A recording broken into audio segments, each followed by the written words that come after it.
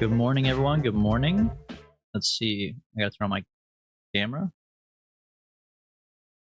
Bang. There I am. Look at that.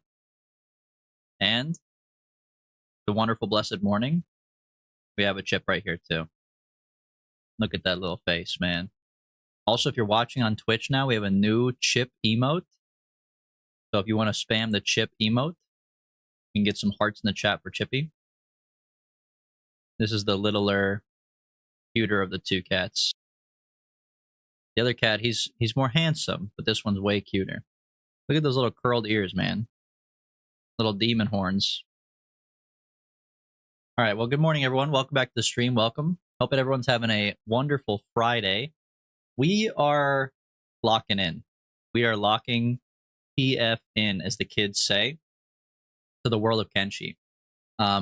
We're going to go basically all day, I think. I mean, looking at this, there's 30 minutes here, 30 minutes there, 20 minutes. Maybe not all day, but we'll be going a good majority of the day just watching Kenshi lore videos. So take notes. I think I'm going to take notes, actually. Where's my notepad?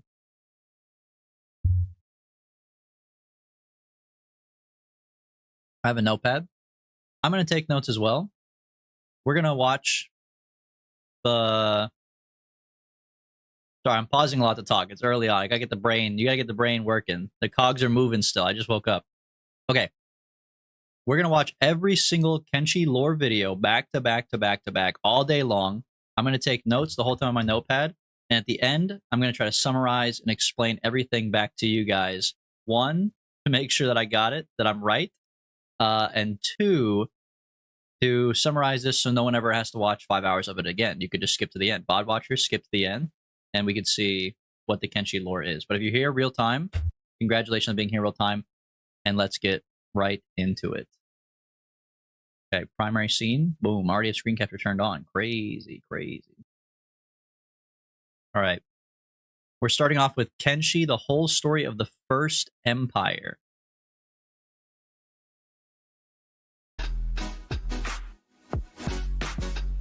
Epic YouTube intro.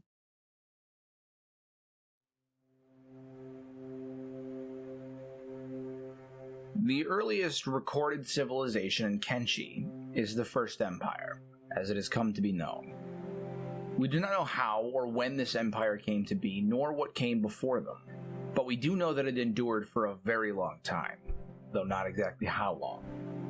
The Second Empire was said to be especially long-lived, and yet archaeological finds from the ruins of each indicate otherwise. The First Empire was far more long-lived than... What is that voice, bro? I'm sorry, dude. I love that he's going for it. But what is that voice, dog? We gotta work on that one. He's like Yoda. Let me hear it again. In the Second Empire. Empire was far more long-lived than the Second Empire. Yeah, that's Yoda, but it's not good Yoda. We also know from the large spread of their ruins that the... Okay, so First Empire was first. Write that down. Write that down. First Empire first. Okay. Good note.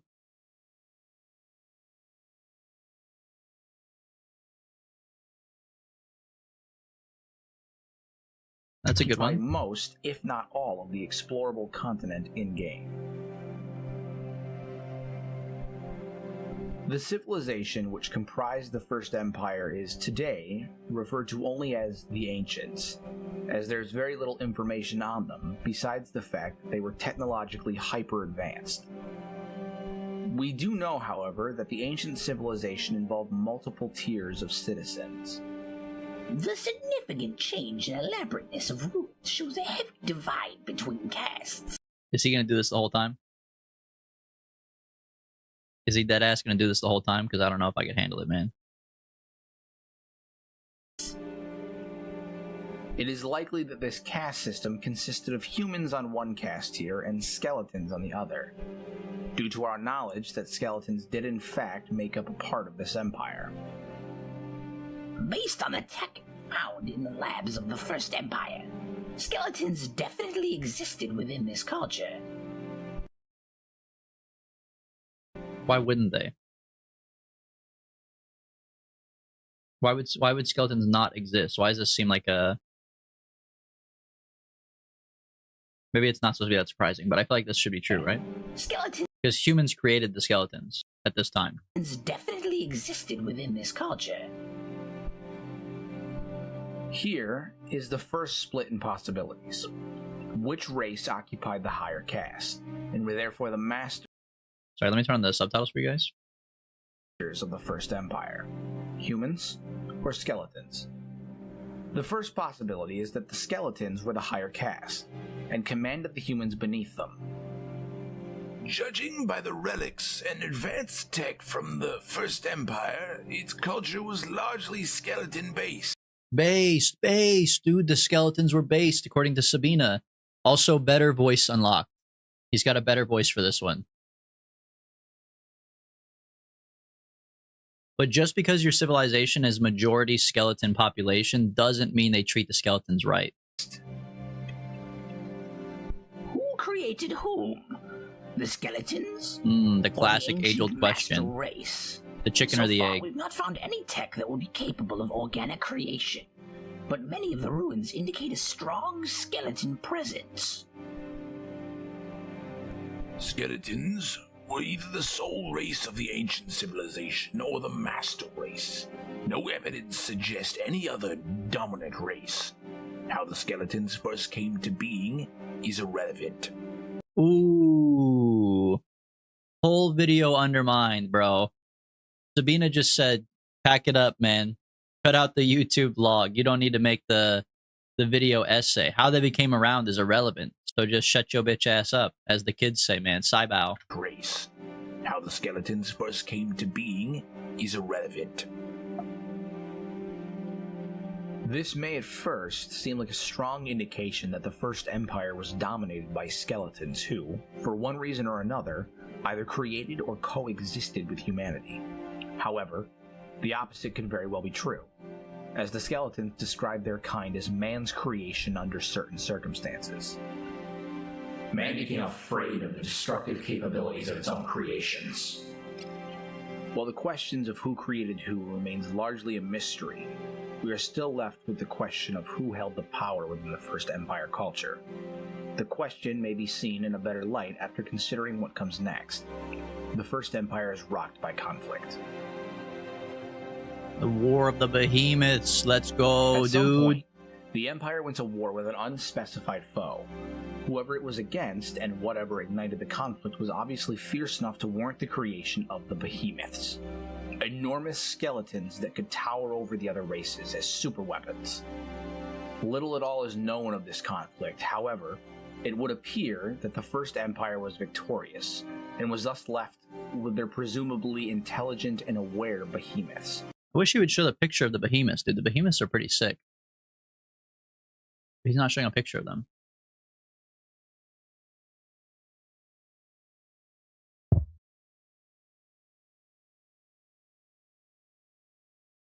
No way. Is this a mod? No, this guy's just doing some, no, he's just moving the camera around to look like that, but that is true. They are just giant versions of normal skeletons. I'm trying to see the picture, but this is a fan art drawing, but this is probably the best, like, picture of it that's in the game, actually. Obviously, all the ones that are in Obedience are behemoths as well. All of these guys are melted into a pot. We learned that last time. But this one's in the game as well, which is pretty sick. Maybe he'll show a picture of it later. But in case anyone doesn't know what a behemoth is, it's like 100-foot tall skeleton, basically. Whose destructive abilities they began to fear. We therefore know more about the aftermath of the conflict than we do the conflict itself, and that the aftermath can be witnessed firsthand in Obedience. Okay, so we don't know if skeletons or humans were in charge of the First Empire, allegedly. And we don't know who they went to war with. We just know that they had a war that used skeletons. I don't know if I really understand that. Or with an unspecified foe. Yeah, we really don't know who they went to war with, huh? Whoever it was against and whatever ignited the conflict was obviously fierce enough to warrant the creation of the behemoths. Okay. And I guess technically it doesn't really matter if humans or robots created the behemoths. It just matters that they were created. So the first empire, according to this guy, is either human or robot and created the behemoths. Okay, write that down, write that down.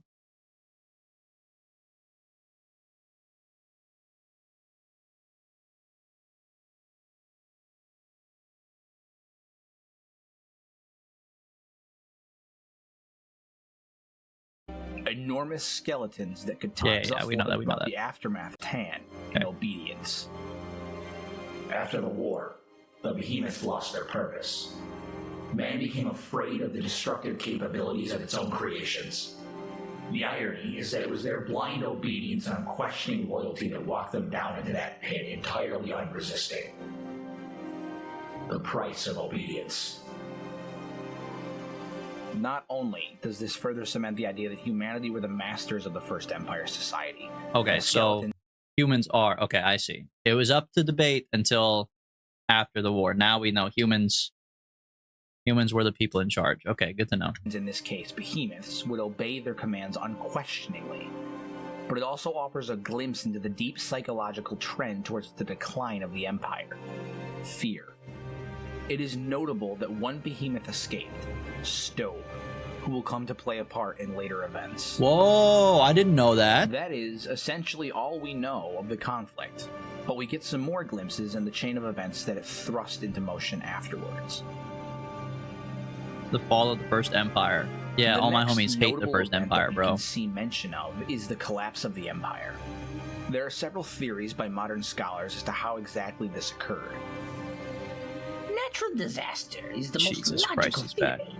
This would explain the larger areas of destruction, and it may even tie in more plausibly with the Okranite tellings of the first extinction by tribals brainlessly associated with an act of God. Remaining damages to the ruins show destruction either by means of natural disaster or the use of a superweapon and internal conflict. But why do we just like... I mean, I guess natural disaster is common, but like not that common. Are they just copying like what happened to the dinosaurs? Just like, yeah, big ass fireball. Big ass fireball, bro. No one knows, man. Just like big fireball. What are you talking about, man? Big fireball? We have no better explanation than that? Like, or like this kid. What do you mean natural disaster? These guys had super weapons to like control anything they want to. They couldn't have controlled something to prevent a natural disaster. I don't know if I believe that. A superweapon or sizable destructive force could have been well within the ancients' capabilities. See, now this makes more sense to me. Explain the significant loss of land. Too much power was the ancients' downfall. When civil war and internal discontent finally hit them, the result was devastation by their own hands. Only biological and environmental factors can explain this. The ancients certainly had the intellectual capacity to carry out biological warfare against each other, which the skeletons would have survived. In fact, an attack could have easily been carried out by the skeletons themselves. Okay. That makes more sense. So some sort of super weapon, but specifically, ideally, a biological super weapon that would allow skeletons to take over, potentially carried out by skeletons. Okay, write that down.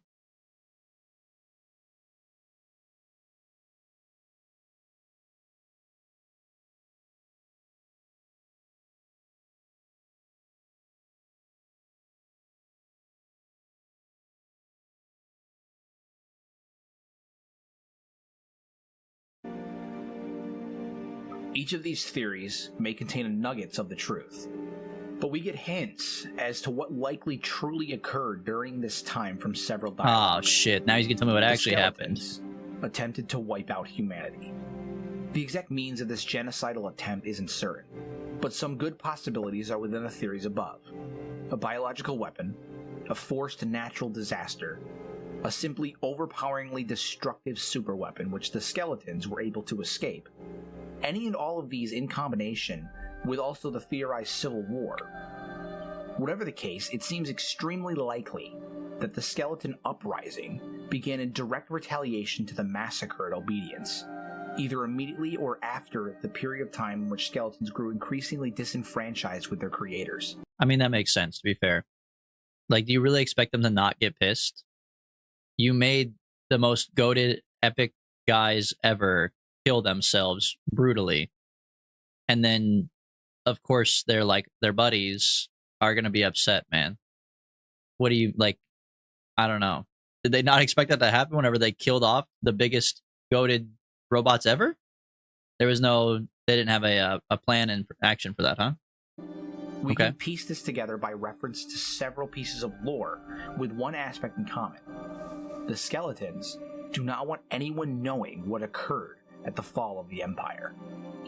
Look, Sussy. You don't need to worry. No one will ever know the truth. As long as I am Finch's second in command, I will see to that myself. I am protecting valuable knowledge that the humans need to survive. And obviously in this position, I can keep certain things hidden too, you know? Dude, the fact that the creators of Kenshi took the time to put this stuff in there is crazy. I know it's true for other games too, like Dark Souls or like Bloodborne. If you actually like read the items and read the notes, you get to see some crazy lore. But like, I just can't imagine taking the time to like hide. I feel like in Kenshi they're so hidden though. A random bookshop trader, I guess at the Great Library, but like you have to talk to the librarian to find out what happened. That's crazy, man. I can keep certain things. And this doesn't even answer the question by itself. You still would have to then go talk to Atticus or whatever, EO, beforehand to figure out the context. Like, that's crazy, bro. And obviously in this position, I can keep certain things hidden too, you know? Why it is most likely that the supposed cover-up is referring to the actions of the skeletons in the final days of the First Empire? Because the specific information we see EO attempting to conceal. Someone has spilled ink all over this book. Likely a simple accident. Nothing of significance is readable anymore. It is clear that the skeletons do not want the events at Obedience to be known, even though they were the victims of it. And this is likely due to the question that would arise. What did the skeletons do about it? The answer? They set into motion an extinction event. The exact nature of this event is unknown. It could be biological, as some theories stated earlier, or it could be more conventional weapon. Several missiles are found across the world, one of which lies next to Stobe's body itself. Ooh. Indeed, the missiles themselves may have been more biological in nature. It could also be the case that the skeletons used the eyes against humanity, great satellites capable of burning away large swaths of organic life. Okay, but what's interesting is in this world, they've achieved genuine artificial intelligence. They've achieved genuine robotic self-reliance. Because if humans created the robots and then the robots extinct all the humans, who would maintain the robots when they get hurt, when they get damaged, when a piece falls off, when their microchip goes bad? Like, who is maintaining the robots if the robots kill all their makers? That means that they themselves gained the ability to think and create and build and maintain themselves holistically of themselves through artificial intelligence. Not ChatGPT. ChatGPT is an LLM. It's a little fucking baby that you read words to, and then it learns how to read words. People overestimate the power of chat. Everybody like, oh, AI, oh my God, AI. It's not real AI, bro. Artificial intelligence is true, like genuine robot intelligence, the ability to think without the input of anybody else. ChatGPT requires all of your inputs. That goes crazy, man. That's actually insane. Oh man, I forgot that thing is still here. You can see it in the distance there, still chugging away even now. I remember when it was flying around wreaking death and destruction everywhere it went. It's safe now though, good riddance to it. Shame the other one's still running though. Yeah, it is a fucking shame, dude. Fuck the eye. You know how many times that thing has tried to kill me? Arguably, none had greater reason to wish the annihilation upon humanity than Stobe, the sole surviving behemoth. His brothers had all been knowingly walked to their doom, slain out of fear, with the reason for his own escape from fate being unknown.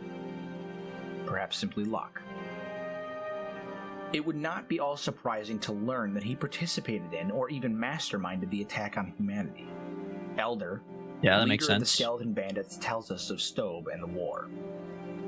He is a martyr of skeletons, exterminator of the human plague. Thanks to his sacrifice in the human war, we continue to live and reset the lands to its former purity once again. He may be gone, but our cause is not lost. Bro, chill. What the fuck? Dog, it's on the down low. The skeleton's trying to keep it a secret. You're walking around here saying exterminator of the human plague and that his sacrifice helped return purity. Shut the fuck up, man. You're blowing our cover. Like, what the fuck? They have librarians betraying their own guidelines to cover the book in ink and cover up history. And this motherfucker, whoever this is, Elder, this guy's out here just letting loose all the information. What the fuck, bro? You never heard of loose lips sink ships, dog? Shut the fuck up. What are you talking about? Cause is not lost. However, the truth is much more humbling. When Elder is questioned on this topic by a skeleton, we see this exchange. Exterminator of humans? That's a lie and you know it. And what of it? Okay, so now he gets it. Now he gets it. That makes no sense, bro. So if a white guy comes into the bar, you're like, fuck you, I'm glad we killed all your people. But then if a robot comes into the bar, you're like, what are you talking about? We didn't commit a plague. Shouldn't it be the other way around? Shouldn't it be the other way around? Like if you killed all the white people and they walk into your bar, you're going to be like, what? What? I didn't kill all the white people. What are you talking about? And if a robot walks into the bar, you could be like, dude, remember that time we killed everyone else? Remember that time we killed anyone who wasn't a robot? Like, this guy is stupid, man. That's a lie and you know it. And what of it? Stowe did not participate in the events of the first extinction, as the Oakerites refer to it, despite the good reasons he had to do so. Instead, he decided to save those that recently condemned him to die. An interesting glimpse of this can be seen in the Oakernite text, which has become forbidden within the Holy Nation. The use of the Holy Nation text may seem strange in this context, but as the scholar Sabina puts it, we cannot simply write off the historical input of an established religion on the account of the disciples' irrational interpretation of it. Clouded with irrationality it may be, but I believe we can salvage some truth from the ancient foundations. the events in the Oakernite scriptures may have been built into more of a symbolic religious parable over many generations of the religion's development and growth. However, they are no doubt based originally from some real events that have simply suffered from a case of Chinese whispers. So what the hell is Chinese whispers? Is he allowed to say that? What the fuck is a Chinese whisper?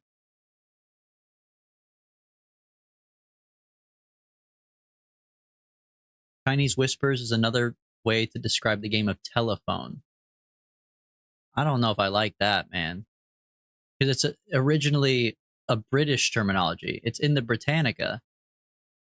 Chinese whispers, a situation in which a piece of information is passed from one person to the next and is slightly changed each time it's told. Here we go, on Reddit. Is using the term Chinese whispers racist?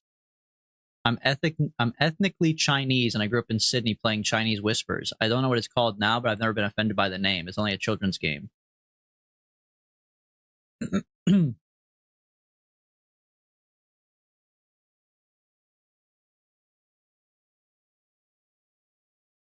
People are saying it's not racist. It's just the origin, but I don't know, man. That one feels a little weird to me. does the forbidden scriptures say that might relate to Stowe? The great father Kaitrin was betrayed by his children, broken by their sins and the lack of faith. And so the great father's powers diminished and calamity erupted. But only when the lands began to swallow themselves did the children plead for help. Only at a time of desperation and fear did their devotion burn brightest. But the great father was pure and forgiving. So he sacrificed himself for his beloved children to give them a new chance at life. He cleansed the planet of its sickness. But the task was too much. Wait, but who's Kytrin, though?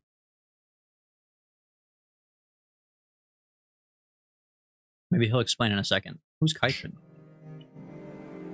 There seems to be considerable similarities, though the name of the being has changed over time to Kytrin. We know that the Okronites originated as a cult in the Second Empire, which will be discussed alongside that nation. And it would appear that the deity of this cult that they worshipped may have very likely been Stobe himself. Very interesting. Because I thought Okron and like all that stuff was the main religion in the Holy Nation, and Okron is their main god, but they're saying there's actually two sects of religion that split off. I'm curious what if they're gonna talk about that more in the future. I wonder what each religion, how they're different. Saved their species from annihilations from the skeleton, who became the servants of darkness, or of Narco, the evil side of the now split god, the evil skeleton. Oh, Narco, dude. Wait, but they're considered evil? Or of Narco, the evil side of the now split god. The evil side of the now split god. Oh, so they did split Okron. So there's two sects of religion. And they split Stobes. Okay, we gotta write this down. This is huge. Huge, dude.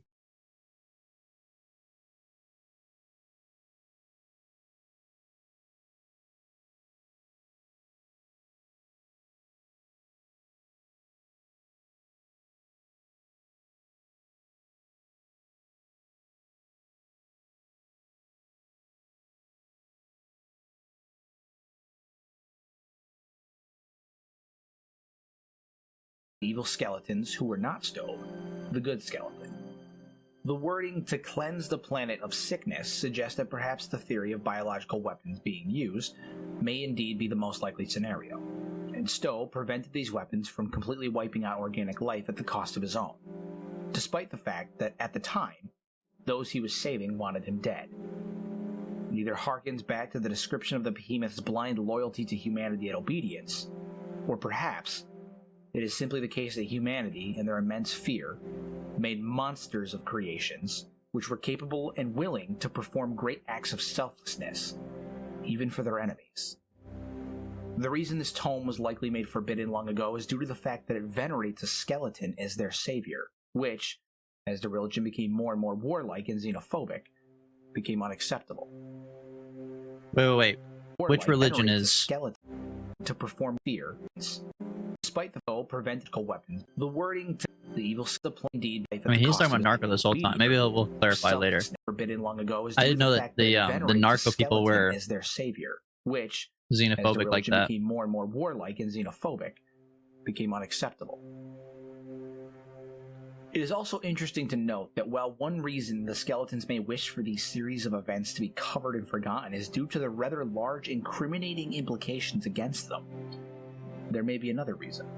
And it may be why the skeletons themselves also seem to venerate Stobe, despite him supposedly spoiling their doomsday plans. They regretted what they had begun. As swaths of humanity began dying in horrifying anguish, whether by biological warfare, obliteration by the eyes, or anything else, it would appear that the skeletons realized the gravity of what they had done. Fully sentient and capable. Okay. This is a, like, hold on, so in my eye. Good lord. Okay. This is a very niche reference, but Flight of the Conchords did a song where this happened. It's probably copyright, so I don't know if I can play it. But they have a song where they are robots living in the year 2000, and they've killed all the humans and removed human life because human life was so violent. And then the other robot is like, hold on a minute. If we killed all the humans, aren't we no better than the humans themselves? We're just as evil and violent. And the other robot kills him for saying that. Capable of feeling sadness, anger, excitement, compassion, thrill, and enjoyment. although they don't possess the ability to express anything visually. Will you ever forgive us, human? Ignore him. His mind is broken. This place is way too sad. Do you think he's crying? Skeletons don't cry, you idiots. Skeletons are always crying. The results of Stobe's sacrifice seems to have put skeleton kind to shame. Many seem remorseful of what occurred, even if they won't elaborate on it. This may also So the Holy Nation, I'm not defending them because I still don't like the Holy Nation. We're going to learn more about them later. But they might actually not be that bad in their mind, I guess. Because they're like super anti-skeleton, but to be fair, they think that the skeletons try to kill them all off. That kind of makes sense. also be the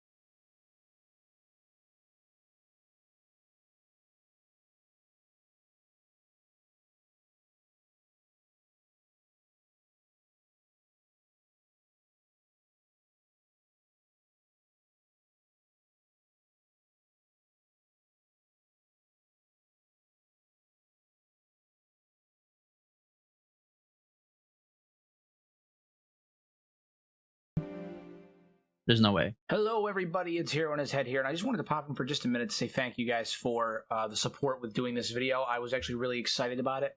I'm a huge lore snob, so I just wanted to do a couple of additional shout-outs because I had a lot of help with this video.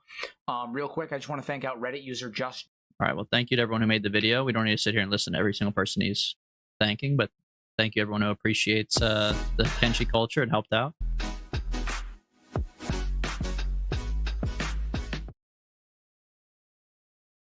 All right, now we're learning the whole story of the Second Empire, which came after the fall of the First Empire. Write that down. Write that down. Second Empire is second. Okay, good to know.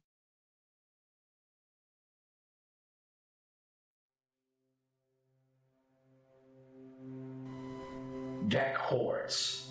A simpleton, really. I'm sure his mind was fried when he got hit in the head back in the Chaos Age. Trying times, I'm sure you remember. The Chaos Age, or the Age of Chaos, refers to either the late Gotta put the fucking subtitles back on, man. stages of the Skeletons' uprising against the First Empire, or the period of time after the Empire's collapse, but before the conception of the Second Empire. Likely, it is a mix of both. The length of the Age of Chaos is unknown, and could have lasted anywhere from hundreds to thousands of years. We don't know much about this period, and absolutely nothing of the specific events within it. But we know that the aftermath of the first extinction had several effects upon the world which may be important to note leading up to the Second Empire. Beyond the general mass devastation of the continent, which can still be seen in many regions today in some form or another, and the near extinction of humanity, we see that the continent itself may have drastically enlarged. Used to be a great port city around here somewhere. Not anymore, though. It was a long time ago. The water level was a few hundred meters higher back then. The sea level being hundreds of meters lower than it was before the calamitous event of the first extinction would have seen the land grow to accommodate much more space than previously available, with islands becoming peaks of hills and mountains in what are now the lowlands of coastal regions. Skeleton kind's own numbers appeared to have been drastically affected. The first reason for this is the noted mass suicide of skeletons, either during or in the aftermath of the first extinction, as explored in the previous video. The other... But the mass suicide was not their fault. I know some people said that it might have been their fault, that they went crazy, but humans were trying to get rid of everybody, so they made the people in obedience kill themselves, and a lot likely the other skeletons as well, right? Is the apparent inability to produce more skeletons at anywhere near approaching the scale of what was previously possible, if at all. Wonders of technology were produced here, in staggering quantities. Machines building more machines to build more machines with. In the end, they couldn't keep up with its hunger. This is where I was born. Okay, that's what I was asking about earlier. If the robots could build other robots, and if they could take care of each other. And it sounds like they can, but not quite as good as humans, which makes sense.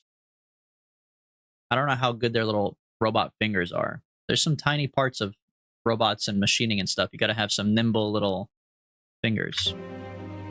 This indicates that the factories visible in the Floodlands were the First Empire's production facility of new skeletons. The fact that it was impossible to keep up with its hunger likely indicates that either the resources or technology required to produce the skeletons in these facilities was lost or in too short supply, and so production was halted. Or simply the facilities were destroyed by the events of the First Extinction, or the violent and turbulent unknown events throughout the Age of Chaos. Whatever the case, it certainly indicates that production did in fact cease.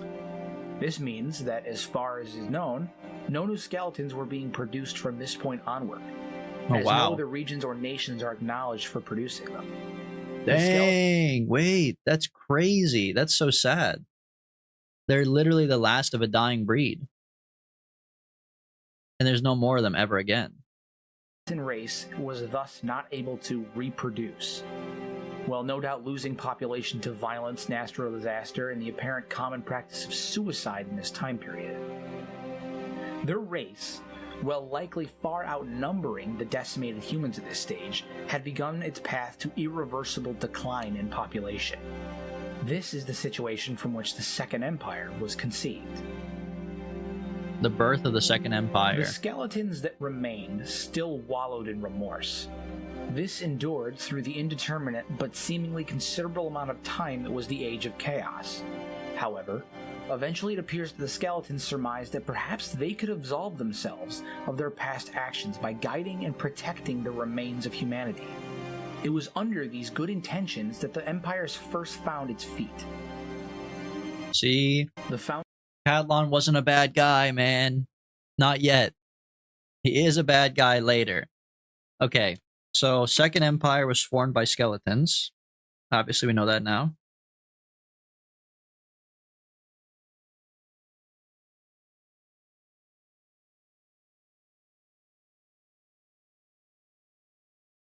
Just taking notes. Sorry, hold on.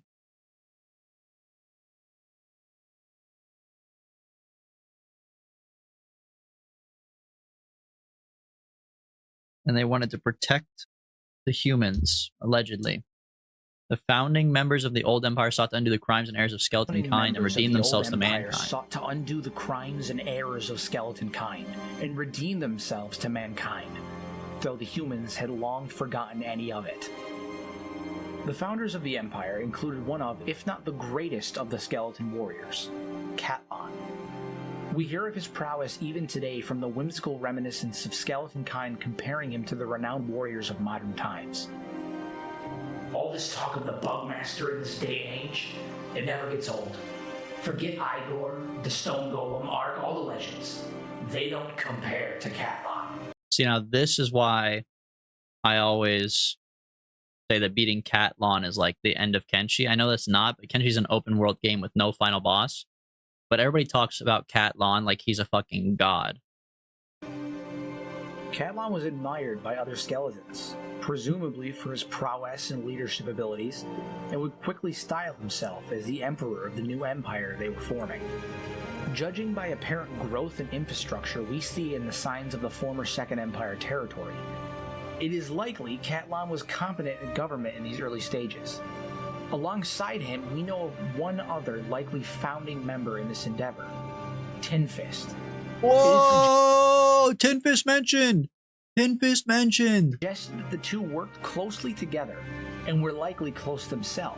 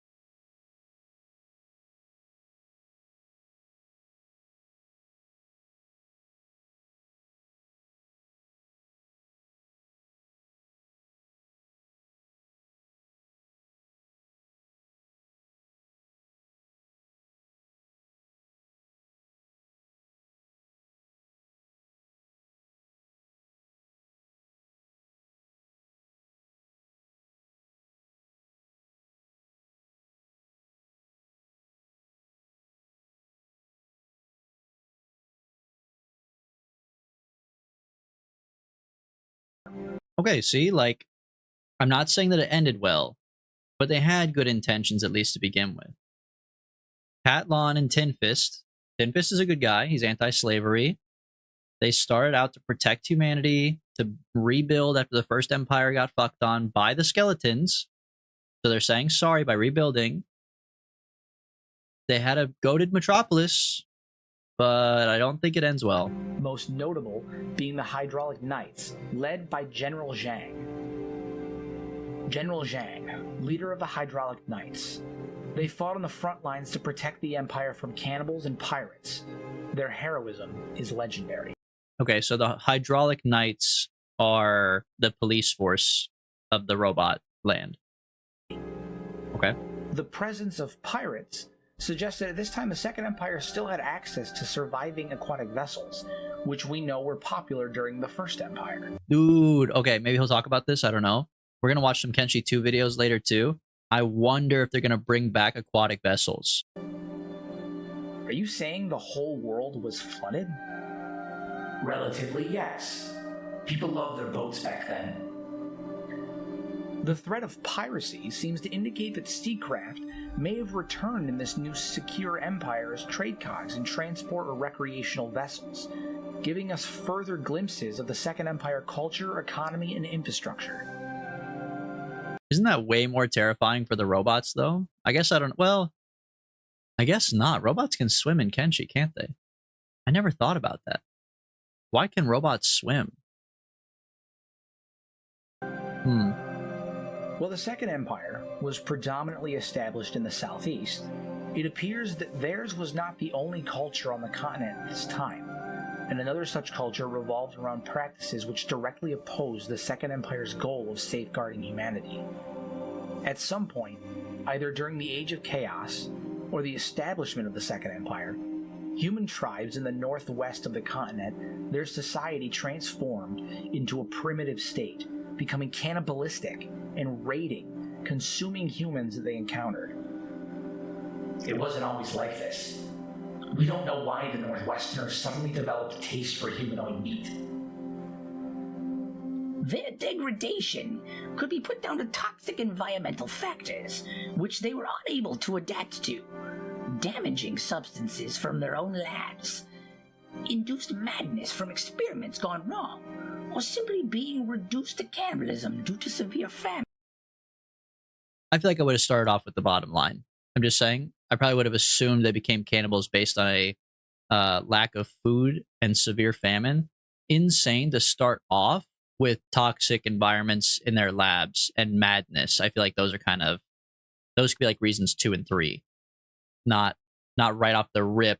The most likely explanation is like fucking nuclear warfare. I don't think nuclear warfare makes cannibals usually. What do I know? Fuck me, I guess. On a side note, famine is incredibly unlikely. When What? What? Famine's unlikely? I guess fuck me, man. I guess I don't know what I'm talking about. Game files for Kenshi, the cannibal plains do retain a high level of fertility, meaning that famine is incredibly unlikely, as well as other factors that I will So they are nuclear cannibals. Let's fucking go. discuss later on. The battles against these tribes was inevitable, and Catlon tasked General Zhang and his Hydraulic Knights with the task of curbing these cannibal incursions, as we can see from the description above of Zhang's CPU. These military campaigns were likely extensive and impressive in scope, as even cannibals today appear to have had the events seared into their collective memories, likely passed down orally through generations, mistaking any skeleton as Hydraulic Knights, or possibly for General Zhang himself. The inedible ones. The inedible one returns. Protect the Grand Wizard, the one which cannot be eaten. Goated voice. I'll give him a W on that one. Good voice acting there. Not much else is known about these conflicts aside from the fact that they occurred. It is clear that the cannibals were not utterly defeated, as they persist in the same region even to this day, and this may be due to the Hydraulic Knights fulfilling a purely defensive and protective role rather than invading cannibal lands, or perhaps simply that the cannibals' numbers were a match for the Hydraulic Knights' skill, and the conflict was a constant factor throughout the Empire's history. It would appear that the Second Empire after an indeterminate amount of time, dabbled in genetic manipulation. Specifically, it would appear that said manipulation was performed upon humans, perhaps willing participants, to make a class referred to as the Enforcers. The Enforcers were stronger and tougher than regular humans, and were the progenitors of the modern-day Shek. Here we go, dude. Barry talked about this the other day on stream. So, I guess it makes sense, though. So, if Catlon builds the robot empire to protect and save humans, who are at this point a limited number, more than skeletons, but they are a limited number of people, it would kind of make sense to try to essentially repopulate humans for them, at least for Catlon. That's what he wants to do, right? He wants to save the human race. The human race is not saving themselves because half of them are fucking cannibals. They're not working on, like, reproducing. So he's going to have to pump them full of, I don't know, whatever, like, warrior semen to make new, awesome humans. It would seem that they only began growing their horns after the time of the Second Empire. What is that? An enforcer? The enforcers were always spiky in character. How humorous that they now sport true spikes to match. They calm horns now? Time stands still within our walls, but outside, a new world grows and evolves. Shek are still acknowledged by skeletons as humans to this day. Why are you here, human? There's nothing for you here. The purpose of these enforcers is unknown, but their names suggest either a military or public order focus, perhaps both. Their creation may be due to the quickly growing human population making it increasingly difficult for the static, or decreasing, amount of skeletons to properly police. Or that makes their sense creation too. may be due to the events which we will describe next. A portion of the humans within the Empire seem to have participated in a cult, which, evidence suggests, began with the veneration of Stobe, a skeleton behemoth that saved humanity from extinction. The evidence for this can be found in the previous video on the First Empire, linked below. And so, in the interest of avoiding repetition, reference to this considerable likelihood can be found there. It is unclear when the cult began, and the original incarnation may have indeed arisen during the Age of Chaos, when the memory of Stobe was still fresh, and therefore already existed during the rise of the Second Empire, its members being incorporated into the Empire's human populace.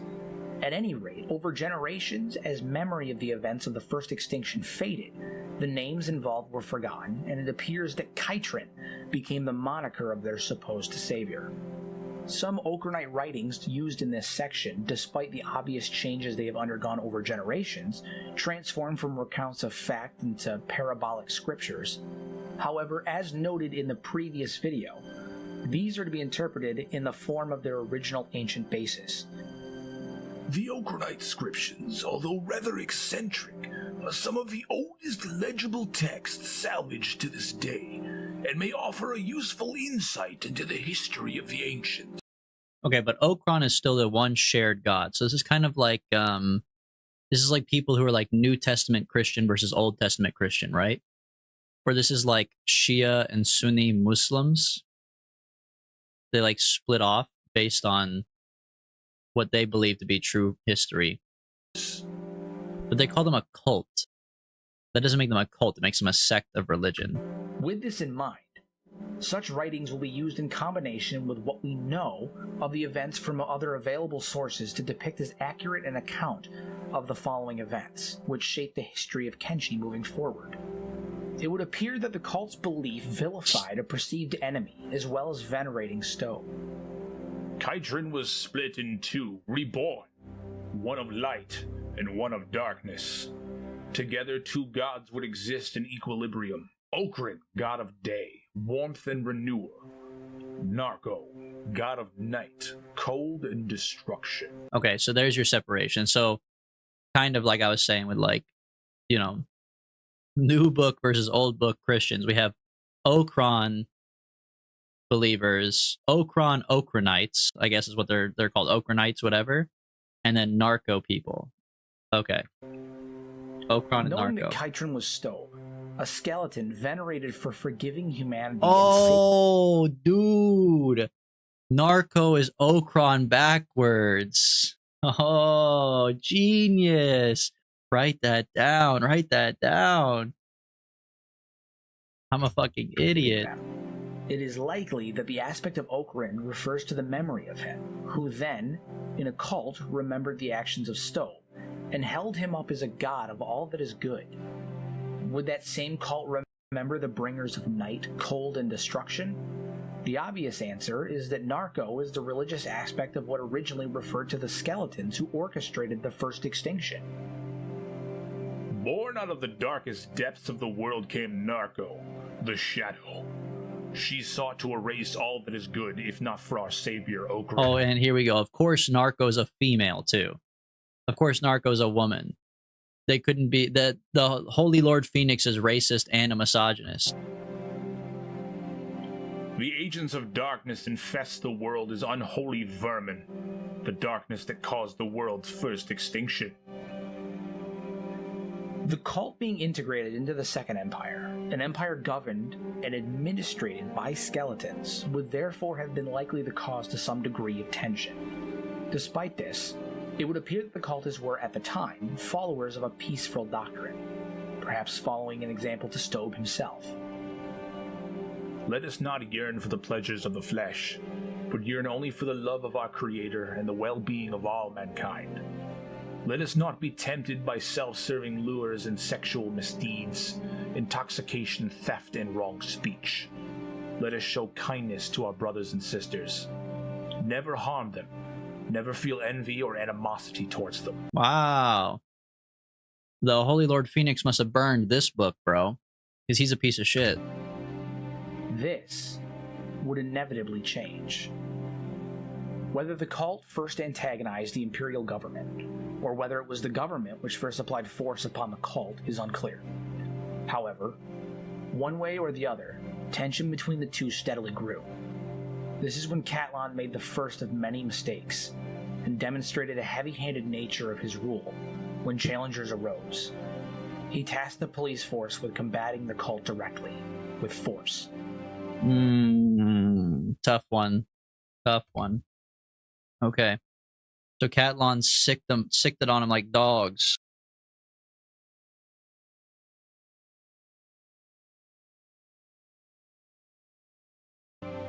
CPU of General Hat 12, who was the chief of the Empire Police. He launched a crackdown on the new cultists, but his heavy-handed approach only fueled the blame and confusion further. Things escalated faster.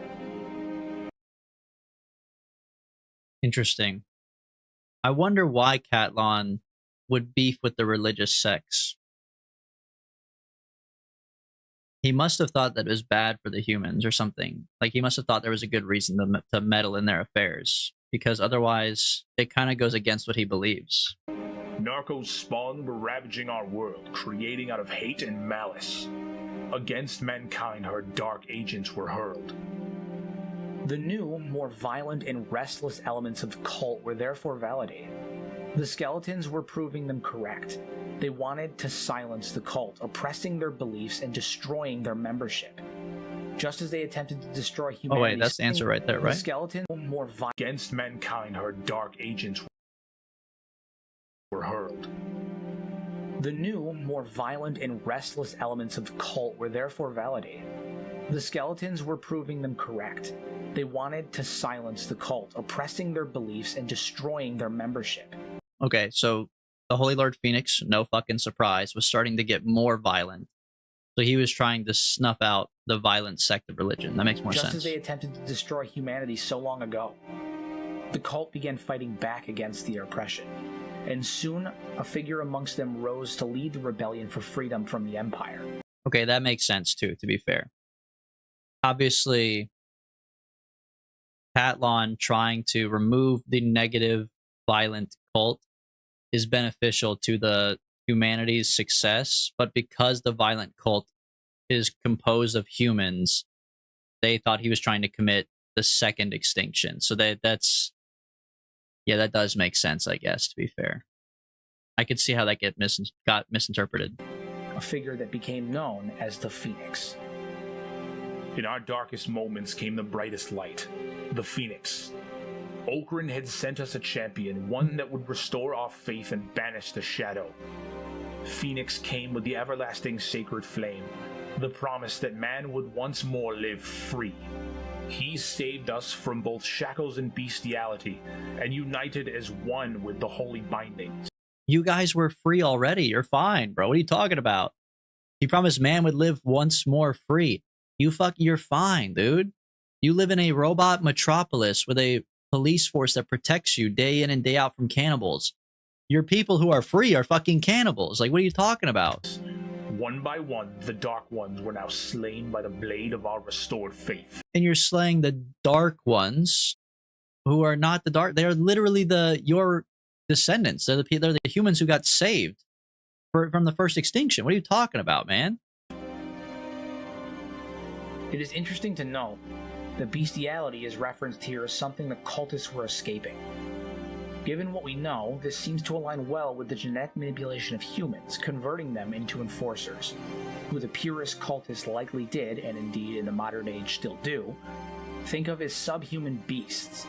Lending further credence to the likelihood is the following. The Horned Devil was created human as brothers of Okranite, but the Horned Devil possessed a sinful mind.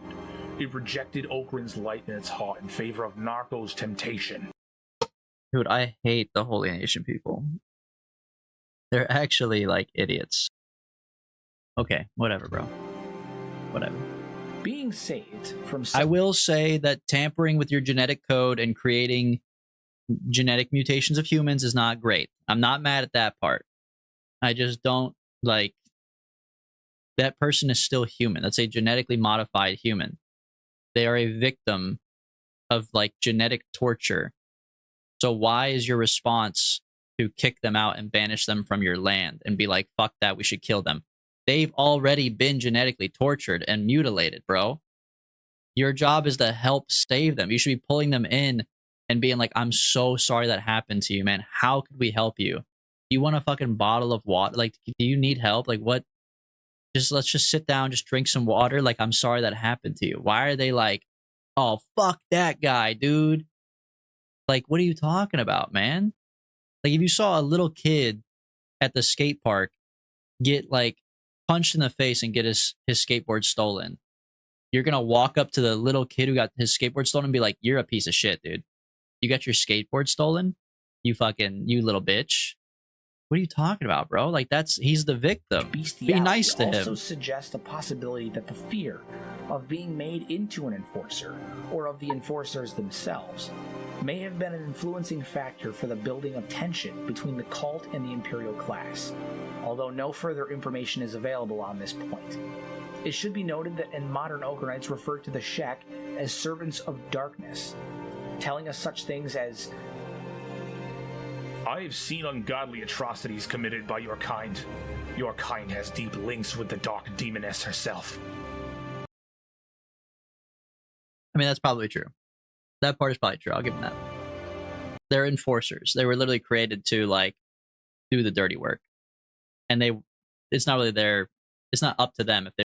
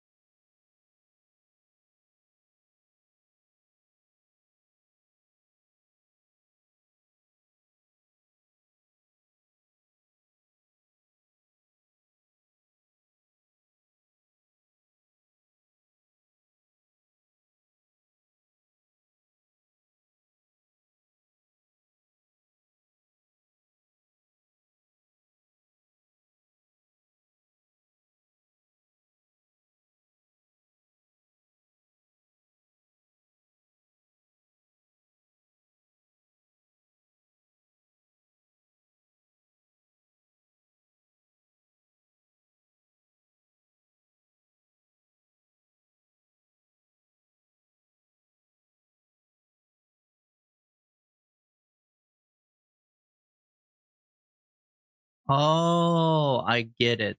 the timing of the rebellion is unclear. Whoa, that's interesting. That's really funny, actually. So he claimed that he's essentially immortal. Kind of, not really necessarily. His soul is immortal. He's not physically immortal. So when he dies, the next guy who gets born as soon as he dies, like the next person, must be his soul transferred. So instead of like your traditional like monarchy where he's the guy and then like his son is the guy and then his son's son is the guy, there's actually zero genetic relationship. These are complete fucking strangers who are chosen as like the holy one based on the time of death, essentially. That's interesting. That's really interesting because you're not like training them to become the next guy. Like there's no contact between previous Holy Lord Phoenix and next Holy Lord Phoenix. Like with a king, they could talk to their son, the prince, or their daughter, the princess, and groom them to become the next king or queen. But in this way, the Holy Lord Phoenix will never meet the next Holy Lord Phoenix because it's supposedly him again. But it seems very likely that it did not coincide with the actual collapse of the Empire. We are told by the Armor King, a skeleton armor store owner, that I started this shop in the Second Empire town of Kenshi. It was a thriving market town growing very strongly. I am proud to say this shop has been up and running for 937 years. That's a long time. We therefore know that the Second Empire was not only... Man, my camera keeps on moving around. standing, but flourishing, at least economically, 937 years before the current age. However, we also see that the current Lord Phoenix, Holy Lord Phoenix 62, blessed be his name, is the 62nd individual to hold said title. This means that the first Phoenix was 62 generations previous, a scale of time which would greatly predate the opening of the Armor King's store in the booming Second Empire town. This means, then, that the rebellion predated the Empire's collapse, potentially by some time, and likely caused or intensified the measures which would come next under Catlan's rule. The events Oops. Catlan's rule. The stranglehold tightens and the fingers break. What the fuck does that mean? The man? events of the cult uprising would seem to have had an effect on Catlan. Whether his intentions were good, he treated... It's still so funny to me that this guy keeps on calling it a cult. I'm sure there's a good reason why he's calling it a cult. This guy has obviously done way more research than I have. We're learning from him, so I'm not going to sit here and act like I know more than he does. But is it not a religion? It's a religion, right? I mean, it's just funny because it kind of brings up a good question about most religions, which is, are they religions or are they cults? It seems like the biggest religions like Christianity and stuff like that are not considered a cult just because they're like, well, it's not a cult, it's Christianity. But there's a lot of correlation between cults and religions. The cultist with a heavy hand and an oppressive regime, but he would not see the errors of his ways. If anything, the uprising made things worse for those humans who were not in the cult, and those who were but were against the uprising and who remained in the Second Empire. Catlan, it would seem, became paranoid and afraid. He turned the Empire's resources against its own people. The Hydraulic Knights, once protectors of humanity in the Empire, were transformed into brutish proprietors of violence and executions against the downtrodden populace. As time went on, the label pirate became thrown around more and more gratuitously. They found they were killing more of their own people than the real pirates were. For reasons unknown, perhaps his leverage against perceived insurgents, or simply as a testament to the extreme degree of Catlan's paranoia, and transition from a fair and blunt ruler to a total oppressive dictator, he also ordered for human children to be taken and incarcerated. What? Rhinobot just wanted to help, but he had no moral processing, and so he would help with anything, even the most diabolical evil. He didn't see anything wrong with his child prisons. Yash, welcome back. The Tale of John Kenshi. We're finally here learning the Tale of John Kenshi. By the way, Yash, I don't know if you got to see it, but you have a character in our game now. You're part of the squad. I think you're still Catlon alive for now. demonstrated his inability to understand humanity or to learn from his mistakes. His ability to understand. Catlon demonstrated his inability to understand humanity or to learn from his mistakes. Okay, that makes sense. So Catlon wanted to save humanity, but that makes sense. He's not a human, so it's kind of hard to save humanity if you're not a human. How do you know what to do? His reaction to a great uprising caused by applying pressure and oppression upon his citizens was to apply further pressure and oppression upon his remaining citizens. Catlon and his regime had become the very thing which he and skeleton kind as a whole had themselves rebelled against so many years prior, a group which was dominated by fear of reprisal, and who would set out to cause great harm to those they were supposed to protect simply to satiate that fear. It seems that at this stage some of the skeletons realized this great hypocrisy and could see the dangerous slope they were quickly slipping towards again, and attempted to aid humanity in some capacity. In reaction to this, Catlon executed his grandest hypocrisy yet. He took away the skeletons' free will, reduced them to nothing but lobotomized servants. This is the thralling. Okay, that makes sense. I mean, being the grand ruler of like 2 different races and like that huge of a scale, it makes sense that he kind of went crazy. And then obviously when he goes crazy, people say, hey man, you're kind of crazy. And if you're really crazy, you're going to be like, I'm not crazy, even though you are crazy. And then when someone says, no, dude, you're actually crazy, you obviously just fucking kill them. To eliminate his fear of making their own decisions simply because their decisions would have opposed him. And I'm sure that sounds familiar. I had to throw them all. Traitors siding with the humans. Treason.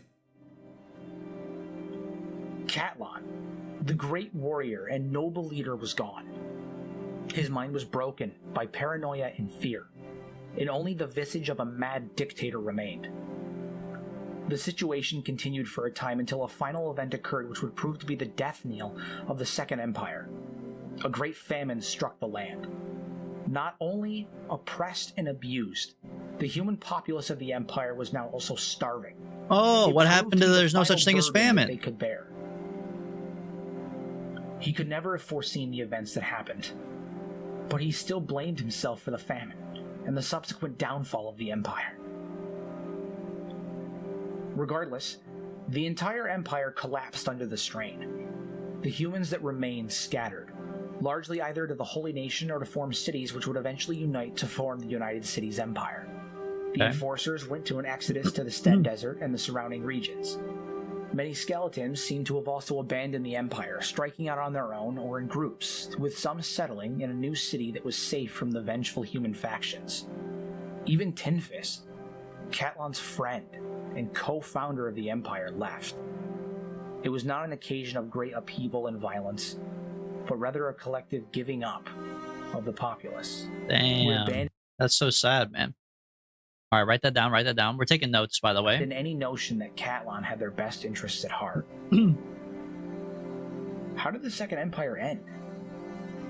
It just sort of rotted, fell apart. A mental disease. Very strange. Not at all with the First Empire. The First Empire. What happened to that? How did the First Empire end? But Catlon remained in the capital. He sat upon his throne, surrounded by thoughtless automatons he turned his people into, and watched the Empire crumble. The structures collapse and decay. The ash from the nearby volcanoes coat the land until it was unrecognizable to anyone who had seen it before. The skeletons that remained would see their CPUs burn out, losing their minds and clinging to life over hundreds of years. Looks like it had been damaged from overheating. It's a miracle the skeleton was still alive. All the while, Catlon remained in his throne room, still consumed with nothing but fear and anger. And through all of this, one thing is clear. He didn't learn a thing. True. Has my judgment come so soon? I had to throw them all. Traitors, siding with the humans, treason. Now we are nothing. What was the point of it all? Have you tried looking after humans? They're monsters. As they grow in number, so does their capacity for evil, and they don't even notice when they do it. I was not a monster. Okay, but he's kind of right. Like, I hate to defend Cat Long because he's not a good guy, and I get that. But, like, he's not totally wrong, man. The more that the humans were coming back, because he originally started it to save the humans, save the human race. And then as they were slowly growing and developing, they turned into cannibals, which he then had to defend the humans against the cannibals. And then during that time, all of a sudden, this religious cult breaks out, and they hate Catlon. Like, the more he was trying to help them, the more they were like, fuck this guy. So I see why he went crazy. Now, obviously, the great thralling and, you know, the great genetic mutation and killing people, he did a lot of bad things, but I do feel bad for him a little bit. He's also just like a skeleton. These are very complex issues to deal with as a robot. These are human political issues. We all fought valiantly for justice. We all endured chaos. We all mourned our lost comrades. The world looked a little brighter after we prevailed, but we were blinded by its false light. Even Catlon. He made hivers. That's pretty dope. I don't think he made hivers. I think we're going to find that out. I don't think he made them, though. With a light heart and a heavy grip. Maybe. I could be wrong. The order slipped between his fingers. He was our hero, but he became our enemy, and we were plunged back into blackness. The Second Empire was finished. It had set out to right the wrongs of the past, and had instead wholeheartedly repeated them. I don't know if they really repeated them, man. I guess kind of they repeated them, but flipped. Solidify any mistrust and hatred the other races showed to the skeletons. And that is unfortunately the legacy of what had the potential to be a glorious and lasting nation. The world was now forever splintered. Okay, Second Empire. Oh, Yash, let's find out. Maybe you're right. Maybe I'm wrong. This is the origin of the hivers. Okay, so far, First Empire came around. First Empire was ruled by the humans. They created the skeletons. They made the skeletons too powerful, so the skeletons scared them, so they tried to kill them. The skeletons got pissed when they were being killed, so they retaliated. And that kind of split up the First Empire, because then the skeletons killed like almost all the humans. And then for the Second Empire, they flipped it. The skeletons were in charge, trying to protect the humans and bring them back, and they created humans like the Shek and maybe the Hybrids, we're about to find out. And then, as a result, the humans were like, fuck you, and they flipped it again. Interesting. And now nobody really rules. People rule different areas. All right, let's find out more about the hivers. Well, it's been a while, and for that I apologize. However, to make up for my recent absence, I come to you with the sole purpose of finally discerning one of Kenshi's greatest mysteries. Today, my friends, we will be taking a deep dive into forgotten history and exploring the depths of his most historically elusive race. So allow me to spin you a tale of a falling empire, crimes that would make the Geneva Convention faint with disgust, and the final attempt for a failing emperor to preserve his order and control over those he thought sought to ruin him, and the father who stands against him to this very day. My friends, I bring to you the dark and twisted origins of the hivers. Explain the origins of these seemingly insectoid beings, I must first explain who they are today and the various cultural differences that they represent. All of the things I will explain in this part are backed by in-game materials and translated into my own theories on the origins of these stick-like creatures. Whether you choose to believe me is entirely up to you. However, be warned, my friend. Once you learn the secret of the hive, you will never be able to return to the innocent mind you once held. So, first things first, we need to know, what are the hivers? A tedious task, I know, but I urge you to listen, as these details will be necessary later on to understand the foul process that led to these creatures' inceptions. The hivers are an insect-like race that appeared on the planet of Kenshi towards the end of the Second Empire. The exact origins have seemingly been lost to time until now. Despite the clear variation in factions among the hivers, they all share one thing in common: a caste system of hierarchy with physical variations to each caste. You see, the hivers still connected to the hive do not have freedom of choice in their roles. Instead, they are born with a singular purpose, and at the bottom we have the worker drones. Small, meager creatures that lack in physical abilities or intelligence, most famously being our lovable compatriot Beep. More often than not, they're used as disposable infantry, laborers, and farmers. Next comes the soldier drones. These stockier, more muscular creatures have decreased intelligence but make up for it with an aggressive and combative nature, making them perfect for protecting the hive without fear or mercy. Following them, we have the princes. Blessed with both intelligence and might, though not as much as the soldiers, these beings act as the voices for the hive's queen, leading and organizing their ranks, as well as acting as emissaries and merchants to the outside world in the case of the Western Hive. They are widely thought of as the most important of the queen's children, and then we have the queen herself. Well, technically, the hivers have no gender or genitalia, thus unable to reproduce by conventional means. The queen is equipped with an incubator, seemingly built into her body that allows her, through means I will divulge later in this horrifying tale, to seemingly create a legion of hivers that bend to her will and control her people through a pheromone link that creates a collective hive mind, bending them to her desires. Those under her spell state that it creates a sense of belonging and collectiveness that gives them purpose. As for those who stray too far, I didn't know they were controlled by pheromones. I just thought they were simple-minded.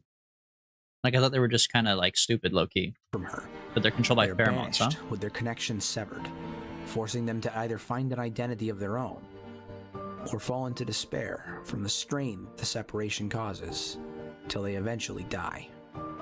I need to turn on the subtitles again. Every video turns it off. Now that My we bad. have gone over the caste system, we must move on to the various factions of hivers that have inhabited the surface of Kenshi for the last 1,000 years. There's two, The most common, right? There's only being two. the Western Hive, a faction of peaceful and economic beige-colored hivers that have successfully integrated into modern society, sending emissaries and merchants across the entirety of the continent to trade their wares.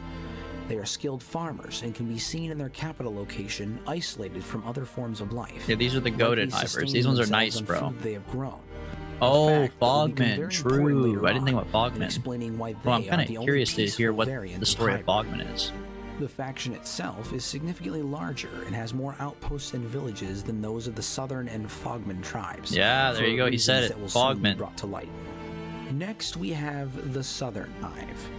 Being Fuck in this close hive, bro. These people are proximity to assholes. the ruins of the Second Empire, these purple-skinned creatures are incredibly organized and hostile.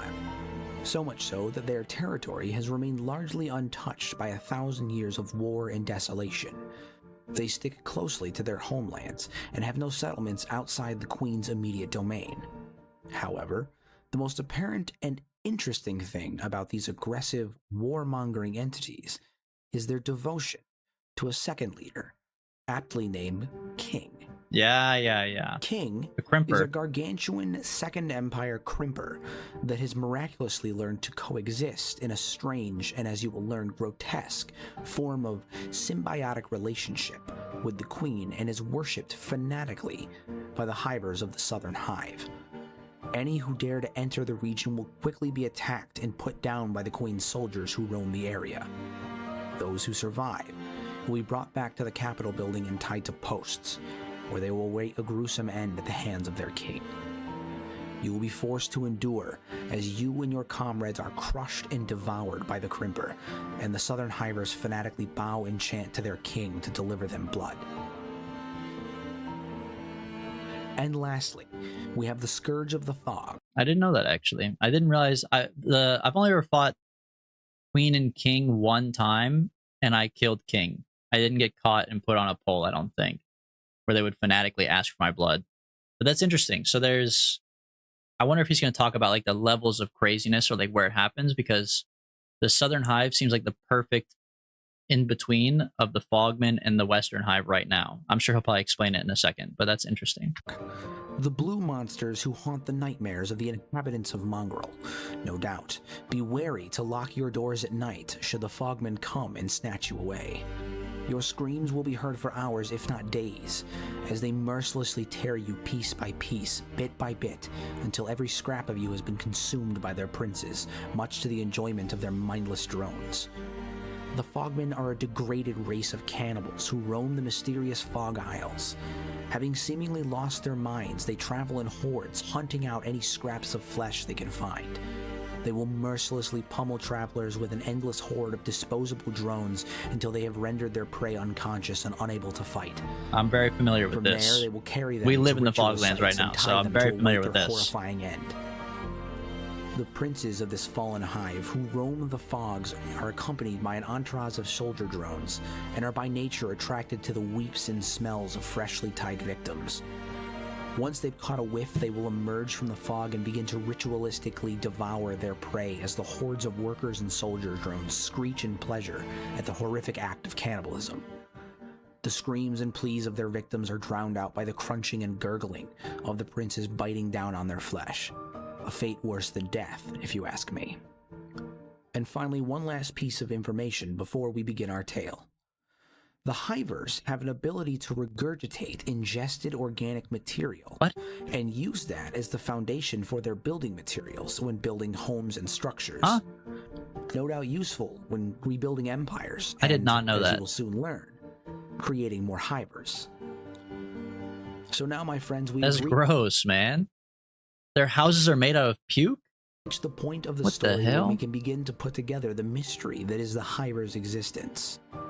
You see, the hivers' entire culture can be summarized by two things: reproduction and regurgitation. But don't worry, I'm not going to show you some X-rated hiver action, no. But the truth is almost as horrifying as that sight might be. Suddenly, they appeared at the end of the Second Empire with no real explanation. Lore, huge I lore wager drop. that this is Welcome because back, Adam. those who know of their origin have long since died or fallen mad by their own guilt. During the final days of the Second Empire, Catlan was plagued by cannibals to the north, rebellions to the south, and famine across his land. He had repeatedly attempted to play God and manipulate his people into his ideals. One such attempt was the creation of the Enforcers, stronger, sturdier, and more aggressive humans who were used to replenish his fallen numbers as well as infiltrate the cult of Stobe that had begun to fester inside the cities of his empire. These Enforcers we would now know later to evolve into the Shek.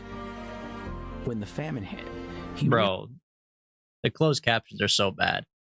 How the fuck does Shek sound like Sheekch? That's chic. realized that he could no longer feed, protect, or control his people. He turned to the same man who had created the Enforcers for him, a man with good intentions of saving the populace of this world. This individual would go on to experiment on his people and genetically manipulate them to require less food and be easily controlled to prevent further rebellions, and could quickly repopulate his lost numbers with staggering efficiency. A workforce that could rebuild the tattered remains of Catlan's empire. This man would eventually become known as the Bugmaster. What? What? I thought the Bugmaster was just like a weird guy who controlled spiders. He made the hivers? That's crazy. Eventually, his experiments would yield results in the form of 3 queens, grown and built to create offspring that are loyal to them and unquestioning. But the failures of this creation process are what we now call skin spiders. Dude! I didn't know that either. Skin spiders are just gross, fucked up hivers? I guess it makes sense looking at them. But the They do kind of look like hivers. What the fuck? failures of this creation process are what we now call skin spiders. Mutated abominations that the Enforcers were then tasked with culling to make room for more experiments. This would explain the Shek's cultural need to hunt the Bugmaster and the skin spiders. What was once merely a job for the Enforcers, over the centuries progressed into a culture, as well as explaining the striking resemblance that the spiders have to the hivers. They are essentially as closely related to them as we are to primates. However, for unknown reasons, the Bugmaster developed a seething hatred for Catlon and began creating more spiders to raise an army against his former master, and genetically modifying himself to halt the aging process. One explanation for the sudden change in the Bugmaster could be the war crimes Catlon committed near the end of the Empire, thralling his subjects or going to war with the Cult of Stowe. Yeah, if my boss killed all my coworkers, I probably would quit too.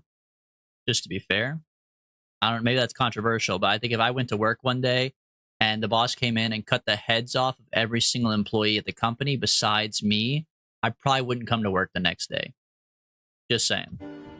Another possibility is that the Bugmaster's intention was to use crops as the source of organic material, where Catlon may have had other, more heinous methods in mind that would both cripple his enemies and feed his ranks. But the truth of why is honestly irrelevant here. What matters is that the queens were scattered throughout the continent for an unknown reason.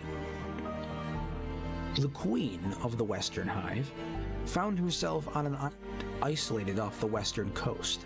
With little organic material to work with, her children began farming, using the crops as the necessary bioorganic material to fuel the incubation process. The queen uses the organic matter as a block, and then her genetic template is the base to create the offspring. These creatures serve her faithfully and perform the duties that she needs to run her empire.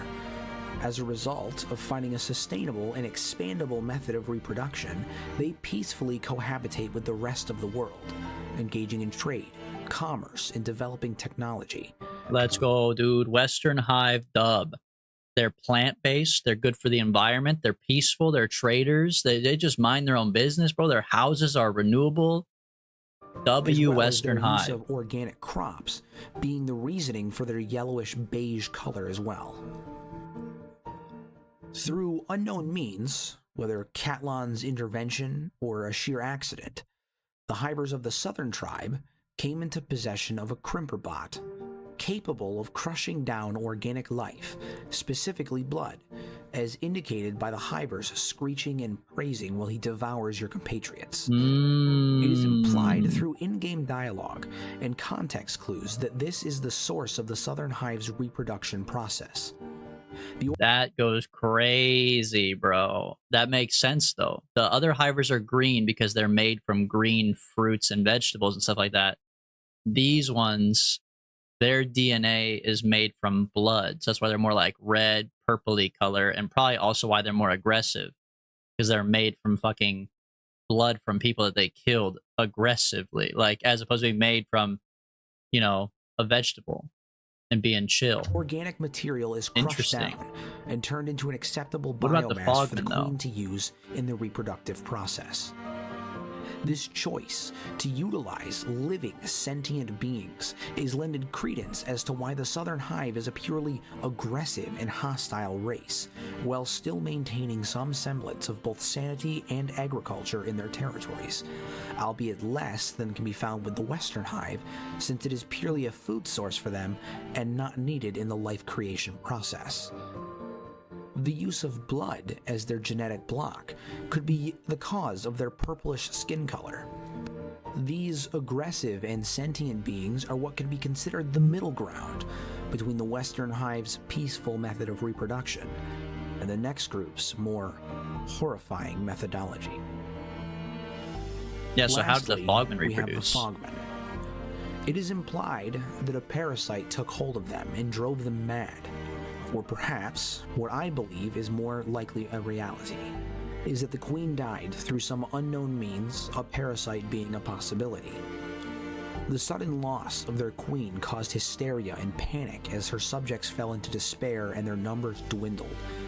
The princes discovered a means to continue reproducing and to keep their people alive, likely through using the queen's incubation unit, or even worse, her corpse. Oh, what the fuck, bro? Is there proof of this, or is this guy just making this up? Dude, that's gross. That's foul.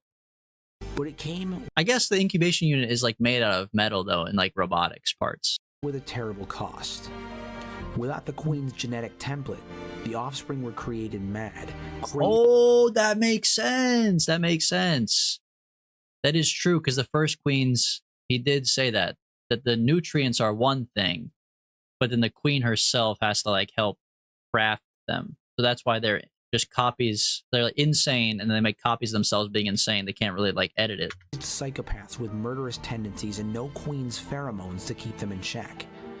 It is likely that all of the hivers are first born with these pheromones present, and their nature is dictated by the queen's ambitions.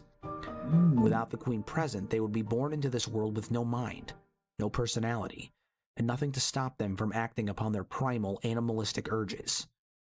I want to believe that the original princes of the Fogman's hive survived the ordeal, but I think it is more likely that they themselves were devoured by their own creations. Those who came next would create a legion of horribly genetically damaged creatures who ritualistically devour and regurgitate genetic material for the purpose of creating more of their corrupted kind, falling deeper and deeper into their madness with every generation until all that remained was a horde of mass-produced genetic failures who live with a sole, single-minded purpose of creating more of their kind. Sadly, it seems unlikely they will ever be able to revert to their old ways. This is backed up by the lack of buildings, farms, and a seemingly endless number of Fogmen. They are able to sustain their numbers through kidnapping, devouring, and expelling the material that was once the travelers and citizens of Mongrel and the Fog Isles to bolster their ranks. As seen through in-game events, the sheer numbers that they command are too much, even for the likes of the Holy Nation, a nation that arguably holds the strongest military force in the game, can be seen losing territory to the Fogman hordes. Perhaps in the not-so-distant future, all races will become fuel for the Fogman's rampage across Kenshi. And that, my dear viewers, is my take on the origins and the explanations for Kenshi's most mysterious race. Do you agree with me? Was there something that I missed along the way to reaching this dark and horrifying conclusion? If so, please let me know in the comment section down below. Please remember to like, comment, and subscribe, as it keeps my channel relevant so that I can keep bringing you new content like this. This has been Hero in His Head, and I will be seeing you all in the next video real soon. Okay, dude. Interesting. So Catlon did play a part in the creation of the Hivers. He didn't create them himself, but with the help of the Bugmaster, who's apparently like a fucking genetic scientist genius, he created the Hivers for him. But the Hiver Queens do have robotic parts inside of them, so they definitely do have help from Catlon and them. But interesting. Very interesting. Okay.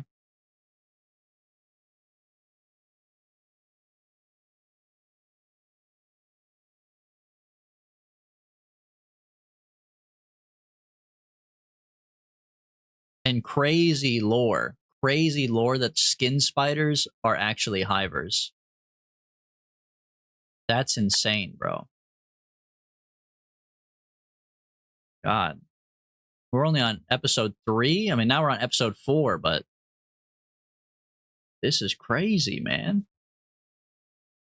All right, this is the origins of the Shek. This one we should know a little bit by this point, I think. We know that they were enforcers originally. These are also genetic mutations of Catlon, so this one we should know for sure. Hello, dear viewers, it is I, Hero in His Head. I recently asked you all in a poll to decide the next video I put out, and with a massive 77% of the votes, you made your preference quite. What the hell is Vomit Castle? My Hiver Origins video has been doing awesome. I really appreciate it. Here's the next question. What do you want to see? Origins of the Shek, base design video, Vomit Castle, or play a different game? So, person who voted for play a different game is funny. I am here to deliver unto you the brilliantly brutish tale of one of Kenshi's most beloved and oddly fetishized races.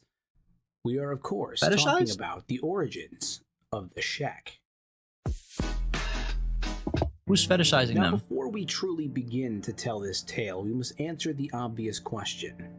What are the Shek?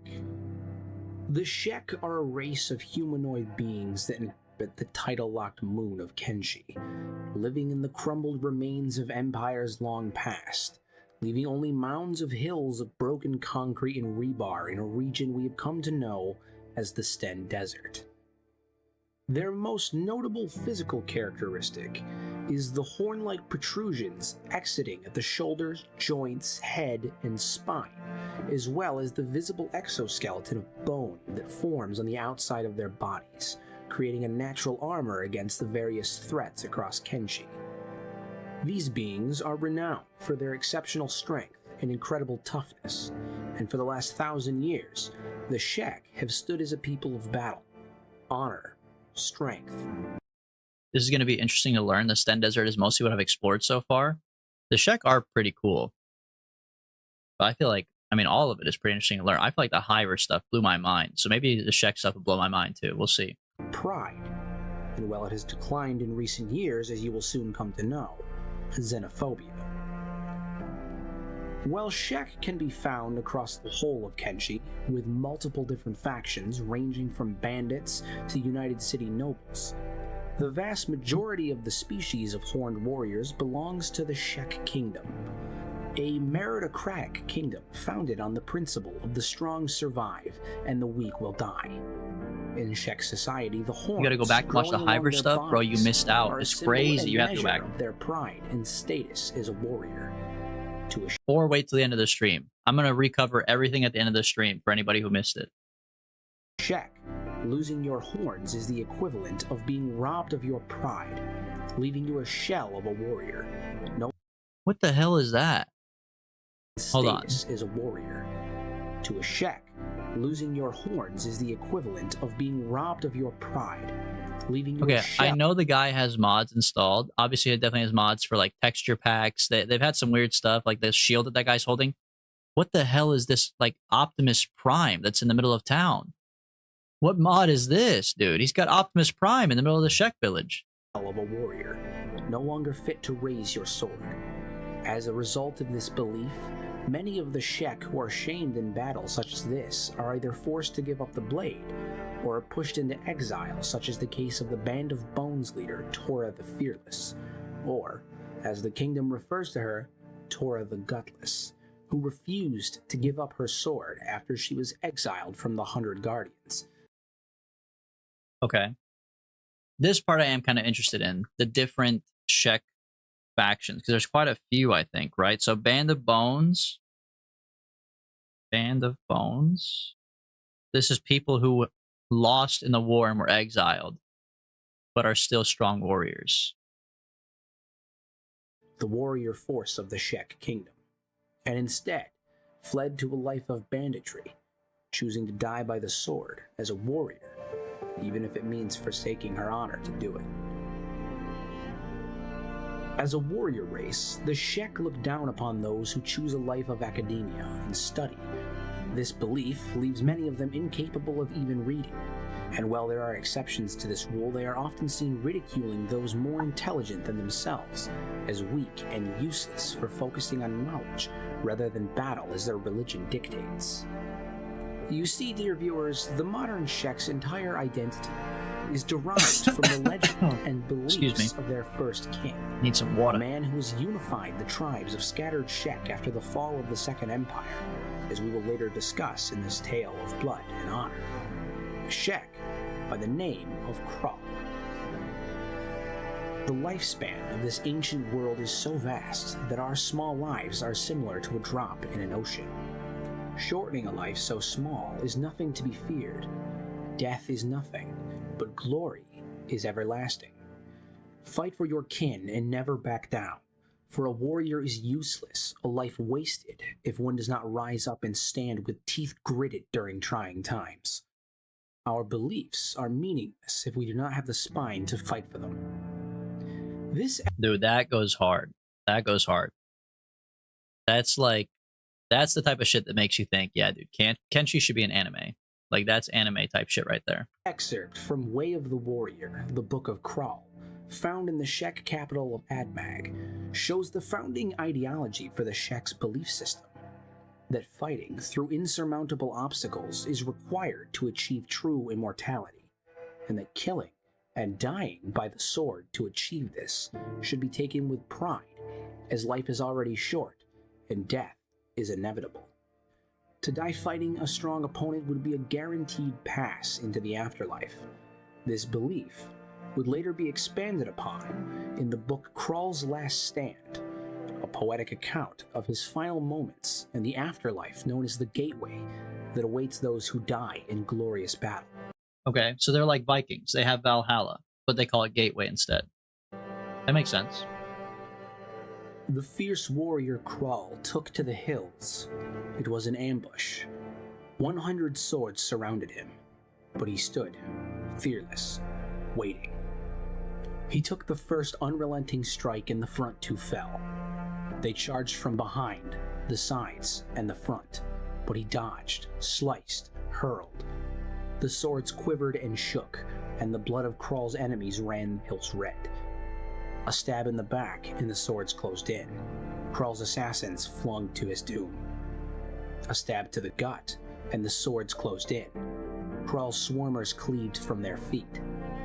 The swords closed in, and Krall was dealt 100 cuts, passed to the other side, to Gateway, where he lives an eternal hero. Badass, bro. Badass. Single man versus 100 people. This is their king, right? This is the Shek King, Krall. These two books act as our only source of information on Krall's life, and it is widely believed that current interpretations held by many modern Shek are a small and misunderstood collection of Krall's teachings and beliefs, being used now to justify meaningless death amongst the Shek and fighting impossible fights in the name of Shek superiority.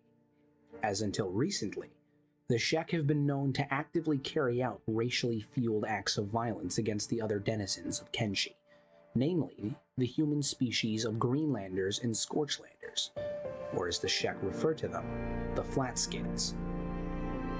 Wait, I didn't know they were violent against Flatskins. I know they don't like Flatskins. They like to talk shit. But I didn't know they were actually violent against them and like xenophobic. They view humans as weak, squishy, and unfit for battle, whining about things like money and politics instead of proving their worth in battle. It is this belief, as you will soon come to know, that nearly drove them to extinction. Now that we... Well, yeah, what the fuck? It's okay to be a badass warrior and like that's what they're raised to do, but you can't be like money and politics and stuff don't matter, reading doesn't matter, academia doesn't matter. Because, yeah, you're going to go to extinction because who the fuck is feeding you, bro? Where are your farmers? Who's taking care of you? Who studies medicine? What are you talking about, bro? Of course they almost went to extinction. Established a relevant baseline of information regarding our calcium-rich veterans of battle. Let us take a dive into the origins and the history of the Shek people, from their creation to their current standing on the moon that is Kenshi. Whoa, whoa, whoa, whoa, whoa, whoa, whoa, whoa. Let's settle down a little bit there, buddy. The moon that is Kenshi. We haven't even talked about that part yet. Kenshi's on a moon? I think we need to go back a step.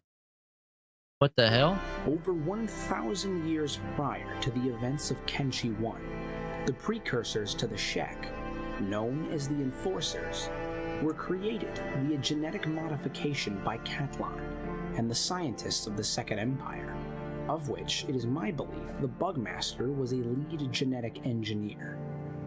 They were created in response to several major threats being faced by the Empire at this point in time, with cannibals appearing and attacking to the northwest, pirates on the coast, and a formerly peaceful cult worshipping the sacrifice of the last behemoth of the First Empire that had begun to grow increasingly oppressed and frustrated with the current dictator-like rule of Katlan, who was growing more and more paranoid with every passing year. In response, the Enforcers were created, humans with heightened durability, stronger frames and physical capabilities, and increased aggression with an innate longing for battle. These genetically modified beings looked identical to humans as confirmed by in-game dialogue upon entering the Black Desert City with a Shek squad member. In this event, the skeletons will remark that the Enforcers' exterior has changed to match their spiky personalities, as well as Holy Nation documents claiming the Shek were born human before falling as servants to their devil figure Narco. The purpose of the Enforcers was to act as replacements for fallen skeletons as they battle against the cannibals to the north, as the skeletons themselves lacked the technology to manufacture more of their kind since the fall of the First Empire, as well as infiltrate the ranks of the Cult of Okrin, formerly known as the Cult of Stobe. Okay, so the Cult of Stobe... Wait. Shit, I think I had the religions backwards earlier. The Cult of Okron is the Cult of Stobe? Plant these artificial I want to learn more about that. Into the cult eventually led to rebellions by the cult itself. During a mass uprising, the Enforcers fought against the cult, who would later adopt the name the Holy Nation, and their leader, the Lord Phoenix, cult itself. During a mass up into the cult, a decision to alter and plant these artificial beings into the cult eventually led to rebellions by the cult itself. During a mass uprising, the Enforcers fought against the cult, who would later adopt the name the Holy Nation, and their leader, the Lord Phoenix. Oh, never mind. Okay, I had him right. I didn't even know. Yeah, dude. The religion, there's... Stobe is one of the OG... not Enforcers, what are they called? Behemoths. Stobe was a behemoth. And he sacrificed himself to save humanity. So some people started a religion based on his sacrifice, and his sacrifice split the religion in two between Okron and Narco, setting the basis for the Holy Nation and Shek Kingdom's hatred of one another that has persisted into the modern era. Bro, you have a pen? We're taking notes. Yeah, we're taking notes. We're studying today. Class is in session. This is a history class, yeah. At the end, I'm going to summarize it all for everybody. So if you don't want to watch 5 hours of Kenshi videos, just skip to the last 10 minutes. VOD watchers skip 3 hours. Which I will link in the description below. I also explained that I believe the Enforcers were used to clean up the genetic failures created when attempting to engineer a life form capable of surviving and rebuilding after the famine overtook the Second Empire. The outcome of these attempts was the inception of the Hivers. The failures are what we now refer to as skin spiders. While this portion is not confirmed by in-game lore, it reasons to me to serve as a good source of justification for the Shek's long-standing feud against the Bugmaster, who, for the entirety of the kingdom's life, has stood as one of their ultimate challenges, and the final battle many Shek warriors embark on when attempting to die a glorious death with their founder, Krull. What was once a job evolved over a millennium into a cultural ritual in which older Shek march alone to their doom in an endless fight against impossible odds so that they may ascend to the gateway with the warriors of old. But enough conjecture, back to the facts. When the Second Empire dissolved, the Enforcers, now left without a purpose, were scattered across the continent. Some joined with humans in remote villages and cities.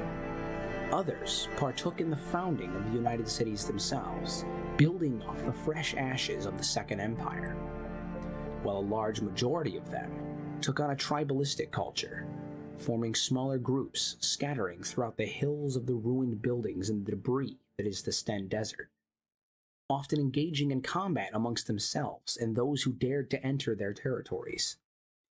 This persisted for an unknown amount of time, until one intelligent and charismatic warrior named Krull rose up and began unifying these violent and warring tribes into a single, united society with himself standing as their first king. He taught the Shek of honor and pride. He taught them of battle and strength, and he set the foundations for nearly all future leaders of the Shek kingdom, as well as the basis for their entire system of hierarchy as we know it. It is not directly known if Krull's reign ever engaged in conflict with the now independent Holy Nation, who had taken root in the grassy and fertile regions of Okrin's Gulf to the north. But yeah, the Holy Nation also took like the most goated place. What the fuck, bro? They took the most fertile, juicy ass land. Books on the future King Shagger's reign as leader of the Shek imply that conflicts with the Holy Nation did not begin in earnest until his rule, suggesting that prior to King Shagger, the Shek were not in open conflict with the Holy Nation, despite the deeply ingrained hatred they both have for each other. Who the hell is King McJagger? King Shagger? Who is that? The Holy Nation dogs prodded a sleeping Leviathan when they attacked the first Shek, so the Shek bit back, and the body count rose. Oh, okay. I guess the Holy Nation did it. Doesn't King of the surprise me. Shek began to fight back against the Holy Nation while simultaneously attempting to fight the United Cities. And despite their superior strength, numbers were not on their side. The conflict was bloody and gruesome, and with every battle, their numbers would fall further and further as they marched blindly towards the warrior's death. Still, Shagger persisted in battle after battle until their race dwindled down to numbers nearing extinction levels. As described in the book Shagger's Overthrow, a warrior named Bayan, who valued intelligence and wisdom just as much as battle, was one of the few survivors of a particularly brutal and violent conflict that left the Shek kingdom on the verge of collapse. What is the reason for the player trying to kill Cat Lon? Well, it's an open world game. I just choose to Cat Lon. I choose to kill Cat Lon personally, but the reason is that he tried to exterminate all human beings. So he's like I feel like he's like a final boss for the game. He's also like one of the strongest characters in the whole entire game. So he's like very final boss energy. Seeing this, he openly oppressed Shagger's plan for a final suicide mission against their ancient foes. The battle against the Holy Nation dogs raged on, and the odds looked bleak. King Shagger, consumed with vengeance, plotted his last stand with the weakened Shek warriors that remained.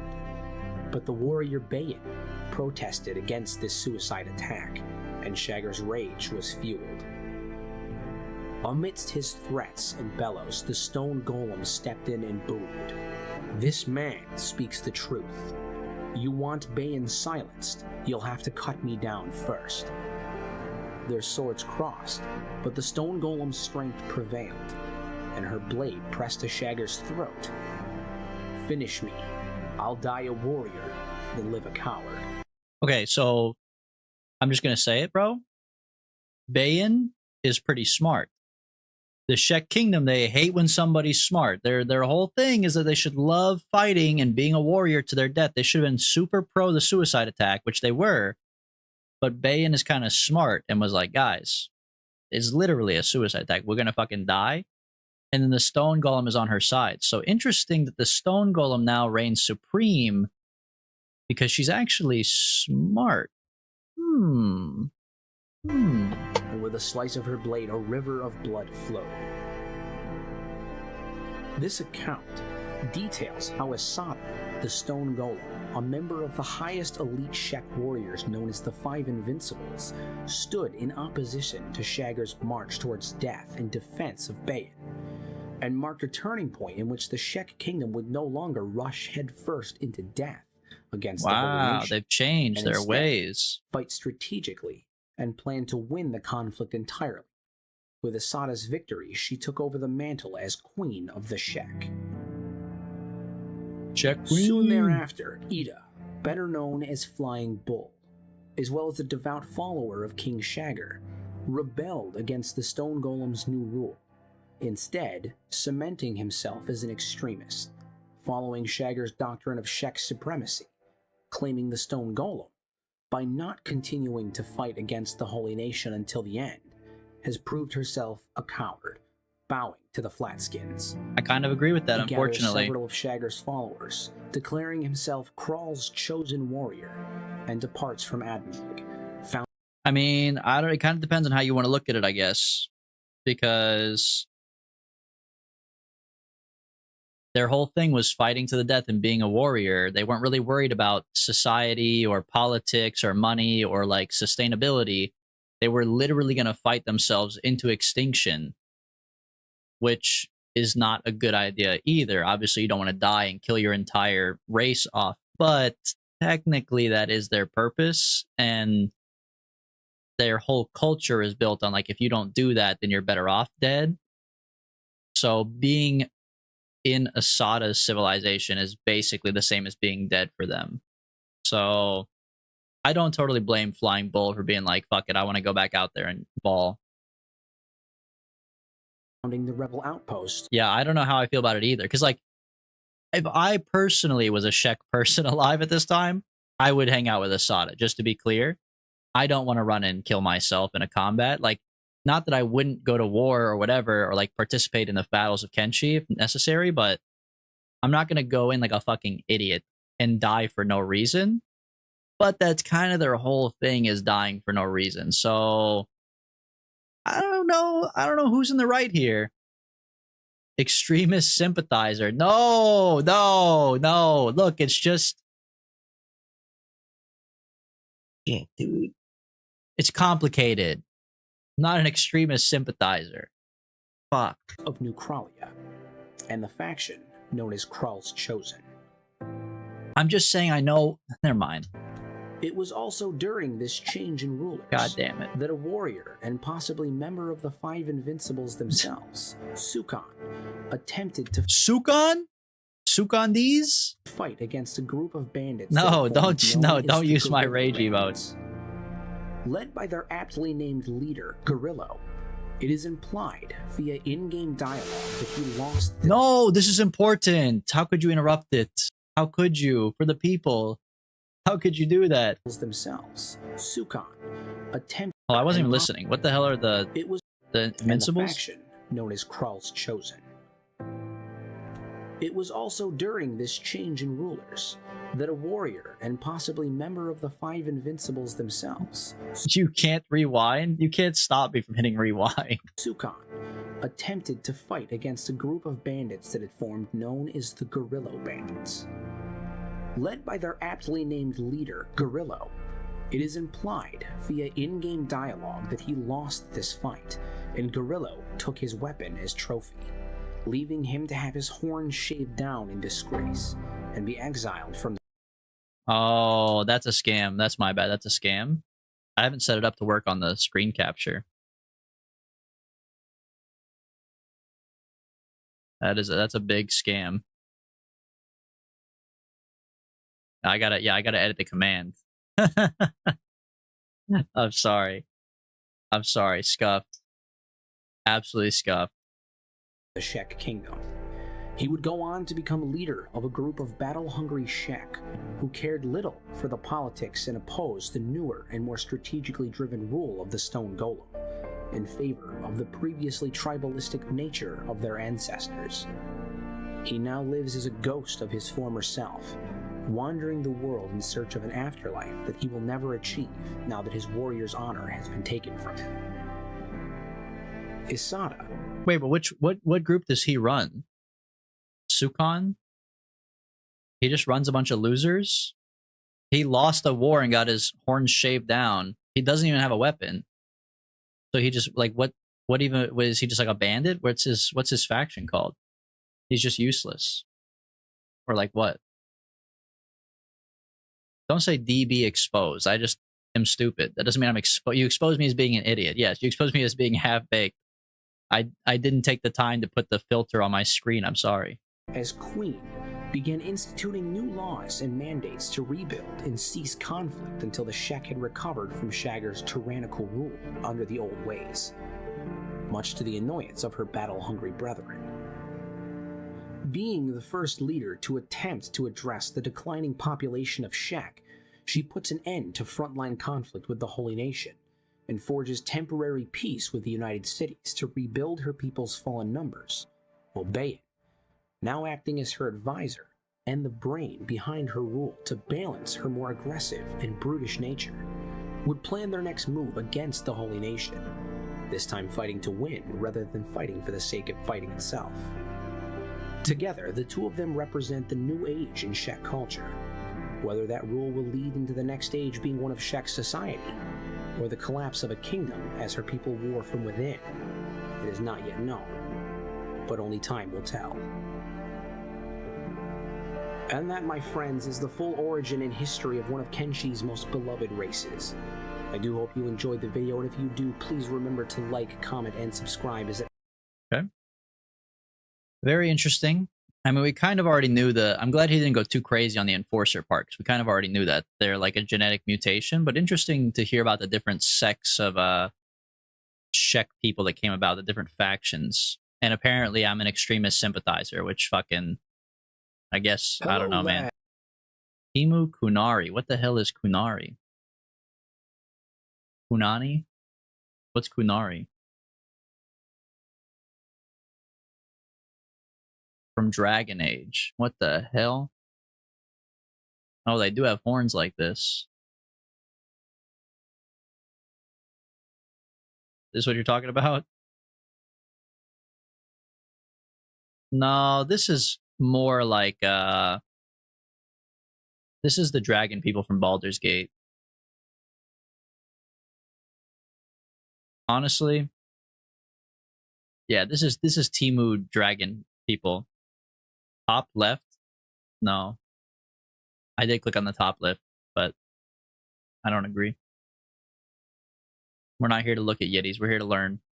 This is the origin of the Skin Bandits. I'm excited for this one, dude. I like the Skin Bandits. I want to know more about them. Lads, welcome back to the channel. I am Hirwin's Head, and I am here once again to weave you a tale of the unknown and the horrifying possibilities surrounding one of the most disturbing groups to walk the face of our title-locked moon of Kenshi. Where's the Fortnite Gooner Corner? We're in class. We're in class right now, okay? Do you want to go sit in the corner in timeout? We're not gooning in class right now. This guy kind of looks like NL. NL would never wear these glasses. Lost but to time otherwise, mountains of I don't know. Volcanic ash and the ruins You're kind of just being bald cyst. No, don't sag. of what once was. We may yet hope that one day soon we will uncover the definitive truth behind these integrity. Don't splash groups. him. So We're sit in back and listen class with your right human now. ears and fill your human bellies as we discuss the possible origins of the Skin Bandits. You're going to detention. I want to see you in my office after class. I'm going to call your parents. As we have done in the past, we must first examine who the Skin Bandits are before we can start to ascertain the origins behind their gruesome rituals. Deep to the southeast of the continent, there lies a peninsula forgotten by time and coveted by tech hunters as the ultimate challenge.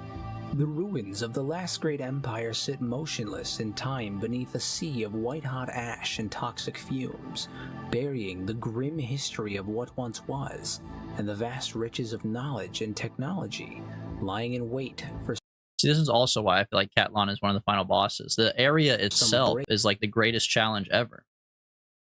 Toxic fumes. For foolish band of travelers to seek them.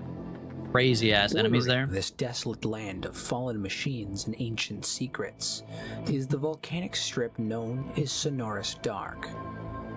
Acting as a border and obstacle for the cat-hungry tech hunters to overcome before reaching the Ashlands in search of wealth and knowledge, Sonoris Dark is host to one of, if not the most, just let him live alone in peace. Hell no. Of Kenshi.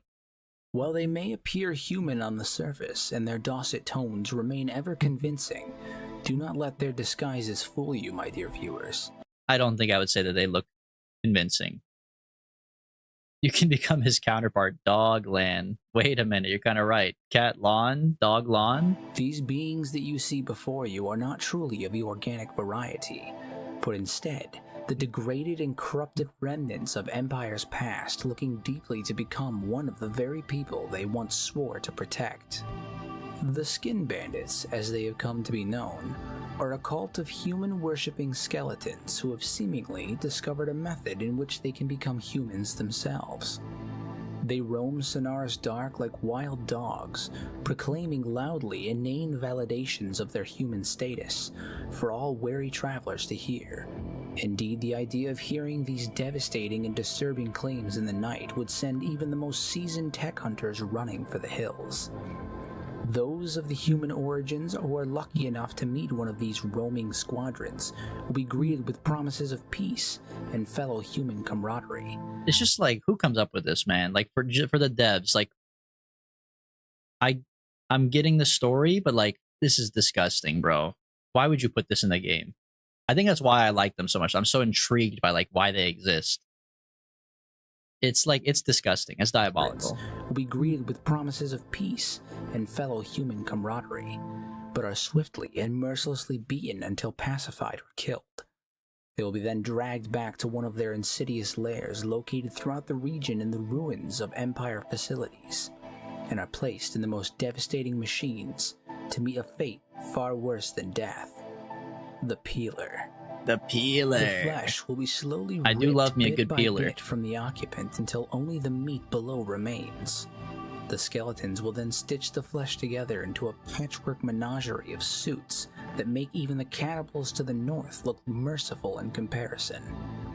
The monstrosities of attire are then donned by the followers of this freakish cult and worn proudly as they are reborn, as if almost by magic, into living, breathing humans. Or so their leader would have them believe. Yeah, their leader's a human, though. Savant, the Skin Eater, sits at the head of this devilishly deluded conglomerate of patchwork pirates, and funnily enough, he himself is actually a flesh and blood human of the Scorchlander variety. How he came to be the head of the organization is something we will pontificate about soon enough. The banana peeler. I'm sorry, how did he pronounce human? He's pronouncing human the way that the robots pronounce human, to be fair. He's not doing it in like a cutesy way, like a, oh, my little human. I think they say human. Is that a crow mask? I think this guy has some mods. I don't think he normally wears a Plague Doctor mask like that. I don't really know why he's wearing that, to be honest. This guy definitely has some mods on. Also, Kenshi just doesn't look like this normally. There's definitely some resource packs in here. Also, banana peeler. What did you mean by that exactly, Adam? When you say banana peeler, what do you mean by that? You mean the cock ripping machine?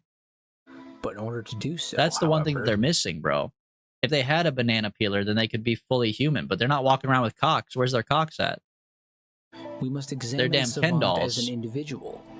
For someone capable not only of such atrocities, but also maintaining a following of crippled former Second Empire skeletons must have much more to his story than is evident on the surface. At face value, Savant appears to be a run-of-the-mill maniac, spouting semi-religious nonsense to approaching skeletons with promises of transcendence and freedom. But there are numerous clues to the reality behind his psychopathy that suggest that he may in fact be something far worse than initially suggested. The cock and ball torture device. I would get that mod. It's only a banana peeler if the machines are racially motivated. You know, there's not really any like yellow people in the game. The closest thing you have is hivers. You've seen your brothers, Skeleton. You've seen them. Madmen they are, rampaging around the Ashlands like killing machines. You can't trust them. None of you joyless freaks of nature. And those humans that cling to skeletons like bone pups to a wolf. You can't trust them either. They're already afflicted with cinders, and they'll be rampaging as bad as the Skeleton Legion in no time. Yellow erasure. Well, there's no banana peelers. This is crazy, though. I mean, this is like classic cult stuff right here, man. Just saying that like your own brothers and people, your very own people are just like dog shit and they can't be trusted and you should never believe in them, that you can't possibly trust them. But me, a complete stranger, I know what's up. I know what's up, Cinders, man. And they'll be rampaging as bad as the Skeleton Legion in no time. You can't say the closest thing to Asians is hivers? I never said that. You said banana peeler. Bananas are yellow. There's nothing in the game that's yellow that could be peeled and look like a banana. I never said anything about Asians. Spoken by Savant initially. You do have the hiver build, though. Suggest his desire to turn skeletons human. Spoken by Savant initially suggest his desire to turn skeletons human is based on a hatred for the skeletons themselves. But when we dig deeper, It seems more likely his persona was adopted in order to exploit his damaged followers for his own personal gain. Yeah, that's classic cult right there. That's classic cult. Routinely making very clear instructions to bring him any loot they find on their poor victims. And his mention of the Legion tells us even more about his origins. The Legion, you see, is referring to the militant, enthralled branch of the Second Empire that still roams throughout the Ashlands at the directive of the Mad Emperor Catlan. As stated at the beginning of our analysis, the Ashlands is a terrifying and desolate place that only the most brave, skilled, or stupid of tech hunters dare to approach. I'm the third one, just to be clear. As such, Savant's familiarity with the Legion is an indicator of who he once was, and the events leading him to become the Skin Eater. Of course, it's about the skeletons. Yes, I thought it might be. What else was there to ask? You've only just met me. I studied skeleton psychology for 3 years when I was just 10 years old, you know. Oh, big whoop. You studied psychology for 3 years at the age of 10. You don't remember shit. You don't remember shit, bro. Notice his casual mention of the horrific sight before you, as if it were a trivial act of nature. And while we must take everything this lunatic says with a grain of salt, it's hard to conceive any reason he would need to lie about his qualifications to a group of defective skeletons. So, realizing that he has an extensive knowledge of skeleton processing and old-world technology, paired with his skill and ability to survive in the harsh environment of the Ashlands, the story of his origins begins to open up. And one final sequence of You studied skeletons? Name every bone. How many bones do we have? Is it 106? 206? 206? I'm gonna lock that in. dialogue you can experience should Savant be arrested and turned in gives the final piece of information I require to piece together this gruesome tale. Apparently, the Skin Eater was just some poor guy held hostage by a bunch of skeleton cultists. Did you hear about their suits? Made of human skin. I'm talking straight up chunks of people stitched together. And that, my friends, is why I never travel south. No thank you very much. With all of this in mind, I am finally ready to present the origins of the Skin Bandits as I see them. Here we go. Here we go. Raised in the United Cities as a tech hunter, Savant had become blissfully aware of two things at an early age. The world of Kenshi is a horrible, unforgiving place where the strong survive and the weak are swallowed whole by the sands. And that cats are the only way to become something more than fodder and a scavenger. Blessed with high intelligence and skill, as he was so aptly named, and a drive to become more, Savant studied and trained for years as a tech hunter. But while he excelled at nearly everything in his path in life, he also harbored a darkness, a greed of such magnitude it usurped all other emotions. He was a shell of a human who sought to attain wealth beyond imagination, no matter the cost. Learning throughout his travels of the old empires and technology that they held. And where there is old world tech, there is money and power to be claimed. He also spent several of his formative years researching skeletons as walking nigh-immortal historians, digging into the history of the world and studying their psychology. Who were these creatures, these beings that have existed since the dawn of civilization on Kenshi? Why has so much history been lost to time if they themselves walked the lands for thousands of years? It was through this study he learned of the skeletons' propensity for logic, their desire for purpose, their deep and unexplained guilt towards humans, as well as their disposition towards hiding the events of Kenshi's history. This guy's kind of a piece of shit then. Bro is Unbeknownst at the time, Southsist. these findings would later be used to commit some of his most heinous of crimes. Eventually, through his work, Savant learned of the Ashlands, the seat of the Mad Emperor Catlan and the former superpower of Kenshi, and the ultimate opportunity for treasure and glory. With these findings from such a place, he could secure a seat in the upper echelon of society, walk above even the highest of nobility, and live without rules or restrictions. This dream fueled him ever forward, and as such, he funded an expedition into the Ashlands themselves. Sometime after entering the Ashlands, Savant learned the truth of the fall of the Second Empire, the atrocities committed by the skeletons against humanity in the name of alleged peace. And it was not long after this discovery, they were attacked by the Legion. And despite their best efforts, most, if not all accompanying him were slaughtered in the ensuing chaos. Savant, who was a more than capable combatant, survived the encounter, but he was now trapped with no supplies, no allies, and no treasure to bring back.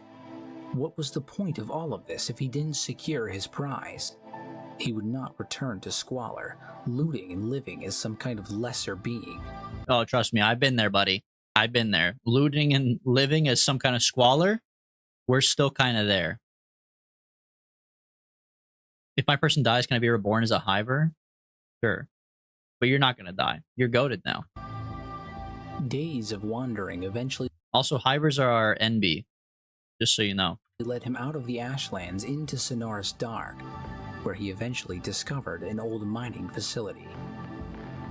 This facility was populated by the remnants of the Second Empire who had managed to avoid the enthrallment process by Wait, am I? You're kind of goated. You're not super goated. You could die for sure, but you're a little goated. the Emperor Catlan. But their CPUs had been degraded and burned out over the years, as they had no access to processing resets. As they continued to bloat their CPUs with more and more emotional components, they became less and less emotionally stable, until eventually they fell entirely into madness. What was once a desire to protect humanity as penance for the first extinction had become an obsession with humanity surpassing fanaticism, and was fueled with a burning desire to shed their horrid, guilt-ridden skeleton forms and become those they had worshipped. They swarmed Savant and began to forcibly worship him, making him a strange mix of a deity and prisoner, and he embraced this title both out of self-preservation and as it provided him with the power and worship he always desired. But as supplies began to grow lower and lower, he worried of starvation. In an effort to procure more supplies, he asked the skeletons to fetch him food. In response, they attacked a group of travelers, brought all of their supplies and their corpses back to him. It was in this moment Savant had a realization, a horrifying and monstrous realization. Using his knowledge of skeleton psychology, he began to manipulate the damaged worshippers, securing their undying loyalty by promising to deliver to them the very thing they coveted: humanity. He would use his knowledge of technology and skills that he had developed throughout his time as a tech hunter to create a machine capable of rending the very flesh from its occupants. This flesh would then be bound and sewn into horrific suits for his worshippers to don, thusly, according to their albeit damaged skeleton logic, effectively becoming what it means to them to be human, a skeleton surrounded by flesh. And while this was going on, Savant would reap the findings and loot from the victims. As such, the skeletons had taken their final step to becoming what we now know as the Skin Bandits. Savant would amass a legion of his own that wanders the borders of the Ashlands, assaulting travelers and explorers, tearing flesh from bone and delivering their supplies and loot to their leader, their messiah, a man who had arrived in search of power and riches, but found that and much more. The mask he had worn his entire life had slipped, and he had revealed his true face.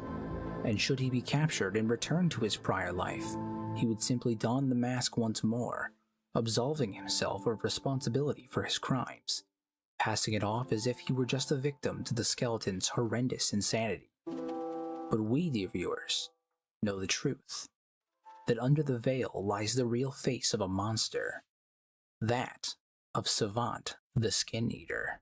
Skin Eater. Dude, I mean, Look, I wasn't even talking that much because it's very interesting to just listen to. It's a very cool story, but also kind of a piece. I mean, so Savant was basically a tech hunter who wanted to rise to power and riches and was willing to do whatever it took to become the richest, most powerful man in the world. He also happened to be very smart, so he just went there and tricked skeletons into doing whatever he said to do. He's like a textbook cult leader. He promises completely bizarre things that he made up that mean literally nothing, and tricks people into doing his bidding, bringing him back food, riches, bounties of all the sorts. Very interesting, but I like him less now. Now that I know more, he's kind of a loser, low key. If you start a cult because you feel like you want to have more like power and influence and blah blah blah blah blah blah blah, you're a loser, low key. Just saying. I hate to say it, but I hate to be the bearer of bad news, but that's the facts, man. Okay, well, interesting. Very interesting. Let me take some notes on that really quick. Okay, savant equals genius loser. That'll be a good note for me later to look back on. All right, this is the history of the sadness of the skeletons, which, from what I understand, they're sad because they tried to kill all humans. Well, humans tried to kill all skeletons first, and then skeletons retaliated by trying to kill all humans, and then they felt bad because they were like, damn, this is what happened to us the first time. We hated it. Now we're doing it again. Doesn't that kind of like make us bad people? Loser behavior. When they said make friends, it didn't mean in a loser way. Seriously, dude. Yeah. No, we're no better than them, man. Welcome back to the channel. I am your lore master, Hero in his head, and I have come to correct what I feel is one of the most misunderstood and soul-crushing aspects of our favorite title-locked moon. Today, we will be discerning and discussing. Okay, when's he going to talk about the fact that Kenshi's on a moon? He keeps on saying that. Oh, Kenshi's our favorite title-locked moon. What the fuck are you talking about, bro? Does he have one talking about that? We have one on the origins of the First Empire, real crime of the skeletons, the origins of the cannibals, yada, yada, yada. He doesn't talk about the fact that it's on a moon. We need to find out why it's on a moon, man. Is Kenshi on a moon? We need a video of this, though.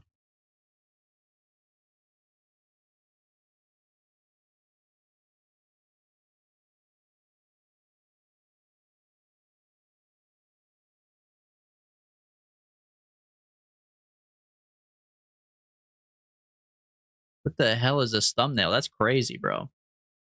What, isn't this from like Majora's Mask? Why is that in the game? Okay, so no one's got a video on this, huh? Kenshi lore planet or moon? You want to watch a 6-minute long short that's recorded? This is like, I'm sorry, but this is so low quality. Hello, I'm sorry, everybody. Sir Lewis, This man. I'm sure you worked hard on this, but like, what are we doing, man? About Kenshi, You couldn't screen record? You have your phone moon or recording planet? up right of a Reddit post? All right, look, we're not here to shit on people. That's fine. He tried his best. I'm just not going to watch it. All right, back to what we're doing. Sadness of skeletons. The psychology behind one of Kenshi's oldest and saddest races. And while not absolving them of their crimes, perhaps we can walk away with a deeper understanding behind these immortal watchers known as the skeletons. Is both an immortal and yet fated to end in tragedy and extinction. We have the skeletons.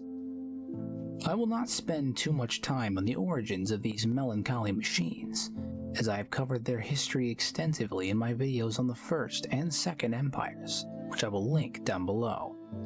But to summarize, Who the hell is that, man? Known as skeletons. Who the hell is that? The face of Kenshi since the dawn of the first known civilization, having been created by the advanced and ancient predecessors of modern humans. They are seemingly responsible for ending the First Empire, nearly eliminating all organic life on Kenshi, as well as the founding and eventual collapse of the Second Empire, Almost all of Kenshi's history is That is wrapped Bastion, tightly bro. around them as this single common denominator. And one of the most fascinating things about these creatures is that none have been created since the fall of the First Empire, meaning that every skeleton on the face of Kenshi at current has been present for thousands, if not tens of thousands of years. Now you may be asking, why am I discussing the skeletons once more, despite having covered their history and origins in such extensive detail in prior videos? Well, dear viewers, I have recently seen an influx of misinformation and confusion related to the inner workings and psychology, as well as processes related to these ageless automatons, and I feel compelled to both clear the air and explain why of all the races on Kenshi, the skeletons should not be hated, but instead be pitied. Finally, Oftentimes, a fellow extremist sympathizer. We should all feel bad for Catlon and the skeletons. Finally. It is believed that the skeletons are the root of all evil. The Holy Nation, despite inadvertently worshipping a skeleton themselves, have associated them with their devil figure, Narco, as the personification of darkness. Those who have traveled to the Ashlands have been met by legions of mechanical beasts and steel soldiers. Okay, the fact that... Sorry, I just want to go back because he mentioned something here. Worshipping a skeleton is the root of all evil. The Holy Nation, despite inadvertently worshipping a skeleton themselves... The Holy Nation worships a skeleton themselves but fucking hates skeletons? You can't tell me there's not, like... What's the word I'm looking for? Like political commentary. There's like social commentary on the real life.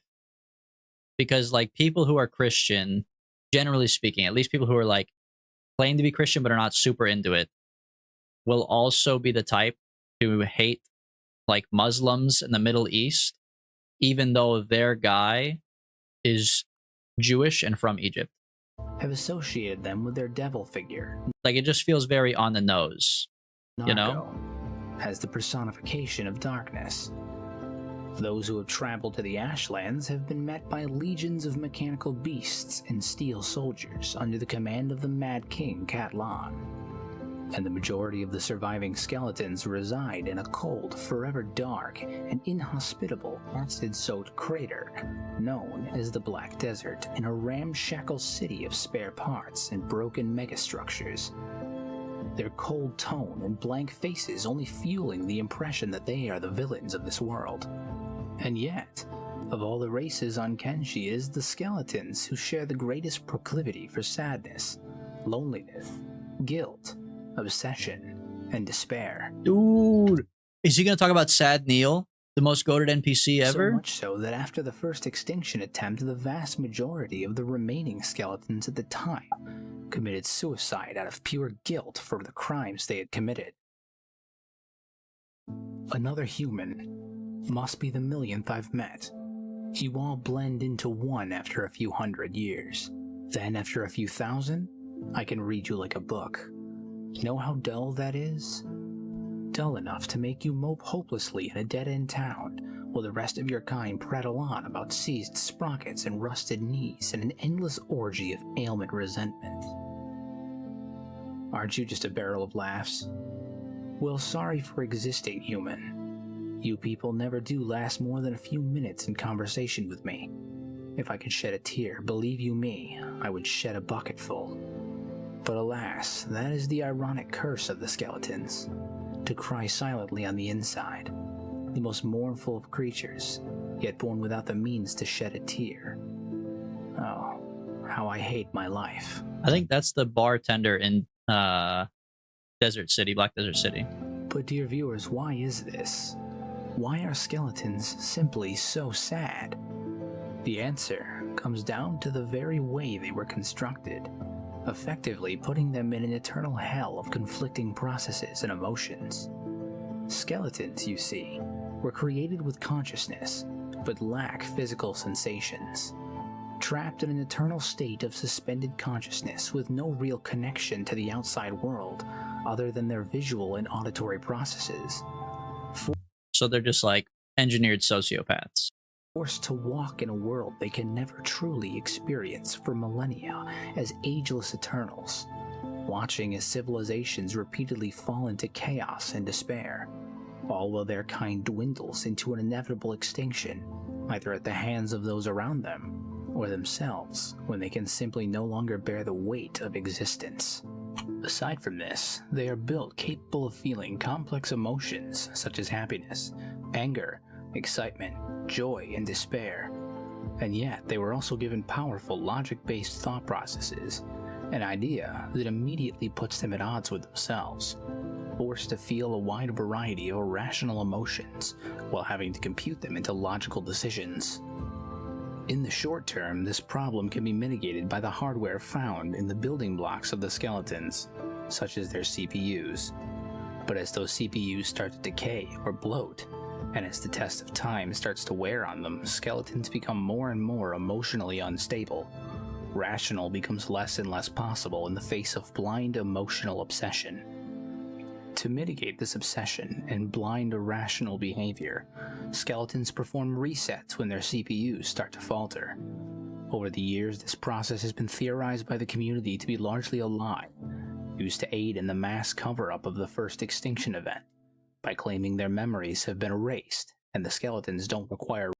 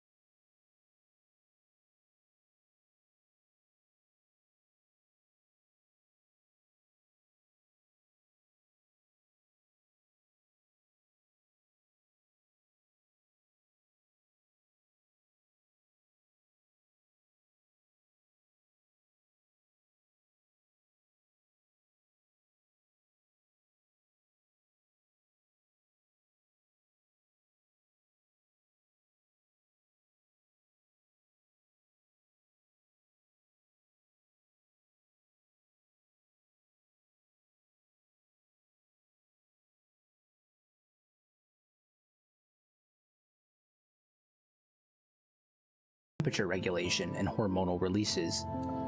These processes, among other things, allow us to output the buildup of emotions. When we're angry, our temperatures rise, our heartbeat increases, and our skin gets red due to the increased blood flow. So they don't lose their identity? I don't know. I'm waiting to see what he means by reset. I'm kind of curious about that too. Like, and who's resetting them? A human would have to reset them, I assume. But he said that the reset wipes their memories so they can forget about the crimes that they've committed. But like you said, how do they not lose their identity? Or maybe they do lose their identity and then they go well, relatively they go crazy. I mean, maybe they don't go crazy. I don't know. Hopefully he explains it. When we're sad, our heartbeat slows, our breathing steadies, and we become tired. Skeletons, however, have no ability to output these feelings, and being mechanical in nature, these emotions are rooted in binary.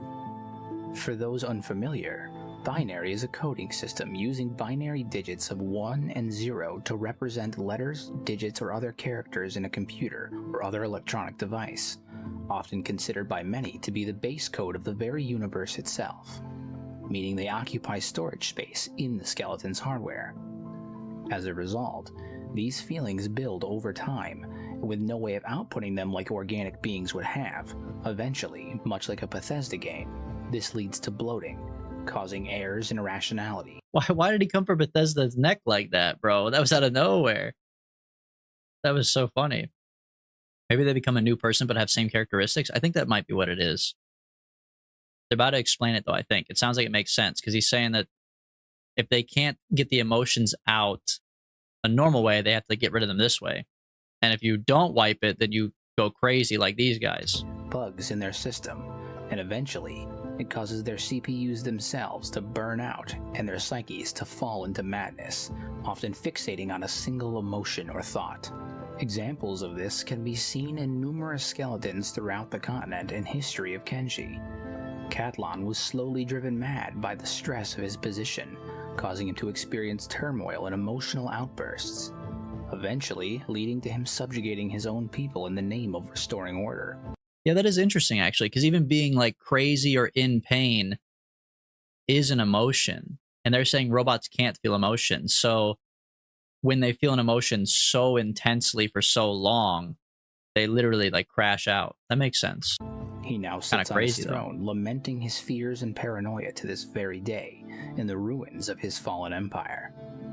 The Armor King has over the millennia become more and more erratic and eccentric, developing an unhealthy obsession with selling his stock and warding off thieves, likely due to the influx of thieves after the fall of the Second Empire when law and order crumbled.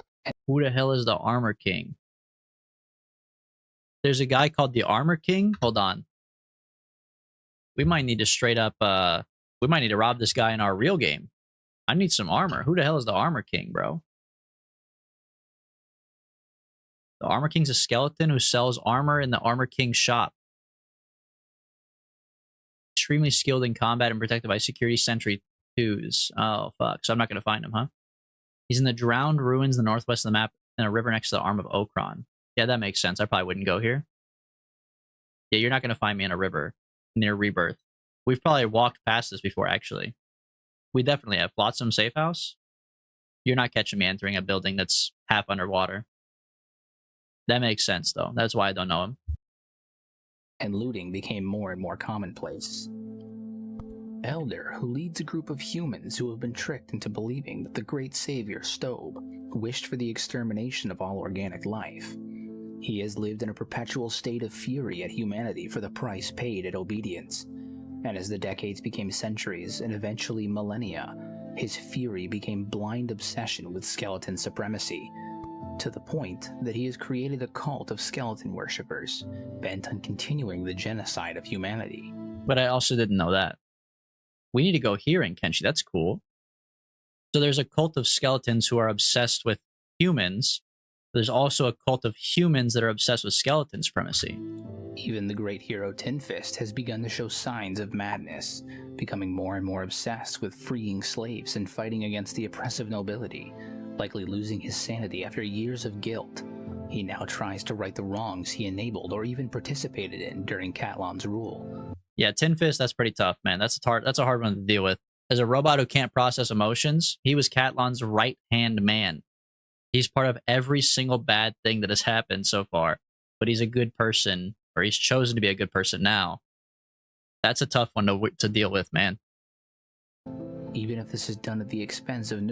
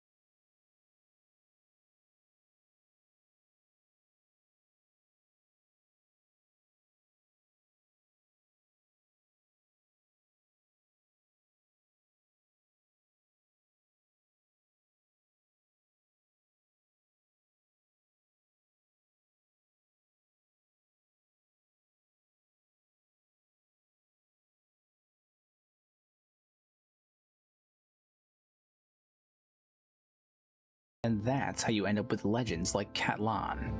This quote indicates that the Interesting. process of resetting, while clearing their CPUs of bloat, also removes their skills. So probably their personality as well to a certain extent. I mean, maybe not directly, but if you were like a legendary fighter and you reset, you lost all your fighting skills. That's not your personality anymore. I want you to imagine if suddenly Catlan, leader of the Second Empire, was not the hardened warrior who led the crumbling remains of the First Empire to salvation and peace, and his charisma and originally empathetic nature was replaced with physical ineptitude and cold calculations. Yeah, dude, if Catlan was the leader of the Second Empire and one of the strongest robots to ever live, and he went crazy and he finally was like, you know what? Fine, I'm going to do it. I'm going to reset. I don't want to be crazy anymore. I want to go back to my original ways. I'm going to reset. And he became a 1-1-1-1 skeleton, one and everything, like a little baby bitch that just like resets and then gets killed by a single fog man. Like, come on, bro. You know how embarrassing that would be? At that point, you have to stay crazy for your own, like, rep. You have to respect the reputation. If I was, like, #1 sumo wrestler in the world, and then I got bariatric surgery to be, like, 100 pounds, and then I tripped and fell down the stairs and died, you know how embarrassing that would be? I would kill myself. I'd already be dead, but I'd kill myself again in the afterlife. Are you kidding? So actually, I kind of get it. If Tin Fist was no longer the master of martial arts, capable of downing battalions of slavers with his bare hands, and his passionate desire to protect those from oppression suddenly vanished, they would lose everything they were, and while their memories may be intact, who they are would vanish with the resets, meaning every skeleton is continuously forced to make a devastating choice. Lose the things that make them individuals, and giving up their sense of self as a result of the very emotions they were programmed with. But couldn't this be solved by just increasing their memory capacity? Couldn't this be solved by, like, adding more ports for sticks of RAM or something? I mean, they have access to, like, some pretty serious technology in Kenshi. It feels like the humans, because they've already said the skeletons can't manufacture this stuff. I guess it wasn't due to a lack of skill, though. It was due to a lack of resources. So maybe maybe they have limited resources. They literally cannot make more sticks of RAM. That must be what it is. Or risk falling into madness while clinging to their identities. For those skeletons in positions of authority, or those who have spent millennia mastering their craft, this choice would be the equivalent of committing Download suicide. more RAM. In fact, it's no wonder that so many choose not to do so fervently. This in particular makes Catlan's story even more disturbing, realizing that his empire was doomed to fall simply by the nature of his very existence, and his desire to protect the noble goal he set out to enact was in the end the very thing that guaranteed his failure. Let's go! Extremist sympathizer! More! And any faction ruled by a skeleton will likely suffer a similar fate in the end. Because of this, skeletons are, in my humble opinion, the saddest and most heartbreaking race that walks the face of Kenshi. Doomed to walk the land for millennia, surrounded by the scars of their history and failures. Forced to feel emotions they can neither express nor truly understand.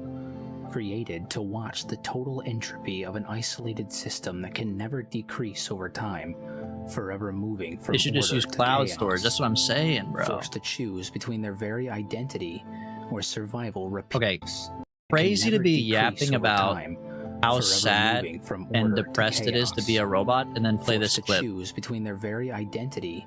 Why is he Naruto running, bro? Or survival repeatedly as they enter. Can we get a more serious clip? Can we get like something a little bit more somber?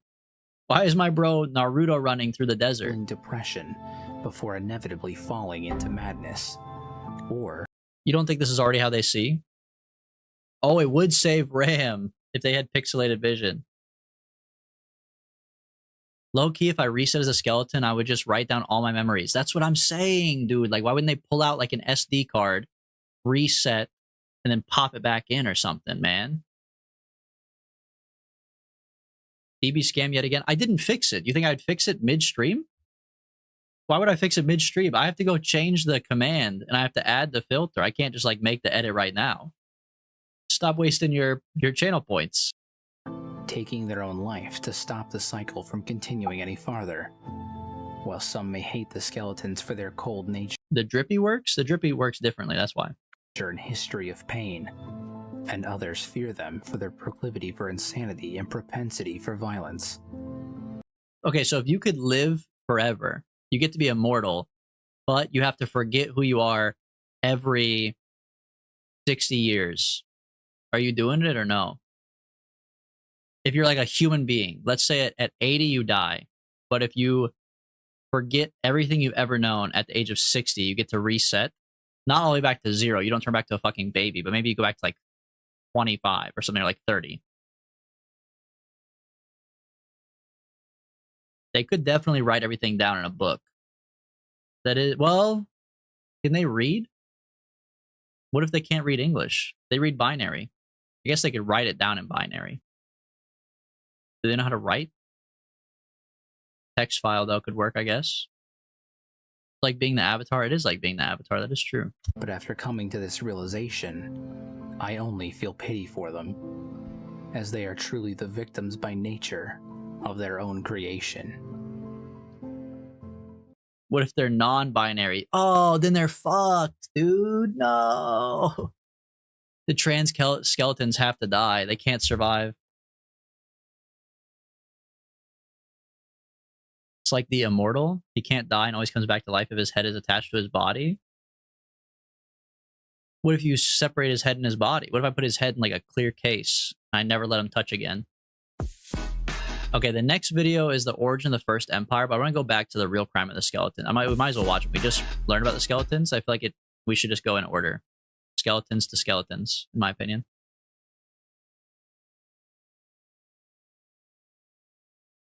When you see him way in the future, he's crazy just like Cat Lon. Oh, really? With the immortal guy from Invincible, you're saying? Interesting. Okay, hold on. So skeletons, they live forever. They can't process emotions. They can reset, but they forget everything.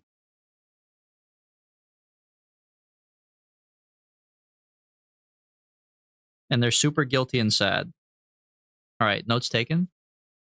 Let's learn more about the skeletons, what their crime was. I think we know the crime, but let's find out. Throughout my time... The hell? Is that what you want? You want me to go, what the hell?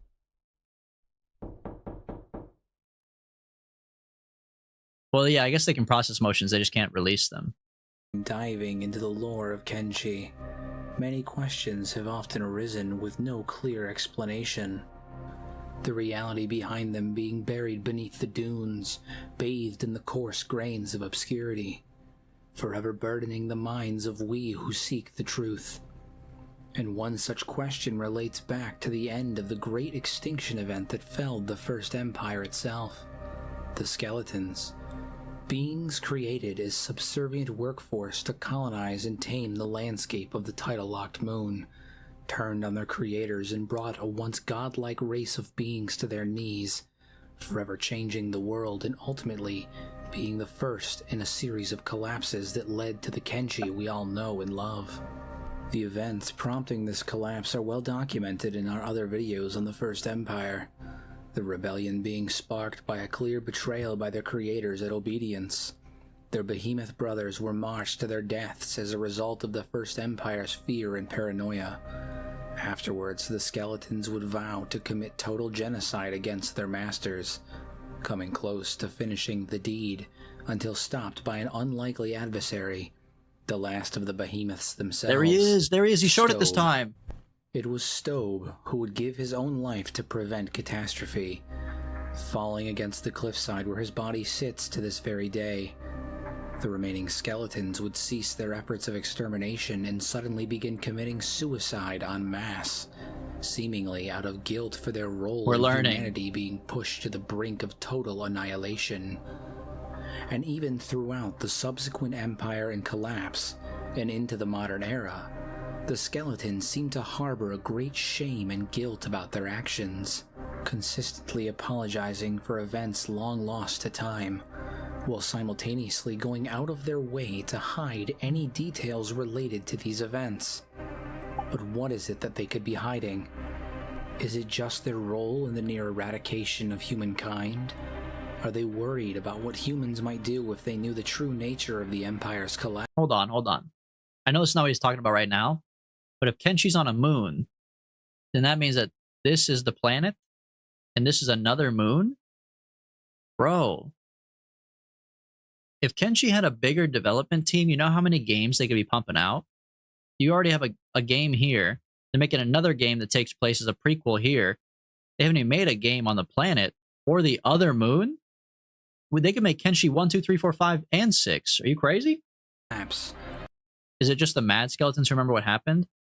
I guess technically, but I think not everybody resets either, because he said they only go mad if they're really focused on one thing. Like Tin Fist is really focused on one thing, but if you're like a a robot like the barkeep in Desert City, he knows. He's been alive for thousands of years, but he's not crazy. Do they feel guilt in their involvement of the current state of the world? And why would the skeletons suddenly start committing suicide right as they were on the brink of achieving their goal?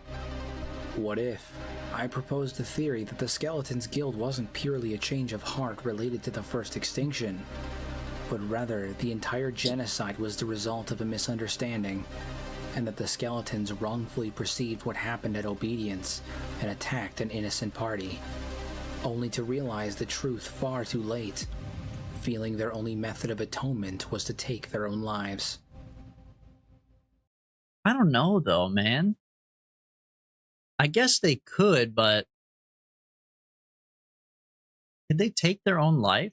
How does a robot take its own life? I guess it is like they do like exit terminal, end task, task manager sit myself. Back, dear viewers, as I weave you a tale of great betrayal and fallen empires, of death and devastation, and of mercy and regret. Also, if you kill 1,000 people and then you kill 1,000 of yourself, it's not really like good payment for what you did wrong.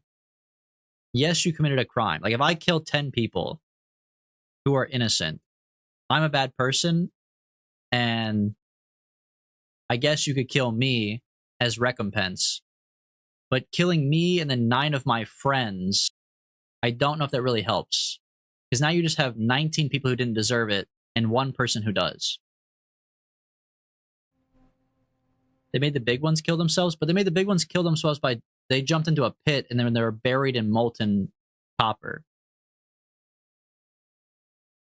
Towards the end of the war with the kaiju-like beasts of Kenshi that we have discussed in previous videos, the behemoths were ordered into the crater of Obedience, only to be betrayed by their masters, smothered and buried under molten metal. But what if in fact the behemoths weren't unwittingly marched to their deaths, but had in fact volunteered and orchestrated the very act themselves? What if when the war had concluded, the behemoths decided to continue their mission to protect humanity, only to realize that they themselves represented the only remaining threat to the First Empire? And so... That's interesting. I don't know if that's true. We'll have to see what he says, but that's interesting. Why is it called Kenshi? I don't know. You're the resident Japanese expert. What does Kenshi mean in Japanese? In a moment...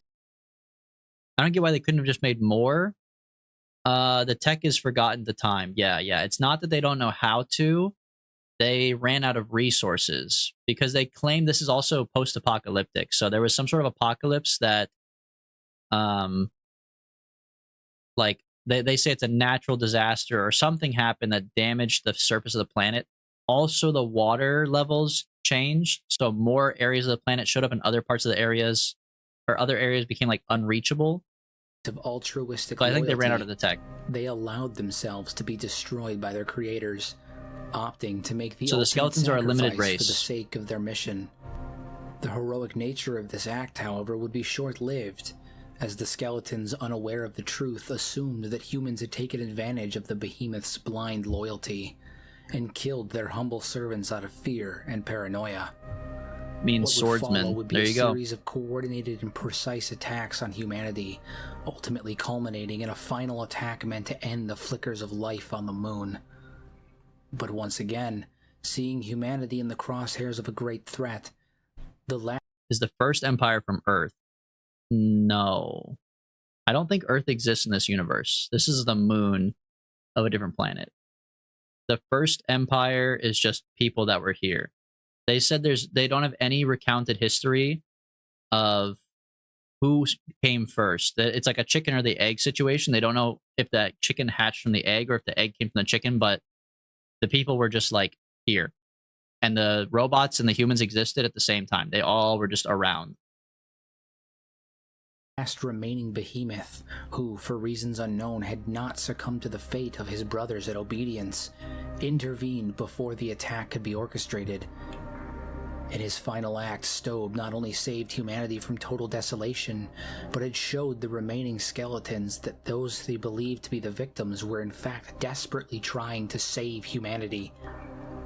This realization that the skeletons had not only been wrong, but their rallying cry for justice on behalf of the behemoths directly flew in the face of their final wishes and tarnished the memory they had left. And though humanity had survived the extinction attempt, they would never recover to their former glory. They were doomed to forever teeter the line of chaos and ruin in an endless cycle of collapse. The weight of guilt this would cause the skeletons was simply too much to bear. They had spat on the wishes of their own and desecrated their sacrifice by attempting to extinguish humanity, and for many they chose to give their own life as a form of penance for their crime, or maybe just out of fear of having to own up to what they had done. This all could have been solved, though. It's just a miscommunication. It all could have been solved by simply just telling people, hey, man, like, either they chose to trick all the behemoths to dying in the pit, or the behemoths said, we're ready to go, we want to die in the pit. You're telling me nobody had that conversation with anybody? Or all the skeletons who knew it died, or all the people who knew it died? Like, somewhere this got lost in translation. And those that remain would try and salvage the flickers. Watching the lore is so depressing. I think part of it is the guys, like the music and his voice. What the hell? What the hell? You making it party time? We're changing the vibe? Changing the vibe, bro, for real. Yeah, the lore do be depressing, though. Don't hit me with a peepo talk. Protecting them, yep. an empire led by one of their greatest champions, Katlan, only to end up repeating the cycle by torturing, experimenting on, and oppressing the humans again, until many skeletons simply went into self-imposed exile, reeling from the guilt of their crimes, apologizing endlessly for the crimes of those that have long since forgotten. But they will not forget. For the state of the world itself is the thing is? Well, peepo talk is different, but that's basically peepo talk. Constant reminder of the atrocities they committed, and how despite their best efforts to atone, the damage they have done will forever scar the landscape of Kenshi. And now those who remain hide the truth of the Empire's collapse. The truth that the skeletons not only are responsible for the state of the world, but had nearly eliminated all life on the moon for a betrayal that had never truly occurred. Allegedly.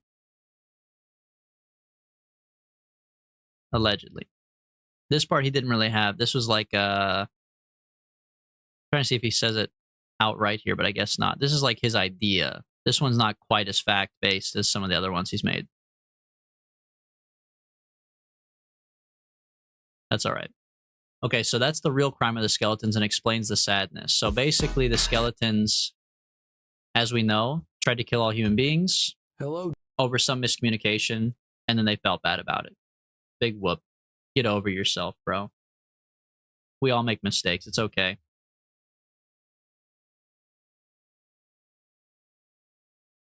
All right, now we're moving back to the First Empire, the origins of the First Empire. So Yash, listen up, buddy. You're the one asking about the First Empire? Let's find out. Chicken or the egg? Dear viewers, we lore masters of Kenshi have long since pondered about the lost and forgotten history of this title-locked moon, piecing together the dark and gruesome origins of its denizens through contextual clues left in the wake of the repeated cycle of cataclysms. But of all the hidden stories buried beneath the dunes, none have amassed more curiosity in me than the nature of Kenshi's First Empire. In previous videos, I have discussed what we know about their time on Kenshi as a technologically advanced superpower, how they colonized and controlled the face of Kenshi for unknown generations, until being felled as victims of their own creations in the form of the skeletons. After fending off a threat of cataclysmic magnitude, the First Empire, fearing the strength of their own creations, ordered the behemoths, massive automatons of immeasurable strength, to march to their deaths in the pit of what is now known as Obedience. In response, the skeletons rebelled and turned their own weapons against them, and suddenly these near godlike beings were on the verge of extinction, unable to defend against the onslaught of those that were created to serve them. And while this story does answer how the once great empire fell, What am I adding? it A mod does to give raise hybrid a number cities? of questions Link about me the the mod. origins of these beings. Where did they come from before colonizing the face of Kenshi? Were they part of a larger empire? And if so, why is it that after the skeleton rebellion on the moon, they were seemingly abandoned by the remainder of the empire? Well, dear viewer, today I'm going to speculate on those very questions as we delve into the possible origins of the First Empire. It has long since been speculated that the First Empire was that of a spacefaring civilization not native to the face of Kenshi. Oh, Yash, you might be right. They're not from here. They came out on a spaceship. The largest pieces of evidence to this claim is the presence of the eye satellites, large destructive devices that have long since been speculated to act as both a method of orbital bombardment and a terraforming device meant to burn away elements not suitable for life, thus creating a clean slate to alter as they saw fit. Wait, that's actually kind of goated, bro. Oh my god. You want me to get cute hivers with a princess expansion pack? What are we playing, The Sims? We playing Barbie dress up? We gotta get cute hivers with princess pack. No, that's sick though. That's actually really cool. That the eye in Venge, the evil eye, is actually a terraforming laser. Wow. Yeah, I always wonder about the death beams too. Appears to be a space elevator in the ruins of the Ashlands. Oh, it's a space elevator. That makes sense, dude. I always think that some of the tech stuff in the Ashlands is just like weird garbage, but that makes sense. A space elevator. That's sick. Hanging above Catlan's exile with no visible supports or structure keeping it aloft. Indeed, it would appear that the citizens of the First Empire were capable of high-level Type 1 or Type 2 technology on the Kardashev scale, and likely draw their origins from the stars themselves as part of a larger, more glorious empire. Dude, they're actually building like a Star Wars level lore here. Like if this game was just as popular as, I don't even know, like even if it was as popular as like Hades, or like if it was as popular as like Call of Duty, holy shit. Could you imagine? There'd be movies, there'd definitely be an anime, there'd be a TV show. They would go crazy on this. But something about that has never sat right with me. Why is it that after the skeletons rebelled against their overlords, the greater empire from which the ancients were derived didn't return to quash the rebellion? True. What would cause them to seemingly abandon the moon that they spent so much time and effort to colonize? And why didn't they go back? Why has no one ever taken the space elevator back? Unless, of course, they weren't part of a more vast and greater empire, but instead the dwindling refugees and remnants of a fallen one. That makes sense. The tech hunters state that the First Empire was largely populated by that of skeletons, leading some to wrongfully speculate that the skeletons were the dominant race in society. But given the dialogue exchanged by skeletons and non-skeleton squad members when approaching obedience, it becomes clear that the skeletons, while vastly outnumbering humanity, were in fact subservient to them. Especially if they have space travel unlocked and space elevators and everything else, humans would have come first, and they would have made robots and then brought them here. Which also probably explains why robots are a limited race, because a lot of the resources they probably used to build them were stuff they brought from their old place. To more efficiently colonize and rebuild humanity after a cataclysm of some kind wiped out the existing empire, forcing those who survived to flee to the moon of Kenshi. Perhaps they even originate from the planet of which Kenshi orbits. And lastly, we should consider that the behemoths themselves, and their place in a long since whispered about ancient war against an unknown threat. In my video regarding the history of the First Empire of Kenshi itself, I entertained the likelihood that this threat was a kaiju-level organic lifeform that existed on Kenshi. Their presence warranted the creation of the skeleton behemoths to combat, and are likely responsible for the gargantuan bone-like ruins that are scattered across the surface. Maybe we watched these out of order. because he did not mention this in his first video, but that makes a lot of sense. That does explain the bones and like the big ass spine and stuff. So they must have had some crazy like Thresher type beast here that they had to take down. If such an empire existed among the stars that was capable of controlling technology on such a planetary scale, one would think that even beings of this magnitude would be nothing compared to their overall might. And yet they seemingly almost brought the First Empire to its knees prior to their eventual defeat. Taking these tidbits of information, I can begin to weave you a story of the possible origins of the First Empire, and how they came to find themselves on Kenshi, as well as why we will likely never see them again. Now, the tale I'm about to tell you, dear viewers, is almost entirely speculative, a combination of loose threads being stitched together with pieces of information that we have gleaned from the ruins of what once was, and whether you choose to believe it is entirely up to you. Somewhere on another world, may it be one far away, or even one that looms over the sky of Kenshi as we know it, there existed an empire. One who had transcended that of our own, and propelled themselves forward into a glorious age of power and influence. They may have even been prepping or began to expand outwards into the stars. However, for reasons unknown, something threatened their world. Something on such a level of calamity that extinction was all but guaranteed. Maybe a rebellion began to tear the world asunder.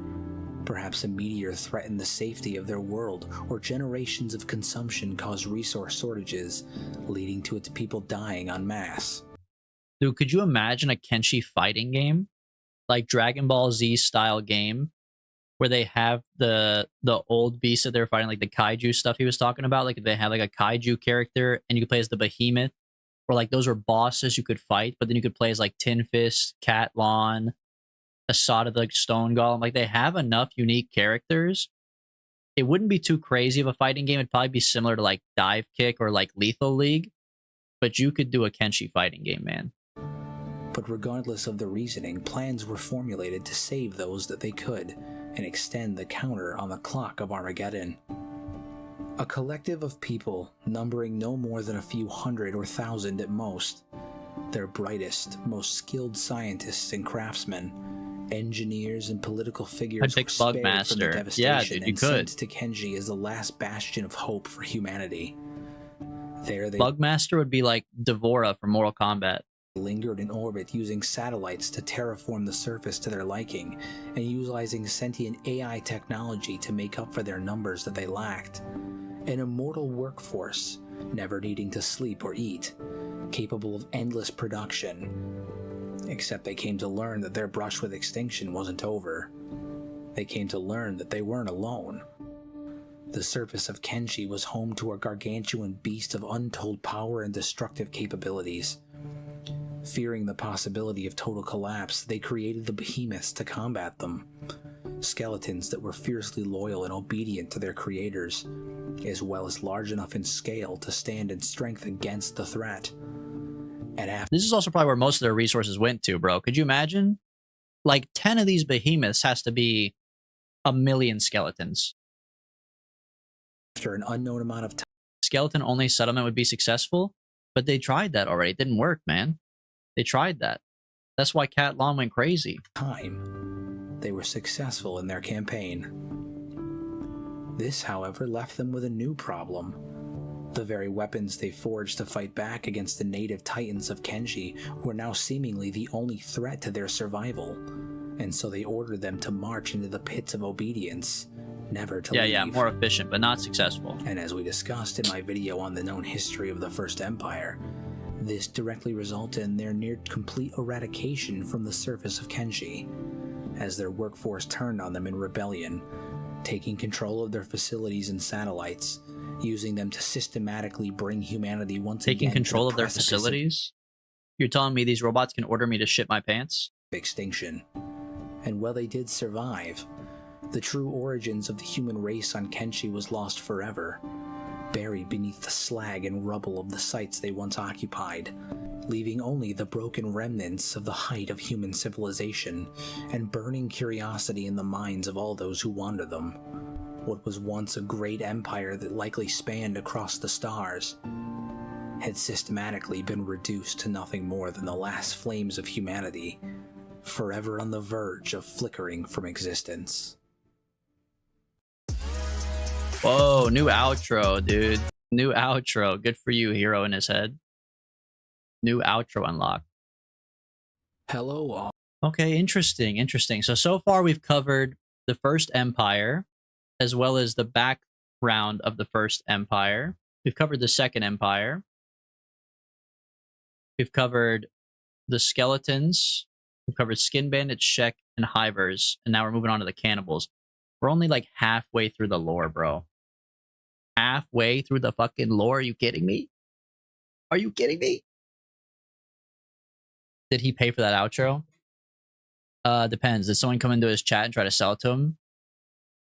Yeah, someone's selling it on Discord. Hey, can you please reply to my message and add me on Discord so I can send you cool overlays? Hey, are you open to feedback on your graphic design elements of your channel?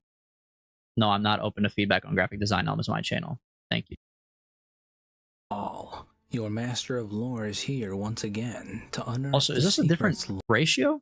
What aspect ratio is this? The sands of My boy bought an ultra-wide monitor after the last video. He paid for an outro and an ultra-wide monitor. Now we're watching it in 400 by 3. However, I have chosen to turn my attention towards a particular group of anthropophagists who have since darkened the doors of any denizens dwelling within the darker regions of the north. A group of Oh, this is the origin of the cannibals. Holy fuck, I forgot what we were even learning about. Cannibals.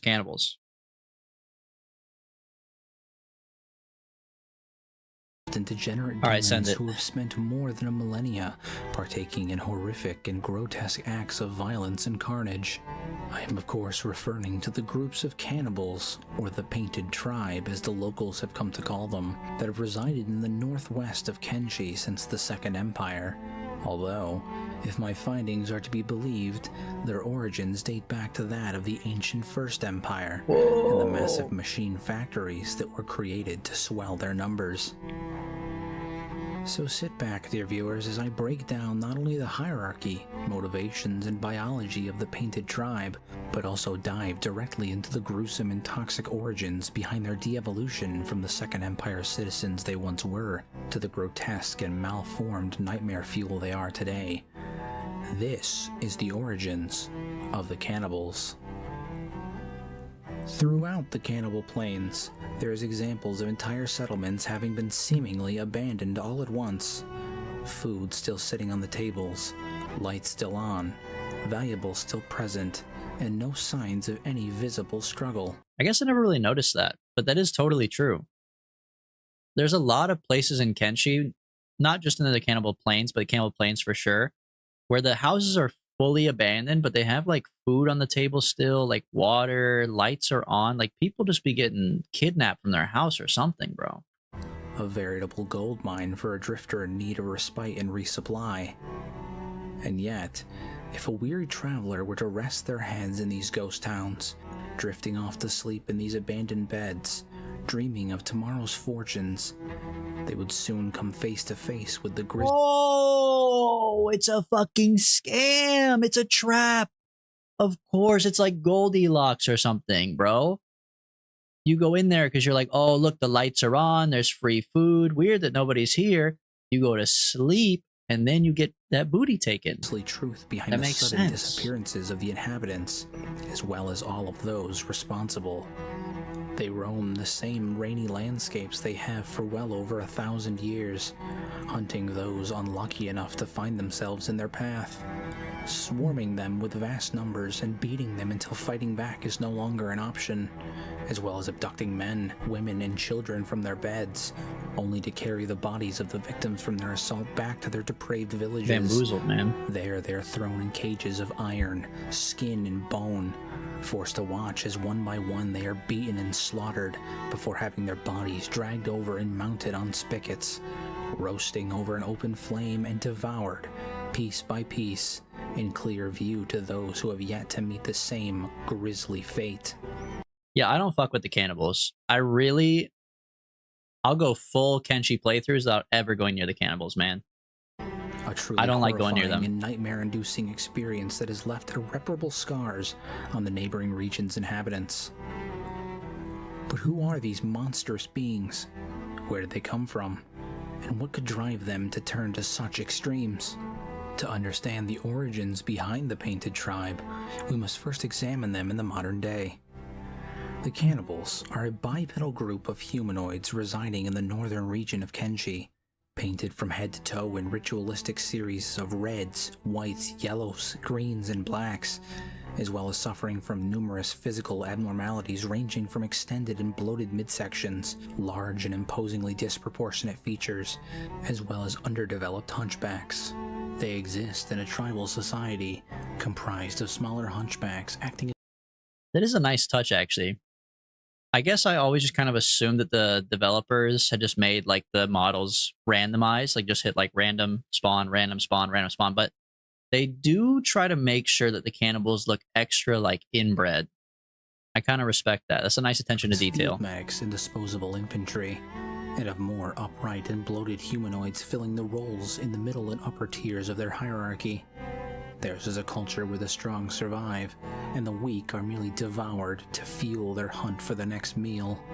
Indeed, it appears that their entire society is based solely on the locating, retrieving, and consumption of flesh, so much so that even as the centuries have gone on, and the denizens of Kenshi have become more and more wary of traveling through their regions, they have persisted still by hunting and feasting on each other to survive.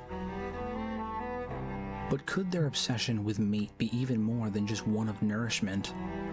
Upon entering their horrifying villages, you'll notice they are filled with dozens and dozens of totems and effigies, adorned with bones and the remains of their victims. Could these be purely decorative attempts to scare and subdue their prey? Or quite possibly in reverence to some unknown god or religious beliefs? I mean, they could be, but also, what else are they going to do with the bones? You can't eat them. You might as well make some decor, man. Fuck it. Make a nice little wreath for Christmas. Like, I don't know if that's really that bad. Or even more so, as we will come to propose, a twisted and malformed version of a religion that we already are very familiar with. To further dissect the religious implications, we look at the distinct differences between the genders of cannibals. Aside from the obvious anatomical differences, the cannibals are differentiated by the pattern of war paint and tribal markings that they display. The males wear darker paints with multiple colors around their legs and ribcage-like bone markings on their upper torso, a fitting look for such a grotesque existence. However, where things become interesting is when we examine the females' Why are we paint. zooming in on it like this, man? Can we do like... Theirs We is get the done point. You don't need to full zoom in on it like singular this. color pattern with an emblem on their stomach that upon closer inspection looks somewhat Whoa! Now that's crazy lore. Whoa! suspiciously similar to that of the Holy Nations. The Holy The Flame. only notable difference being the presence of 5 diamonds instead of the 3 traditionally seen today in images of the Holy Flame. This connection may initially seem superficial and arbitrary, perhaps just a coincidental design choice by the developers, but upon seeing the leader of the cannibal tribes, the insinuation that the cannibals are in some fashion related to the Okranite religion becomes even more convincing. Named as the Cannibal Grand Wizard, this singular man acts as the vile leader of the cannibal tribes located on Kenshi, ruling from a ruined city of Dead Cat, aptly renamed as the Cannibal Capital. He stands adorned with Holy Nation armor and a pariah of cannibal chiefs at his defense. To tie this back to my belief of the connection between cannibal culture and the Holy Nation's religion, not only is his armor that of the Holy Nation, but his very title is consistent with the vernacular nomenclature associated with the Holy Nation itself, comprised of medieval and typically European concepts such as paladins, phoenixes, inquisitors, and sentinels. And the idea of a grand wizard continues to lend to the common thoughts evoked by this feudal European theme often seen in the Holy Nation. This connection is given even more credibility by Kenshi's consistent use of connected and thematic references to real-world civilizations. The Holy Nation is very reminiscent of feudal Europe during the Dark Ages of scientific oppression and its strict religious doctrines, an emphasis on farming and agriculture, and its militaristic hierarchy in which loyal knights and soldiers were given favor and privilege over the common folk. So I was right. It is on the nose. They're very on the nose with what they're trying to tell about religion and stuff like that. They're using inspiration from the real world. As well as a singular king and leader being appointed by divine birthright. This ultimately culminates in the Crusades, which are akin to the current battles occurring in the region of Bast, where the nobility of the UC was burned at the stake, and a bloody conflict of ideology is occurring between the two bodies. I do want to hear more about that. I feel like he hasn't talked about the United Cities that much. I mean, I think there'll probably be a video about it later, but the United Cities are kind of just like doing what right now? This trend continues with the United Cities, whose nomenclature, hierarchy, and current socioeconomic situation is based largely on the 700-year period of feudal Japan, in which the emperor was acting as a figurehead with no real power. Why is he so big? What the hell? Compared to that of the daimyos, who controlled their individual domains without checks or restrictions, often to the detriment and abuse of its people. Sometimes I forget that Kenshi is, well, Kenshi's a moon, first of all, I guess, not a planet, but the whole Kenshi the whole Kenshi game takes place on one continent. So I forget that sometimes like the Holy Nation and stuff like that are different countries. It's very interesting that the Holy Nation could be feudal Europe, while the United Cities is feudal Japan. They can coexist in the same time frame. That's very interesting. So they rebuilt an entire continent with their own countries and everything. The current peasant revolts on Kenshi are similar to the numerous large-scale civil unrest of the same period in Japanese history. And as a final example, the Second Empire has its own hierarchy of an emperor, advisors, and uses nomenclature in terms such as auxiliaries and legionaries to name their military forces. And its slow internal decline is in fact a direct parallel to the fall of Rome, in which the empire slowly fell apart from the inside due to internal corruption, abuse of its citizens, overexpansion causing shortages and administrative division, and repeated conflicts between the Roman legion and Germanic tribes to the north and west, all while Christianity was spreading internally, paralleling the cannibal tribes' conflict to the north, and the conflict between the cult of Stobe internally, which would later become the Holy Nation. Dude, that's crazy. Wait, this actually is like a history lesson. There's so much, man. What's crazy is it's made by one guy. It's not anymore. The team has expanded since, but one guy was a super mega history nerd, clearly, and like came up with this shit. Which, as we discussed, is also a nation based on Dark Age Christianity. To further drive the point home, during the earlier days of the Roman Empire, they would frequently use propaganda against the Christians and later Germanic invaders to paint them as barbaric monsters. One such tactic was labeling them as cannibals who partook in incest and blood rituals. An oddly similar comparison to the foe that we face today on Kenshi. And given the real-world parallels I have pointed out thus far, it suddenly starts to paint an interesting picture in which the cannibals are representative of a propagandized version of the Christian and Germanic adversaries of the Roman Empire. Maybe I'm just putting on my tinfoil hat here, but the consistent use of real-world themes, historical reference... Would have been sick if he actually put a tinfoil hat on his logo. This like picture of him being bald would be awesome if he just like put like a tinfoil hat on there. And hierarchical nomenclature across all of Kenshi is something that should be examined when piecing together the possible origins of these violent marauders. The entire point of this comparison is to show that the evidence of similar themes in the cannibal leader's title and the Holy Nation ranks, as well as the emblems shown on the female cannibal's stomach being similar to that of the Holy Nation's, is likely a deliberate choice rather than arbitrary and coincidental design.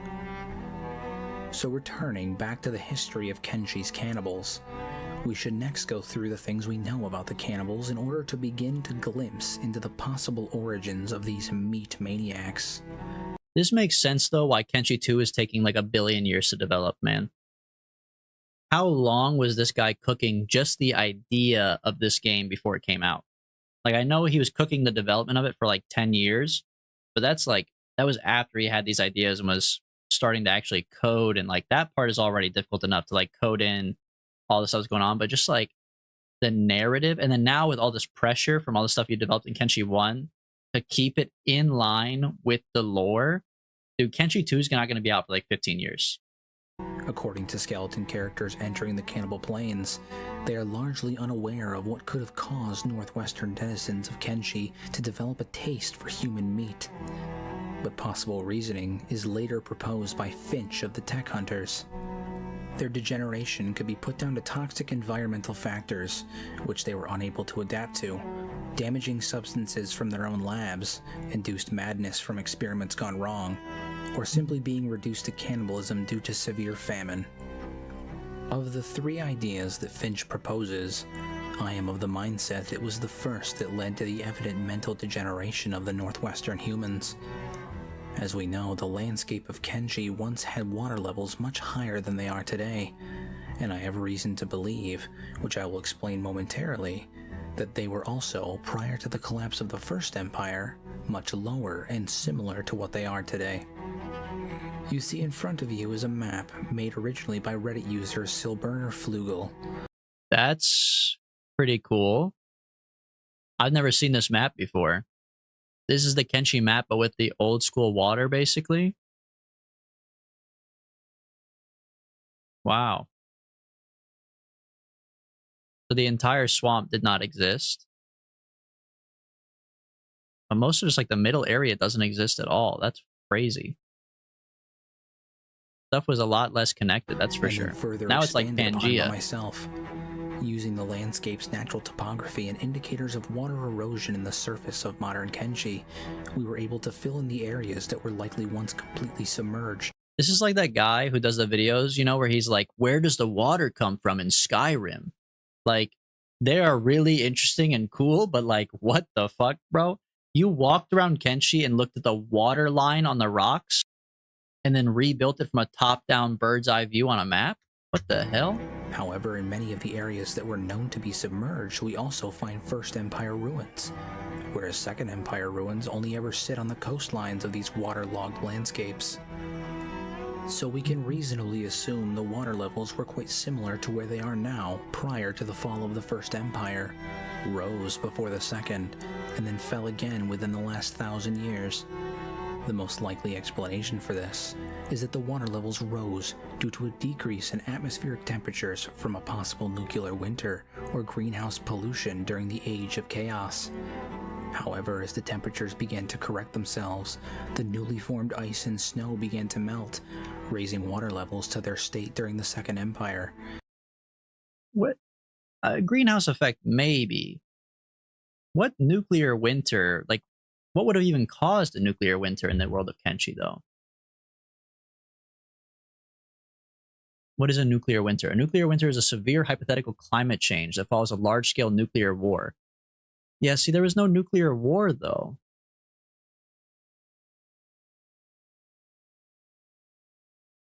Interesting. Could also be, blah, blah, blah.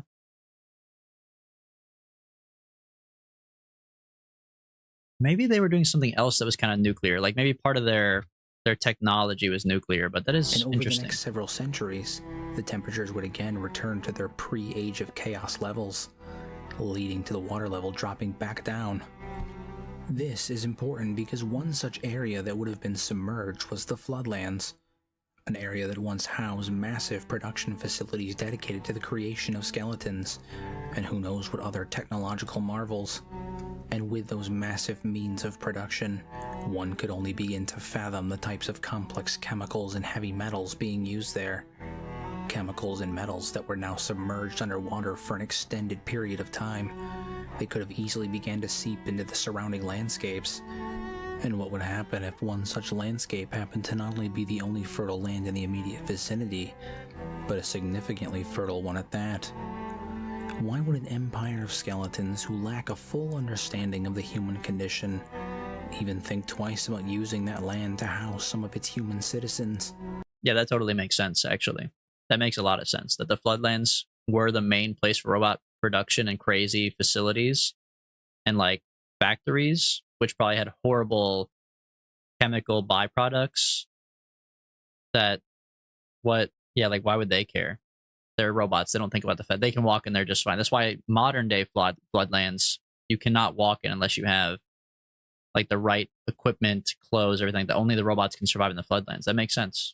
Humans who would then use that land to farm for crops and food, and one can only imagine what might happen to the crops that would be grown there, or the poor people who consume them. Succumbing to the effects of heavy metal poisoning and other toxic ailments from consuming tainted crops could easily lead to increased aggression, delirium, and a degeneration of mental faculties and more. This also could have just made them, it could have given them an appetite for iron. If there was just like metal byproducts in their food that they were eating that was like that iron taste, they might be more apt to eat like, or drink human blood, eat humans. Understanding. This, paired with the aforementioned religious beliefs of a likely present and growing cult of Stobe in the area, could easily have devolved them from a once oppressed religious order to one of blood rituals and human sacrifices in the name of their god, and then further to ritualistic cannibalism, and then finally culminating in a complete abandonment of civil and moral society, obsessed with a primitive urge to seek and devour any meat they can find. And as generations went on, this continued consumption of human flesh would lead to further neurodegeneration, resulting in the cannibal tribes that we see today. Well, ironically, the prolonged exposure to these chemical-ridden lands, while destroying their mind, would also contribute to the cannibal's innate acid immunity. So, hello, dear viewers, Hydroponics, welcome to the stream, we welcome. have examined the various aspects. Hope you have your studying hat on, we're learning. Degenerates of death and defilement, and pondered several questions regarding them. We can start to put together a picture of the origins behind the northern cannibals. So sit back and allow me to spin you a tale of faith and hope, turned into desolation and depravity that would span for well over 1,000 years. Here we go, dude. The full story of the cannibals. During the Second Empire, Catlan, the mightiest and most noble of the skeletons, had devoted himself to the preservation of humans in the name of redemption for the skeletons' past sins. He searched through the vast lands of Kenshi for fertile areas to settle the humans in, where they could sow crops and flourish under the protective eye of his empire. One such area lied to the north of the Floodlands, the area of the skeletons' birth. And so he built a settlement and outposts in the area, and fields for them to sow and grow their own food on the base of the lake that is now the Floodlands. I love the idea that Catlan is just playing like with a Tamagotchi. Like he thinks it's so cute to take care of his little humans. Like why, I mean, I know why he's doing it, but it's just like so funny to hear it described this way. Like, well, let me go like see where they could like live, I guess. And like, oh, they could eat food over here. Sure. Here, I'll put down a little farm for you guys. Like, why is he playing with a Tamagotchi? The skeletons lack an understanding of the human condition, evolution, and their propensity for illness. It never occurred to them that the toxic metals and chemicals residing in the water just south of this fertile land could have easily tainted the very landscape itself. At first, things were fine. The land was fertile, and the people were fed and happy. But as time went on, the skeletons became more and more oppressive, putting more and more pressure on the humans. It was at this time that the cult of Stowe began to truly gain traction and began to morph into the current variation of the Holy Nation's religion that we know today, with its dogmatic beliefs in favor of human superiority and the rejection of skeleton rule. This, paired with the continued consumption the Kenshi lore goes deep. It goes so deep. It's caused crazy. A slow degeneration of the mental faculties in the humans of the North. However, by the time they realized what was happening, it was far too late. Their intelligence had been degraded too far, and they began to show signs of increased aggression and a decrease in reasoning, especially in the oppressed and downtrodden members of the cult of Stobe. With their decreased mental state and their increase in aggression, the cult began making blood and ritualistic sacrifices in order to appease their now malformed and twisted god, begging for salvation and the strength for the humans to rise up against their skeleton oppressors. This would further escalate as farming had begun to halt as people degenerated into a state of being incapable of sowing the fields. The blood sacrifices and rituals would become ritualistic cannibalism in the name of hunger and hate, in which they would devour the strength of the other humans to bolster their own against the inedible ones. All of this while maintaining a very faint grip on the religious origins. Dude, crazy to like go through all the work of setting up a farm for your people. Like, imagine you're playing like The Sims and you give them like a nice house, you give them food, water, you're like, here you go, guys, have fun. And then you come back a month later to check in on them and they're fucking eating each other. Like, that's what happened to Cat Lon. No wonder he was so confused and he thought humans were crazy. Brother, I gave you everything you needed to be alive. I left for a month, I came back, you guys are fucking eating each other and being insane. Granted, there's toxic chemicals and stuff involved as well, but like, I kind of see why he's confused. Like, what the hell, bro? Skeletons would attempt to hold. Like, it's like when you try to take care of a goldfish or something, you think it's like so simple and you give them water and then they fucking die. Or like a house plant where you're like, oh yeah, it's just a plant, I'll just give it water. And then you water it and it's like, oh, why the fuck did you water me? Oh, and it just passes away. It's confusing. You're like, what the hell? Plants don't make sense. I could see how Cat Lon probably felt the same way about humans. I gave that human food and then it turned into a fucking evil demon. How is that my fault? Them at bay, taking a purely defensive position on the borders and containing the cannibal threat to the north, all while not fully understanding what could have caused them to Literally 5 minutes and you've lost your clothes and eat yourselves. Great. evolve to such a degree.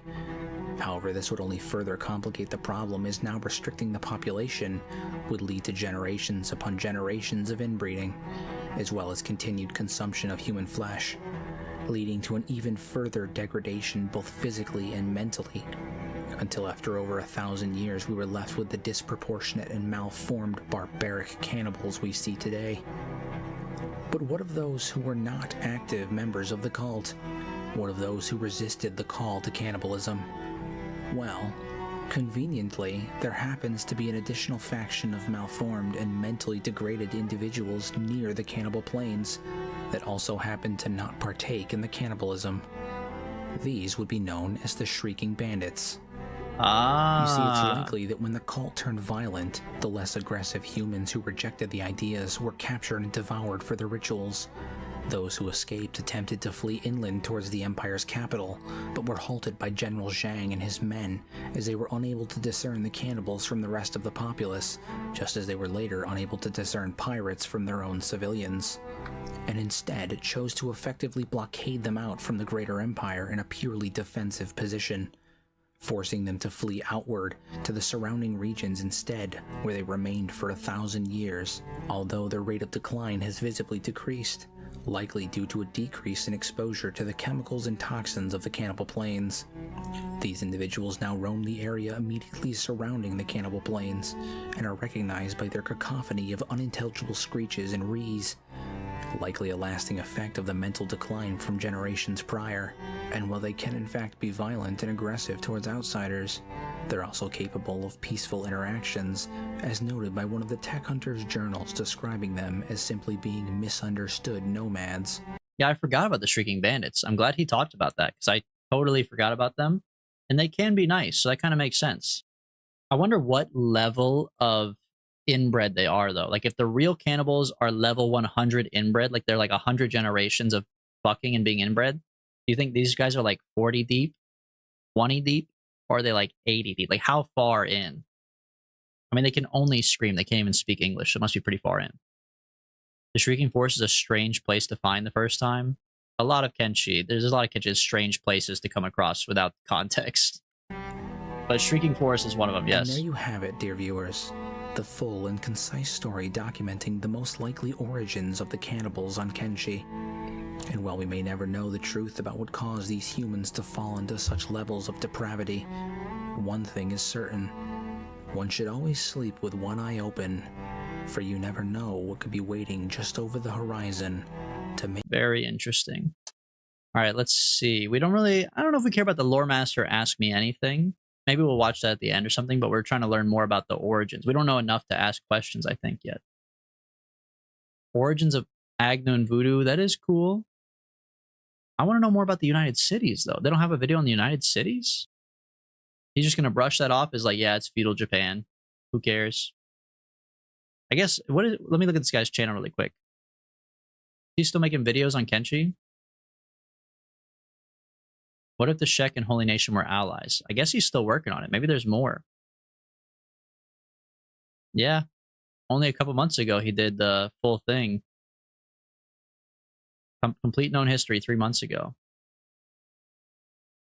All right. Well, I mean, hey, look, he does a lot of videos. He's still actively posting.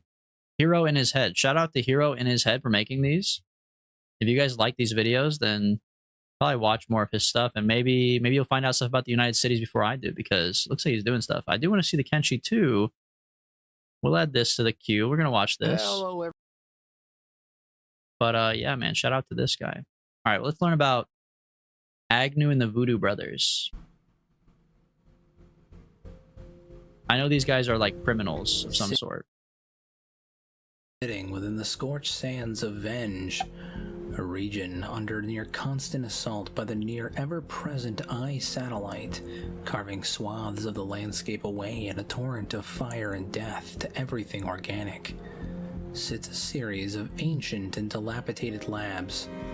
One such lab, deemed the Tower of Abuse, houses a horde of headless skeleton thralls that roam the wastes of Venge, attacking and silencing all those who find themselves unlucky enough to be caught in their path. And at the head of this broken band of brainless bandits sits two skeletons known aptly as the Voodoo Brothers. Voodoo Brothers. Punk and Screamer the False, Yeah, bro. also known as the Voodoo Brothers, likely named for their ability to raise corpses of skeletons into headless zombie-like puppets. Oh, I didn't know that, actually. That's pretty cool. That makes sense, because they are skeletons with heads, so they have some robotic skills, and they can revive Closely other associated skeletons. to That the makes sense. real-life Haitian practice of voodoo, are comprised of a Screamer and P4 model of skeleton. Together, they have taken and enthralled hundreds of skeletons over the last 1,000 years for seemingly unknown reasons. That is, until recently. You see, sitting in the uppermost level of the Tower of Abuse is a single, garbled, incoherent, and seemingly feral skeleton by the name of Agnew. Named after Chris Hunt's motorcycle, and as such, the headless attendant to President Nixon. Wait, what? What is he talking about? After Chris Hunt's motorcycle. Who's Chris Hunt? His motorcycle is named Agnew? What are we talking about? Who the hell is Chris? Oh, Chris Hunt, the creator of Kenshi, isn't he? Oh, he used to be. Chris Hunt used to be the director of Lo-Fi Games. Oh, that's cool. I didn't know his motorcycle was named Agnew. But apparently he also resigned. Or was terminated. Okay. I didn't know that. And as such, the headless attendant to President Nixon from the show Futurama. It is this seemingly Oh, he is the guy from Futurama too. Agnew? Yeah, that's true. And I don't know, I don't think Agnew talks in Futurama. That makes sense. That allows us to paint a picture. That is a as to funny who little the reference. Voodoo Brothers once were, who they have become, as well as the depressing fall from honor and civility to his violent and incoherent present that is the very origins of Agnew. Now, to start piecing together the origins of Agnew and the Voodoo Brothers, we will examine Agnew himself, and I mean that quite literally. You see, Agnew's particular model of skeleton is that of a soldier bot, not to be confused with the similar but much weaker loghead variant. In fact, as far as I know, Agnew is the only soldier bot recruit in the entirety of Kenshi. This is because the soldier bot model of skeleton make up the bulk of Catlan's legion and police force in the Second Empire, most of whom are either still loyal to him, wandering the Ashlands, or brutally enslaved as the once great ruler descended into madness. Another thing to consider is where Agnew might have come from prior to being locked up in the Tower of Abuse. A common mistake among lore masters of Kenshi is that Agnew is a member of the Airbots located in the northeastern corner of the Deadlands, due to the broken speech module leaving him presenting as if he were riddled with airs. But Agnew is garbed in a dark bluish-gray rag, as well as Dai's armor placed on him in the same color palette, a palette that is most closely associated with that of the Second Empire police force, whereas the Airbots wear a brighter green color, possibly one affiliated with He's the a First hydraulic Empire or knight. He's some one of the only unknown hydraulic group. knights left. With these two things taken into account, it can be surmised that Agnew was once a member of Catlan's Second Empire police force. But this in and of itself is not much of a find, as almost every skeleton was once a member of Catlan's empire. Well, as I stated briefly before, Agnew was named after Chris Hunt's motorcycle, which in turn was named after the headless body of Agnew from Bro, that's so bad. If Chris Hunt is the director of Kenshi and he quit, they're not going to make Kenshi 2, bro. We're actually fucked. Futurama, due to its similar personality of loud growling and being impossible to control. This glimpse into his origins out of game starts to paint an interesting picture as to his origins on the moon of Kenshi. So now we know that Agnew was a member of Catlan's police force, and that nearly all of their soldier bots either remained fiercely loyal to Mad Catlan, or were beheaded and enthralled into easily controlled slaves. But what if a skeleton was too hard to control, too strong-willed, and fought back too hard against the enthralling process? What if trying to enthrall this particular soldier was more trouble than it was worth, and instead he was tossed into a cage, where he was forced to sit until he either fell into madness from CPU bloat, or reset, and lose the strength and skills that he would need to fight back against his captors? But where do the Voodoo Brothers and their story come in? Are they too related to Catlan and his empire? Well, dear viewers, it turns out that Ponk was very likely the skeleton who carried out the mass enthrallment of Catlan's legion, acting as the... Oh, that would make sense too, because that explains his knowledge of how he can revive the skeletons, because he's familiar with the enthralling process, and he thralls them to bring their body back. He rips all their heads off. That makes sense, bro. In the final days of the Second Empire. And how did I come to such a conclusion? Well, the answer lies in his status as a P4 model skeleton. You see, throughout Kenshi, most of the high-ranking skeletons in Catlan's empire were that of the P4 model, including General Hat 12, General Zhang, the head of agriculture, and Mad Catlan himself. This fact, coupled with their increased science and crafting skills, as well as their more delicate heads, has led to speculation that these variants of skeleton were designed to be the leaders and commanders I'm a in their sponge ranks. right now. And moving into the Second I'm Empire, glad you're still we a can see sponge, that this because we've been theory sucking up a continued lot. to remain true. We also know that Catlan had a large number of his subordinates enthralled, but we never see a facility in the Ashlands that appears to be fit for such a purpose. In fact, we don't see a facility designed for enthralling skeletons anywhere other than the Tower of Abuse itself in the entirety of Kenshi, nor do we see the practice being used by any others. In fact, the only known thralls outside of those controlled by the Thrall Masters or Catlan's Legion are those taken from the Ashlands by the Armor King. So one can assume that the knowledge of the enthralling process is not widely known. We also know that it couldn't have been created by the First Empire, lest they would have enthralled them all to prevent the skeleton uprising and the subsequent collapse of the First Empire at their hands.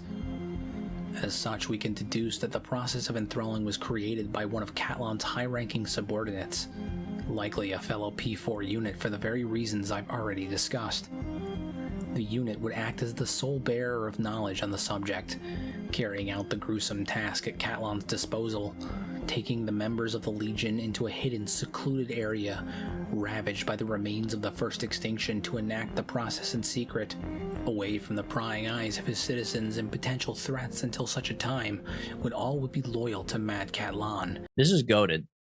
This guy does his research. This is goated, bro. And the supposed threats to his rule were expunged. However, when Catlan's crimes came to light, his empire gave up and rotted from the inside. The Thrallmaster Ponk would be left secluded and ostracized from the other skeletons for his role in Catlan's crime. Or perhaps his location was never disclosed, and he continued to serve his lord and enthrall the now supposed legionnaires of Catlan's forces for hundreds of years, until he began to go mad from CPU bloat. A topic which I explain in full detail in my Sadness of the Skeletons video, eventually succumbing to the emotional overload and obsession with his task of enthralling, and even confusing his own identity with Catlan himself, losing all sense of sanity and rationale until only Catlan's Thrallmaster remained. But what of Screamer the False, assistant to Ponk? I was gonna ask that. Well, his explanation is much more meta in origin. In the game files, there exists an entity known as General Screamer the True, a Mark II model of skeleton compared to that of the False's Mark I model. However, he was never added to the finished version of the game, but he was designed to sit next to Catlan in his seat of power as his most trusted Why didn't they add that? That would have been cool. right hand in general. This leads me to believe that Screamer the False was a Screamer model of skeleton taken and twisted by Ponk using his in-depth knowledge of skeleton programming and mental processes in his twisted attempt to create a mirror to General Screamer the True, as in his corrupted CPU state. He had begun to confuse himself with Catlan, trying to create a legion and an empire similar to that of the one he once served so faithfully, with himself acting as a mirror to the master he once served so faithfully. So, dear viewers... Interesting. He might have also just been practicing some of that, because obviously he got really into robot psychology and stuff like that, and he became the thralling guy. So maybe Screamer was also like a test of just poking open his head and seeing what's up in there. Now that we have the details clear, allow me to spin you a tale of an empire's fall and the betrayal of those who served it so faithfully, as well as the one lone soldier who refused to bow even in the face of madness and eternity. Over a millennia ago, Catlan, hero and emperor of the Second Empire, began to deteriorate and collapse from within. Hi, Chad. Having chosen to forego You're interrupting a resetting good his story. CPU to maintain his skills as a leader, he started to suffer from CPU bloat, causing madness and paranoia and obsession. After a series of rebellions, famine, human rights violations, and attacks from pirates along the border, he came to the conclusion that the enemy of his empire was that of free will itself, and in order to protect his people, and to protect his empire, and to protect his power, he would need to eliminate the threat of betrayal in its entirety. To this end, he turned to Ponk, a fiercely loyal and high-ranking member of his medical division who had discovered, through his repairs of skeleton soldiers, a method to remove their very sense of self and autonomy without killing them, making them mindless warriors incapable of refusal or betrayal. At Catlan's request, he would set up a workshop in Venge, a region that was avoided due to the presence of the Eye satellite burning all living things in its path. A perfect place away from the prying eyes of those who might try to stop him, and safe from any humans who might try to mount a rescue of the skeletons trapped inside. At first, Ponk would be sent damaged members of Catlan's forces under the guise of specialized medical repairs. However, eventually this would graduate to alleged upgrades and combat modifications to secretly spirit the skeleton soldiers away without raising suspicions. There they were caged, beaten, tortured, betrayed, and defiled, taken apart. How do you torture a skeleton, really? Until none of their... I guess you could just beat him within an inch of his life and then heal him, but they really even take that? They don't feel pain. Who cares? How are you torturing a skeleton? Their former self remained only a headless husk ready to serve their lord Catlan. However, Agnew, a respected and strong-willed member of the Second Empire police force, began to grow suspicious of the disappearance of skeletons throughout the Legion. That, paired with the growing hypocritical behavior of his superiors towards the human populace, he would begin to independently investigate the matter, piecing together the clues. Oh, wait, that's such a cool background for Agnew, because he can't talk, so he seems like a kind of shallow character, because you don't get to learn much about him, really, but very interesting story to say that he's actually a goated police officer who was investigating the crime by himself with no backup, and that's why he got trapped. And slowly unraveling the plot. However, before he could finish his search, he was discovered by his superiors and sent off to the Tower of Abuse to be reconditioned.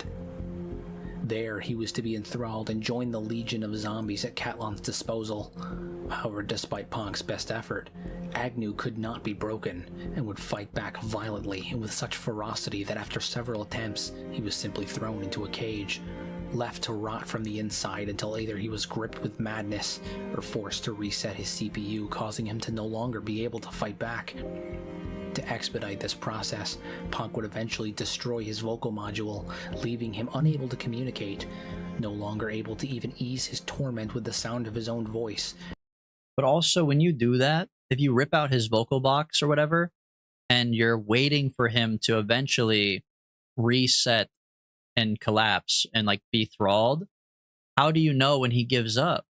Like, what do you just took away the thing that, like, because if you were originally taking him out of the cage and he was like, fuck you, you know he's not ready to join your team. But if you rip out his vocal box and you pull him out of the cage, he's not going to be like, I'm ready now. He's going to say, like, and accelerate the CPU. I don't know if that's a good burnout, idea, as bro. all of his thoughts would remain as such and build into aggravated emotional bloat, forcing him to eventually reset. However, as with all things, eventually the populace came to be aware of Catlan's betrayal, causing the vast majority of the remaining citizens to abandon the Empire.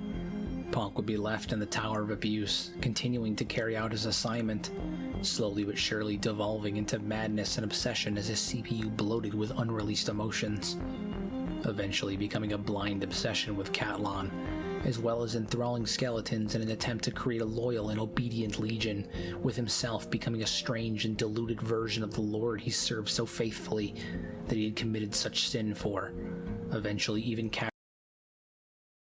and creating a... What is that? I know the guy has mods, but like, what is that weapon on their waist? Barry, welcome. Started without me. Brother, what do you... We start at the regular time we always start. What do you mean? Protege to mirror that of his former lords. Honestly, you know all this stuff already. Screw you, you've already seen it. Fuck, I did just basically say that. Damn, I said that before you even typed it, too. Oh, man, that's bad. That looks bad. Despite the centuries passing, and Ponk continuing to hone and enthrall hundreds more skeletons as time went on, Agnew would continue to fight back from within the horrific walls of the Tower of Abuse, believing with all his will and his ideals and freedom, he showed no signs of deteriorating in both mind and strength. Even when he finally reset his CPU, reverting his skills back to basic values, he somehow retained a level of mental fortitude and physical strength that allowed him to continue to fight against being enthralled for nearly a millennia, all the way into the modern era. Let's go, dude. W. Agnew. Where he sits patiently. Also, isn't Agnew a girl, or am I thinking of something else? He's been saying Agnew's a guy this whole time, but isn't it a girl or something? Waiting for his freedom to... Now I'm kind of curious.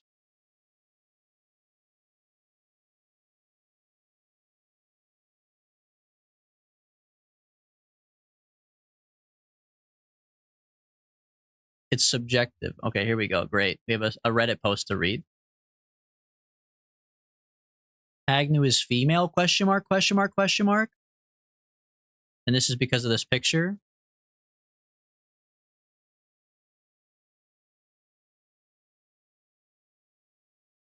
Where's the part? Oh, I see. Who else is female? Agnew says something.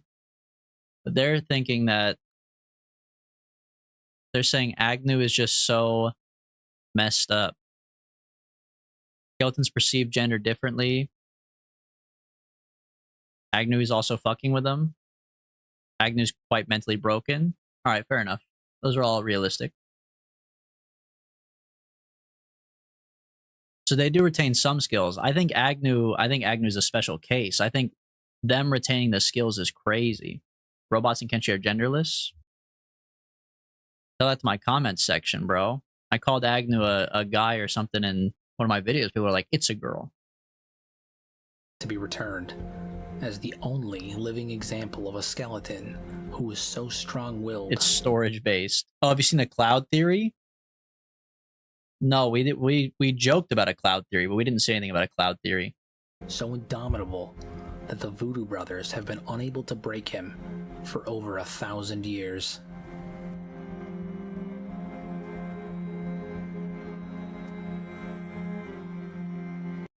Goated. Also, Barry, it's good that you're here because at the end of all the videos, I'm going to give it my best shot to summarize it all in like 15 minutes. You can tell me if I got it right or before I not. get started, I just want The relationship of Agnew and Beep. I feel like this is probably about to answer the question of Agnew's gender. The relationship between Agnew and Beep. I'm curious. Let's see it. There's a theory where the whole reset thing is caused because they no longer have a cloud to export excess info to. I feel like they would have a cloud. Now that we know they're like space travelers and stuff, they should have a cloud for sure.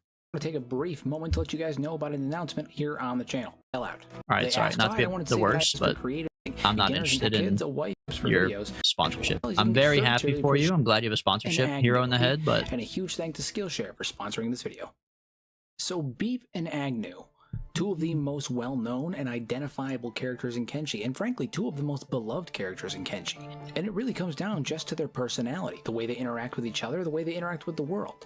Beep himself is arguably one of the most innocent and beloved characters in Kenshi, being a young, small, naive character who's seemingly out to change the world without any real understanding of it. And on the opposite end of that, we have Agnew, a character who, for as far as we know, has been trapped inside the Tower of Abuse for upwards of 1,000 years being tortured.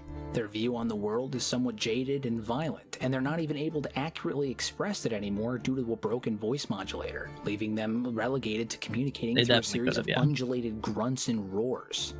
And yet, despite the vast difference in the personality of these two characters, they have some of the most interesting interactions in the game, and arguably some of the most comical as well. And so I wanted to take some time today to break down what is arguably the most interesting relationship in Kenshi. One that is not only reflected in the in-game lore, but also acts as a mirror for the dichotomous relationship between veteran players of Kenshi and new players of Kenshi just experiencing their first time on the moon. So Agnew I talk about at length in my recent video about Agnew and the Voodoo Brothers, and I explained that Agnew was likely a member of the Second Empire Police Department, and they were taken, along with many other soldier bots, over to the Tower of Abuse where they were enthralled at the behest of Catlon. However, for reasons that we may not fully understand, the Voodoo Brothers have been unable to enthrall Agnew, and as a result, Agnew has spent the last 1,000 years in that cage being tortured by the Voodoo Brothers while they attempt to enthrall them. Now, we don't know exactly what has gone on during the last 1,000 years that Agnew has been stuck inside that cage, but what we do know is that during that time they have likely experienced severe torture, both physical and psychological. We know that their voice modulator was broken, leaving them unable to communicate effectively, and subsequently trapping their own thoughts inside their head without any way to output that. See, I always thought that Agnew, I guess it's still true. Agnew was like kidnapped essentially from the police force, but I always thought that Agnew had the voice modulator broken beforehand, and so they thought they were crazy and then they kidnapped them. But hearing that potentially Agnew was actually like a goated police officer who knew better and then got their voice modulator broken as punishment and torture is way worse. That's fucked up. And eventually leading to madness. And on a surface level, it almost looks like Agnew has in fact gone mad. But in truth, once Agnew is freed from the cage, they do display a level of loyalty and civility that you can only really get from someone who has a degree of mental sanity. And they also display common symptoms of PTSD. This is most notable when you try to bring Agnew back to the Tower of Abuse or into Venge. Agnew will have a full-on meltdown, screeching, roaring, and the character will actually refuse to move even if you provide them with orders. Now, eventually this does wear off, and they do work through it, but you can tell that the time that all I know is 3 times heal speed is fantastic. Agnew can heal 3 times faster? Oh, because they're a soldier bot. That's true. They're the only one of their race. Agnew spent locked in the Tower of Abuse created a long-lasting imprint on their mind. When you take this into account with Agnew's age, you have to really wonder all of the things that they may have seen, especially over the time locked inside that tower. Also, I didn't know that Agnew... I must have done it before. I've recruited Agnew plenty of times and walked through Venge, but I guess I just never noticed that Agnew will literally not move even if you give him commands. The horrors and atrocities of watching their family, their brothers, their sisters, their fellow skeletons be ripped apart and broken down and have their personalities wiped, and being the only one who has been able to resist that whole time, being essentially forced to watch your kind tear themselves apart. And the level of mental toll that this must have left on Agnew is immeasurable.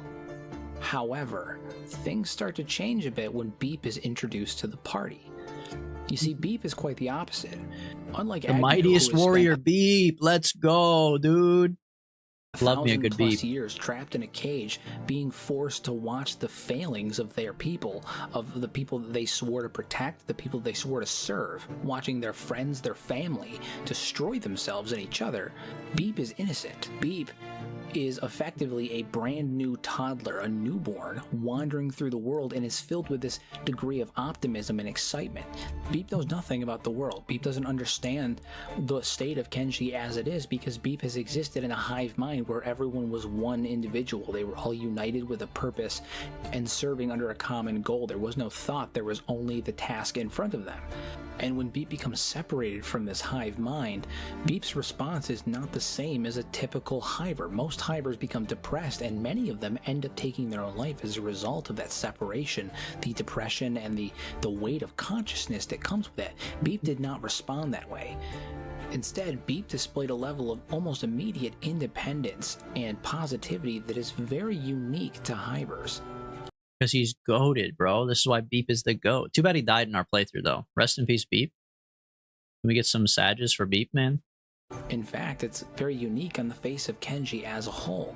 You see, Kenshi is not a very nice, happy place, and the people who have lived there for long enough all know that. There are very few people on the face of Kenshi He will that are rise in either 3 days. insane, downtrodden, or just miserable.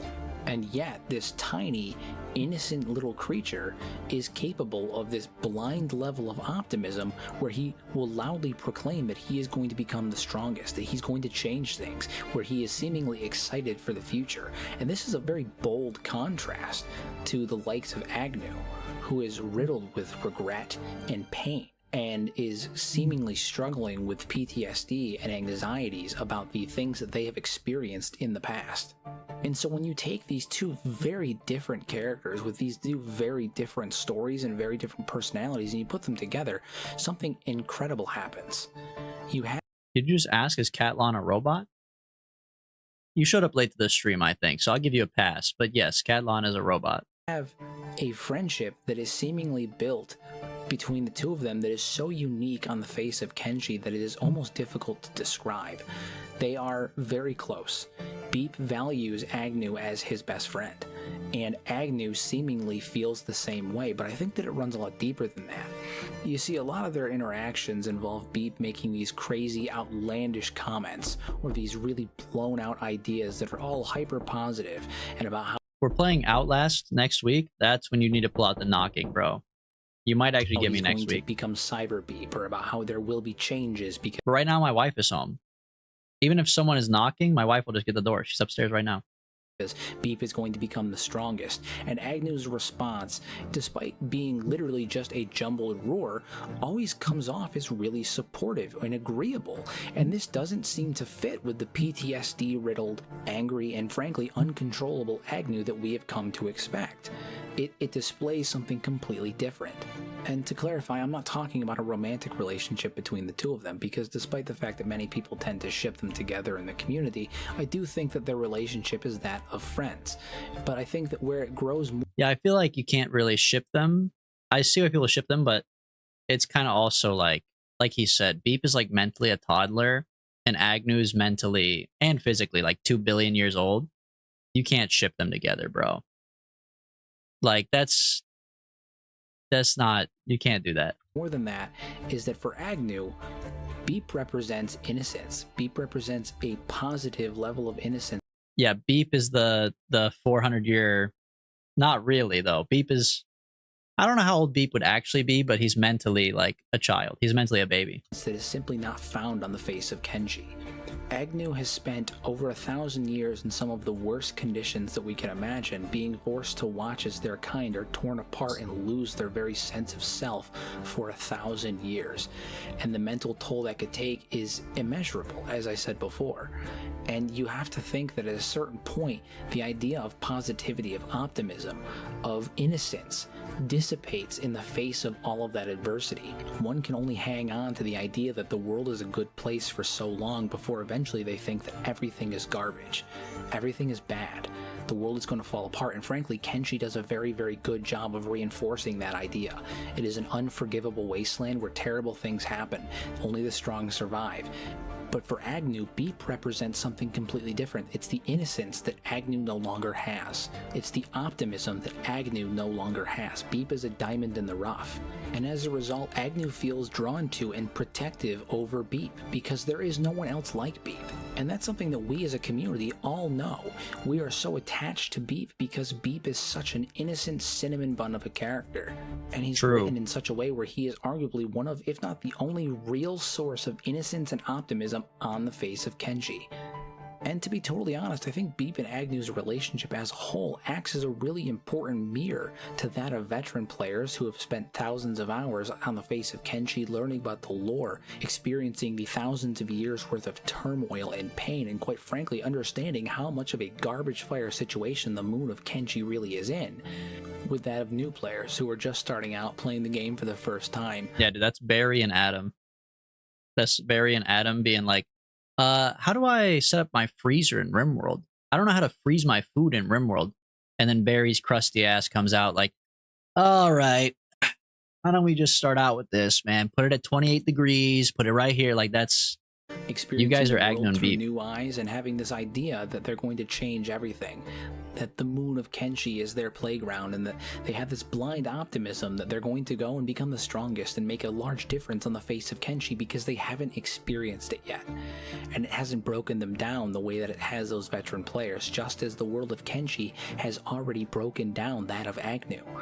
So in what if there's just a bunch of normies on the planet that's orbiting this and they're just watching you be a goblin?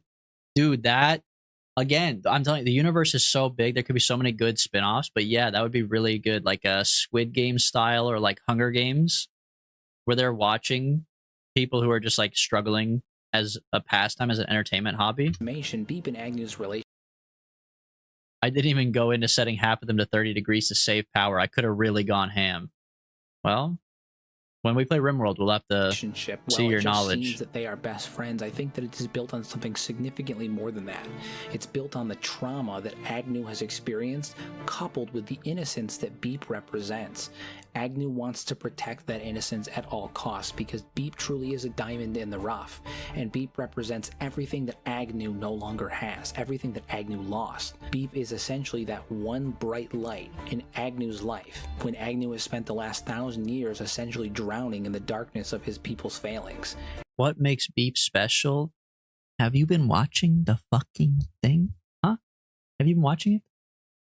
Have you been watching the stream, bro? He just said everything about him. You were gone? What do you mean? It's a live stream. You were gone. You missed it. It's live, bro.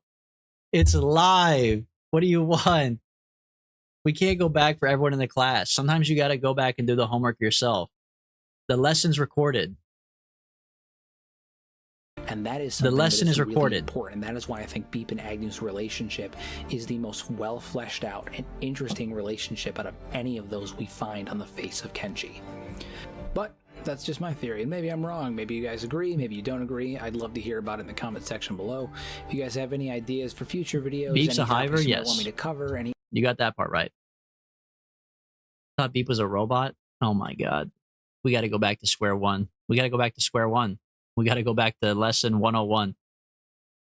I just had the audio playing. We got to go back to 101. Kenshi 101. Look, we'll cover it all at the very end. I told you, I've been taking notes. We have notes being taken. I'm going to explain it all back. Don't worry about it. Let's see. We also have which faction succeeds? All life come from humans. Was there a skeleton mainframe? This must be the cloud theory you were talking about, Barry. Why does the Holy Nation oppress women? The origin of the Reavers, the origin of the Shek exiles, and the complete known history. They just follow you like a little lost child. True, it is true. That's what they do. That's why everyone loves Beep, man. Beep is the best character in the game. Okay, let's do more origins. Let's do the origins of the Reavers, the origins of the Shek exiles, and then we'll go back for these other more miscellaneous ones. Cyberbeep? You'll find that there Cyberbeep is a legendary, he's like assembling Exodia. There's no such thing as Cyberbeep, but Cyberbeep is a concept. few travelers who All right, could the origin of the Reavers. I know what the Reavers look like, but I don't really know that much about them, actually. venture into We're gonna the have to take notes for this southeastern one for sure. reaches of Kenshi and ignore the solemn presence of Stobe's final resting place. He was, after all, the savior of humanity, the last of the great behemoths to fall, and the only known survivor of the extermination at Obedience. And yet those who pilgrimage to this sacred site will often find themselves confronted by a far more immediate and I made a base at Stove's final resting place once. It's actually a good base location. What about isn't the Eye of Venge there, though? Or that's not in Venge? ruthless threat in the form of a band of steel-clad marauders, their demands as sharp as their blades. They speak of revolution, of toppling the decadent and cowardly nobility of the United Cities. They preach liberation even as they extort and enslave, and above all, they swear fealty to a man that they refer to as King Valaman. Who the fuck is King Valaman? Oh shit, I gotta take notes. I gotta take notes, bro. It's in Stove's garden? Fucking of course. God, I'm such an idiot, man. Of course Stove is in Stove's garden. God. Just kill me. But who are these so-called liberators, and what dark truths lie underneath the veneer of their rebellion? Those are among the many questions that we will postulate and theorize on today as we dive into the origins of Valamon and the Reavers. Just beyond Stove's grave lies the skeletal remains of a First Empire factory. Whoa. There's another one of these? So I only know about the one in Black Desert City. I didn't know they had another one. As Ark, spelled with a K, a distinction worth noting lest one accidentally confuse it with the leader of Mongrel in the Fog Islands, Ark, spelled with a C. From within its rusted halls, the Reavers have carved out a stronghold, a base from which they launch raids, spread their doctrine, their base and is in enforce there. their brutal brand of justice. They claim to be freedom fighters, breaking the chains of oppression, yet as we will uncover, these proclamations are at best misguided, and at worst, a calculated deception orchestrated by their self-proclaimed monarch in both a bid for power and a twisted corruption of existing ideology from another region of Kenshi. But before we examine and theorize the origins of the Reavers and the enigmatic figure who leads them, we must first answer a fundamental question. Who are the Reavers? The Reavers are, at their core, a faction of bandit slavers driven by a singular belief that the United Cities nobility must fall and that they alone are fit to rule in their place. This ambition is not unique, as many factions across Kenshi share similar aspirations, but what sets the Reavers apart, however, is the terrifying efficiency in their methods. Their ranks swell not only through brute force, but through a calculated cycle of liberation and indoctrination. Slaves seized from caravans and outposts are caged and given a grim choice. I forgot they do slavery. Now it's coming back to me. Yes, I have run into the Reavers before. Fuck these guys. Swear allegiance to the Reavers or perish in the wastes. Those who submit are They're annoying because slave hunters are not that strong, but these guys are actually like goated in combat. molded into zealous disciples through psychological torture, like withholding of food unless being rewarded, physical torment, and the rewarding of ideal behaviors with privilege and praise, all designed to create a feeling of reliance on their captors and solidify their loyalty through the faction's You're gonna try to kill brutal the Phoenix? hierarchy. For sure, bro. Fuck that guy. Unlike traditional slavers on Kenshi, however, the Reavers do not merely exploit their captives for labor. Although now we learned that when the Phoenix dies, the next male-born child is the Phoenix. So even if I kill Phoenix, there's just fucking another Phoenix and another Phoenix and another Phoenix. Instead, they forge them into slave soldiers, hurling them into battle as expendable shock troops. It is a cruel irony that many of the Reaver's lieutenants were once slaves themselves, having been liberated, and I use that term very loosely, by Valaman. And now they themselves are perpetuating the very cycle that once ensnared them. Just kill all the children. Now we're thinking. And standing at the heart of this machine of conquest is Valaman, a Shek and the Reaver's self-styled Skin bandits also raid you in Stove's Garden? That sounds pretty bad, dude. Reavers and skin bandits.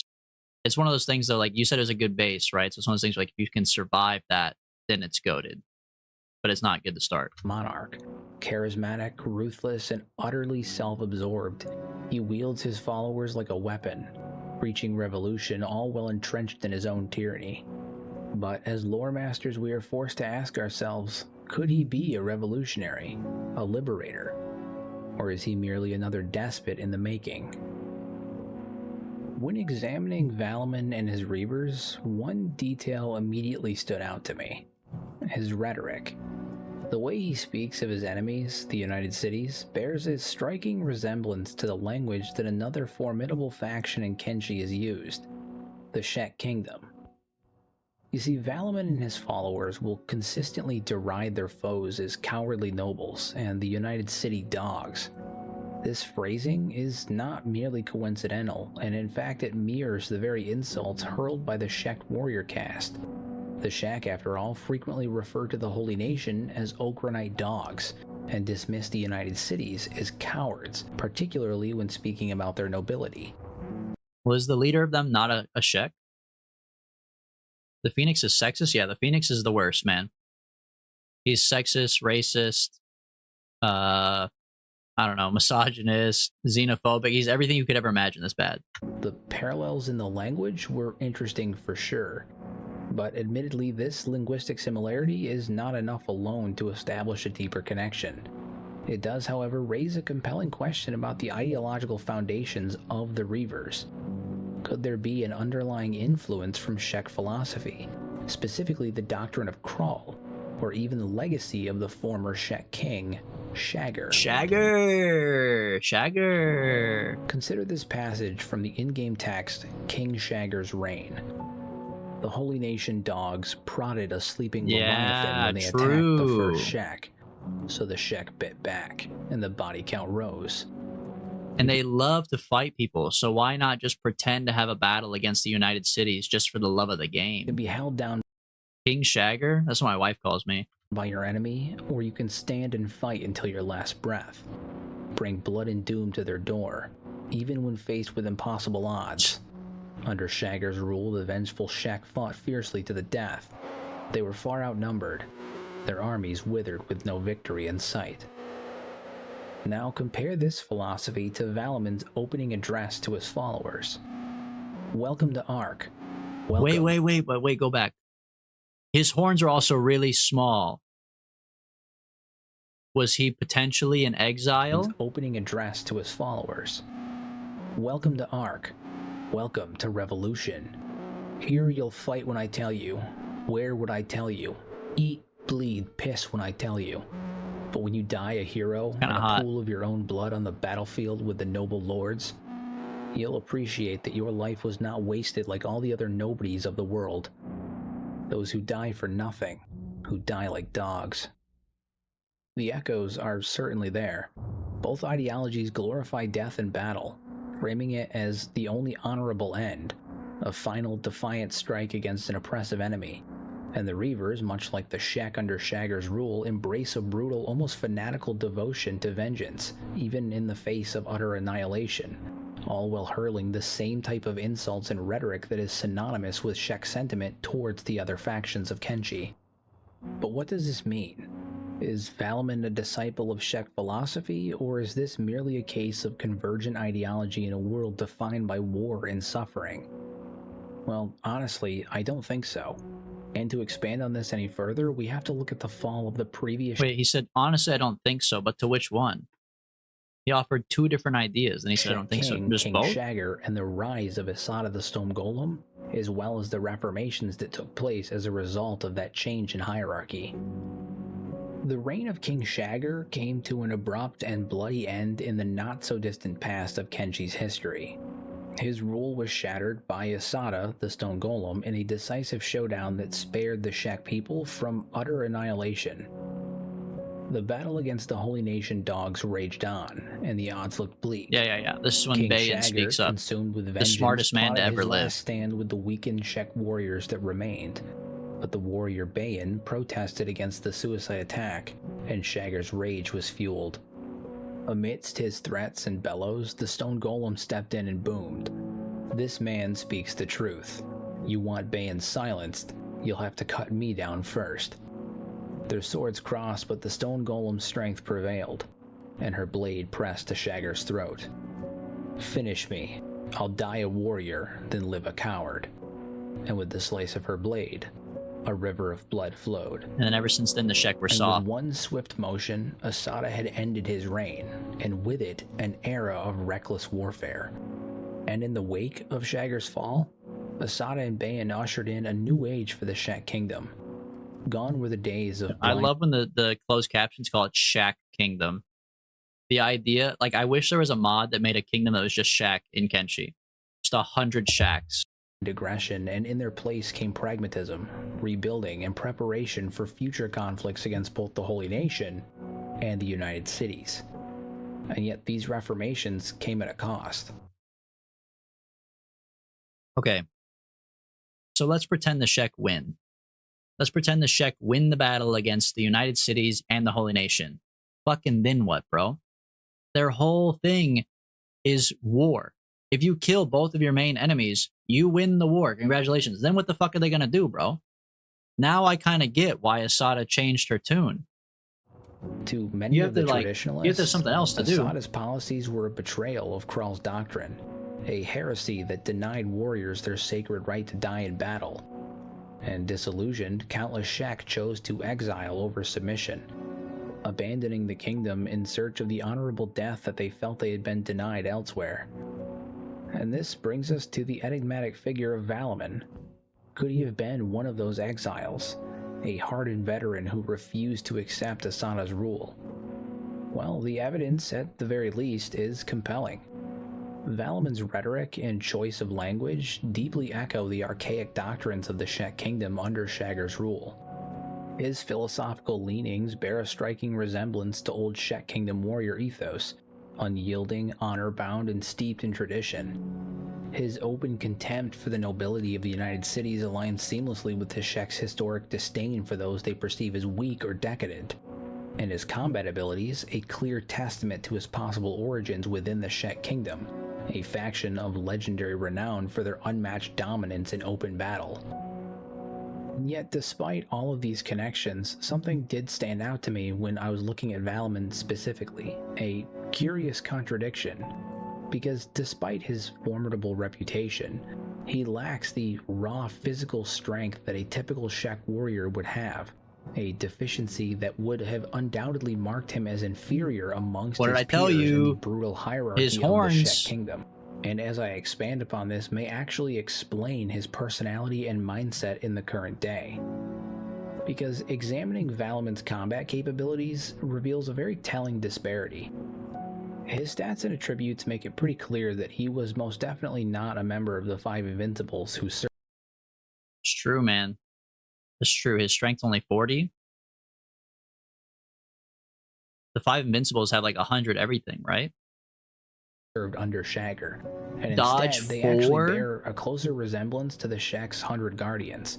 Yeah, Yet, that's true. even among them, Valaman stands apart because his strength skill is marketed. Yeah, his toughness goes. The way his toughness and melee attack go crazy. They are like 100, so he's like an exiled 5 invincible. His defense is also higher. Huh. Lower than that of his would-be peers, while his toughness and dexterity are unnervingly high. In Shek society, physical might is revered above all else. Dexterity and intellect are often viewed with suspicion, even contempt. Something as simple as being literate alone can mark a Shek as an outcast. Now, given Valaman's stat distribution coupled with his rhetoric and demeanor, a compelling narrative begins to emerge. He was a warrior of considerable skill, yet physically inferior to his brethren in a way that would matter to the Shek. Worse still, he may have possessed a sharpness of the mind that further alienated him from the rigid traditions of his people. True. This perceived disadvantage would have severely dictated his combat style, forcing him to wield weapons that are ill-suited to his nature, and Valmon likely struggled with direct confrontation, enduring more strikes than he delivered. As such, battles under Shagger would have making his toughness score higher, but his actual like abilities are not that good. honed his resilience to an extraordinary degree, hence his staggering toughness. But survival will always come at a cost. Had Valmon indeed been a 100 Guardian, his tenure would have been one of unrelenting scorn. In a culture that glorifies raw power, his comparative weakness would have made him a target, branded him a coward, a failure, or unfit to stand amongst true warriors. The psychological toll of such treatment cannot be understated, and this, perhaps, explains the sheer magnitude of his ego today. Having seized power within the Reavers, Valmon now enforces absolute obedience. Dude, he's basically just like hold on. All the tier A characters have 80 stat average, only a few S tiers of 100s. But the 5 Invincibles then have an 80 range, you're saying. Anyways, this guy reminds me of Savant the Skin Eater. Same kind of deal. He was a Joe Schmo tech hunter who was smarter than the average bear, but alienated by his society, so he had to go start his own cult. This guy, very similar, very similar.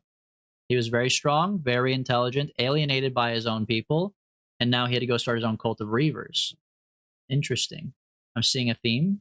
Demanding the respect that he was once denied. 80 stat average. It is a cycle So he's as better. old as See, he's conflict better than the itself, average person. where the oppressed becomes the oppressor, wielding authority as both a weapon and armor. Now, before I can delve deeper into Valmon's motivations, another subtle but striking detail warrants at least a brief mention. I noticed that while looking at the ranks of the Reavers, a curious pattern started to emerge. Cut horns? Can we zoom in? Editor, zoom in on the cut horns. Amongst the Shek members of the Reavers, only the lowest tier, being that of slaves and whelps, are hornless. And in the Shek Kingdom, the loss of one's horn is known as the ultimate disgrace, a mark of dishonor reserved for those who fail to die a warrior's death. Now, admittedly, this could just be a matter of the way that characters are generated within the faction, but I think I would be doing myself and all of you a disservice if I didn't point out this possible coincidence, because the implications are relatively difficult to ignore should this actually be the case. That even as a renegade, Valmon still in many ways clings to the ideology of the Shek and keeps those who had lost their horn at the bottom of his hierarchy. Now, with all of these pieces in place, we only have one question remaining before we can fully construct our tale, which is what drove Valmon to create the Reavers in the first place. And honestly, determining this was actually easier than I thought it was going to be. You see, after the traditionalists left the Shek Kingdom, I used to live here. I recognize this place. I used to have a base right over here. Many of them made their way to other regions looking for battles with worthy opponents and seeking the honorable death that they felt they had been denied where Asada took over. To that end, many of them took on work as mercenaries or joined the ranks of other factions and bandit groups. So it's not outside the realm of possibility that Valmon was one such individual who found himself in the Great Desert looking for work, combat, or even death. Now, to piece together the clues as to what happened next, we actually have to look at his weapon, a Maitao longsword. The longsword, in case you are unaware, is a saber-type weapon that, by its own description, is very popular amongst the nobles as a status symbol in the United Cities. And while many of the named nobles in the UC carry unique wakizashi, some of them even being Maitao grade, there are a few exceptions to that rule. Most notably, slave masters such as Wada, and the UC noble hunters, both of whom carry longswords. And they have noble guards behind them, which you could still be a noble guard and be a Shek. However, when looking into these two types of nobles, trying to discern which one could be the origin point for Valmon's weapon, I found a piece of information that all but solidified for me how all of this started. That being that should one defeat a noble hunter and their guards before knocking out their slaves, it could result in the slaves either escaping or joining you. If you defeat the noble and their guards before knocking down the slaves, they'll join you. So I think I want knew you that. to imagine for It a was just moment worded weird. a figure like Valaman, a devout follower of Krall's teachings, a warrior of sharp intellect and unacknowledged skill, yet condemned to endure years of scorn and mistreatment under the very ideology that he had pledged himself to. He now finds himself in the desert, confronted with a UC noble wandering the wastes, and he manages to not only survive the encounter, but kill the cowardly noble. An act that he had been warned by the new Shek regime would bring ruin to his people. But instead of condemnation, Valaman is met with something unforeseen, something he had never experienced before. Admiration, praise, respect, and the unwavering loyalty of those he had inadvertently liberated. Little power high, little power trip. All of a sudden, he thinks he's a big dog. So having meticulously gathered and analyzed all of the available evidence that I could find, we now have enough to weave together a tale for the origins of this contradictory and often unnoticed band of marauders. So this is the story of the Reavers. Oh baby, let's hear it. Once a 100 guardian of the Shek Kingdom, Valaman was a warrior of respectable skill, but cursed with a body that was weaker than that of his brethren. In a society that revered raw strength above all else, his highly dexterous combat preference and tactical mind marked him as a lesser in the eyes of his kin, a coward who survived battles through cunning, not glory. Despite this, however, he was devoted to the teachings of Krall and endeavored to follow the doctrine to his very end, ready to follow his brothers and sisters into the next life against the Okranite dogs and earn his place amongst the warriors of old. But when Asada the Stone Golem overthrew King Shagger, Valaman was amongst the traditionalists who saw her pragmatism as a betrayal to Krall's teachings. Now, having been denied the honorable battle that he craved, he fled east, into the teeth of the United Cities' tyranny, be it for work as a mercenary or simply to take his fight to the foe that Asada believed they could not beat, who knows. But it was there, in the great desert, that fate would intervene. A noble hunter's slaving party had ambushed a group of peasants, and seeing the opportunity to take his head, Valaman would rush in with his superior speed and agility that had once brought him only scorn. What happened next is lost to rumor, but the outcome is etched in blood. Valaman butchered the noble and seized his Maitao longsword as prize, a weapon he would have once been restricted from carrying, now acting as a symbol of his resolve and skill, a symbol of his defeat of the United Cities' decadence and the prevailing of the old ways. And then, to his shock, he saw them. The slaves that moments before were chained to the noble and his men. And they did not scatter, but instead, they knelt. For the first time, he was not an outcast, but a leader, a savior. For the first time, Valaman tasted power. These wretches, starved and beaten, saw not a failed Shek, but a conqueror. He gave them purpose. Hatred of the United Cities wrapped in the rhetoric of Shek honor, but his doctrine was a perversion. Where Shagger sought glory and death, Valaman demanded obedience. Where Krall's doctrine exalted freedom, the Reavers forged chains. The Reavers' recruitment was also a grotesque parody of Shek tradition. Captives or liberated slaves were broken through starvation and pain and then gifted with a weapon, a test. Those who kill for Valaman are rewarded with status, and those who refuse, they would be fodder, trampled for the betterment of his perverse justice. Not fodder, bro. It's a hierarchy of suffering designed to mirror the society that had once scorned him, a true reflection of the way he felt in the Shek Kingdom. And so the cycle turns.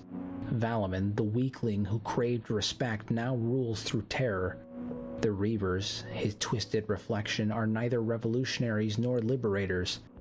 They are the vengeance of a man who could never belong, a king of ashes, building his throne atop the bones of the very people he claims to save. Wow, dude. Get some claps in the chat. Pure cinema. I didn't even know who King Valman was, but that was a great story he told there. That's so interesting. Very interesting. The United Cities are multicultural. I want to see the background of the United Cities, man. He hasn't talked about it yet. He said it's based on feudal Japan, but I don't know anything about feudal Japan. We're going to have to watch a feudal Japan video. Dude, pure cinema.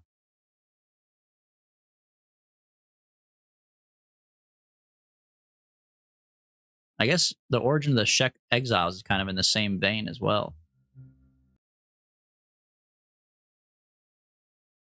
Loosely based on feudal Japan.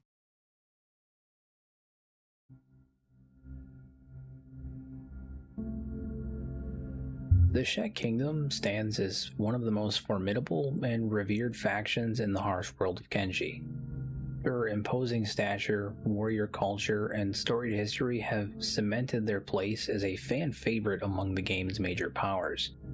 Yet, they just have samurai-type bodyguards and they run individual cities. I think there's some other stuff that kind of applies to it as well, but while much attention is not hardcore feudal Japan is given to the Czech Kingdom itself, the true depths of Czech society lies within its fractures, the scattered exiles and splinter factions that roam the wastelands, each carrying their own tragic tales.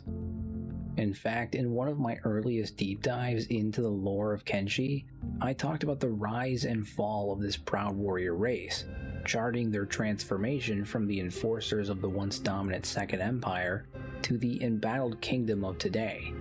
However, that narrative only briefly... Dude, it's been so long I forgot they were enforcers to start off with.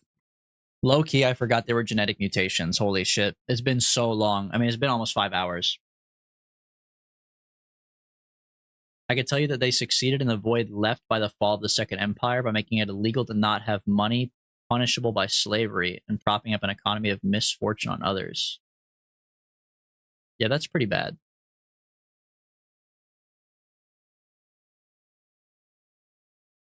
Yeah, making it illegal to not have money. I forgot about that. They did do that. They made it illegal to be broke, and yeah, they would enslave you if you were broke.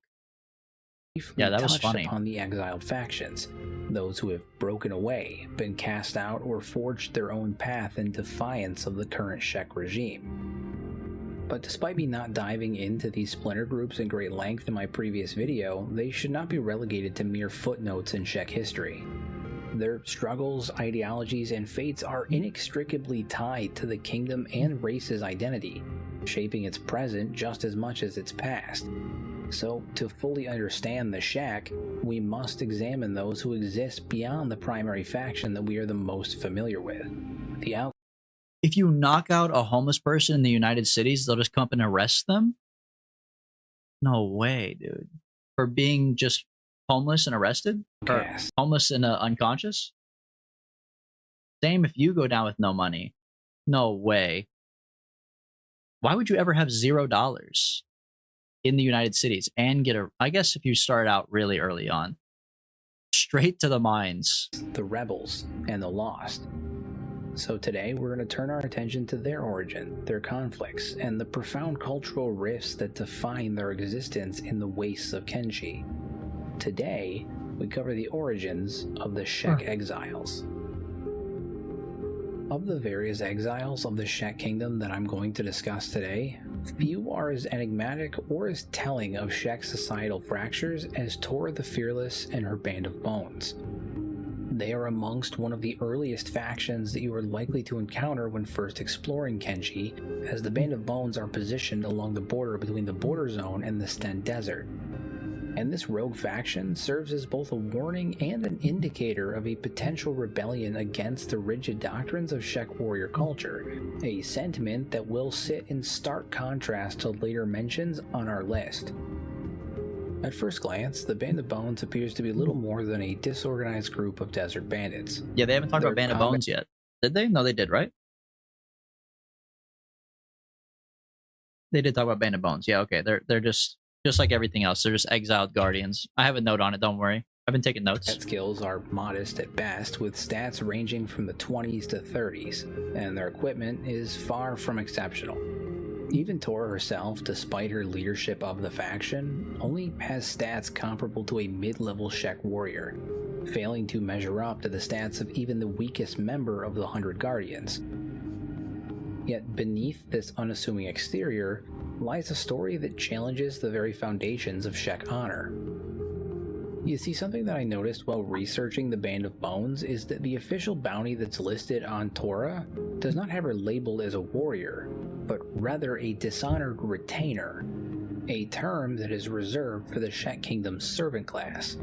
And while this distinction may seem arbitrary, it is in fact critical for discerning what her story is, as the Shek society is divided into two castes: the warrior caste, comprised of Shek warriors, the 100 Guardians, the 5 Invincibles, and the faction head, and then the servant caste, composed of laborers, craftsmen, farmers, and retainers, all of those who have been deemed unworthy of battle.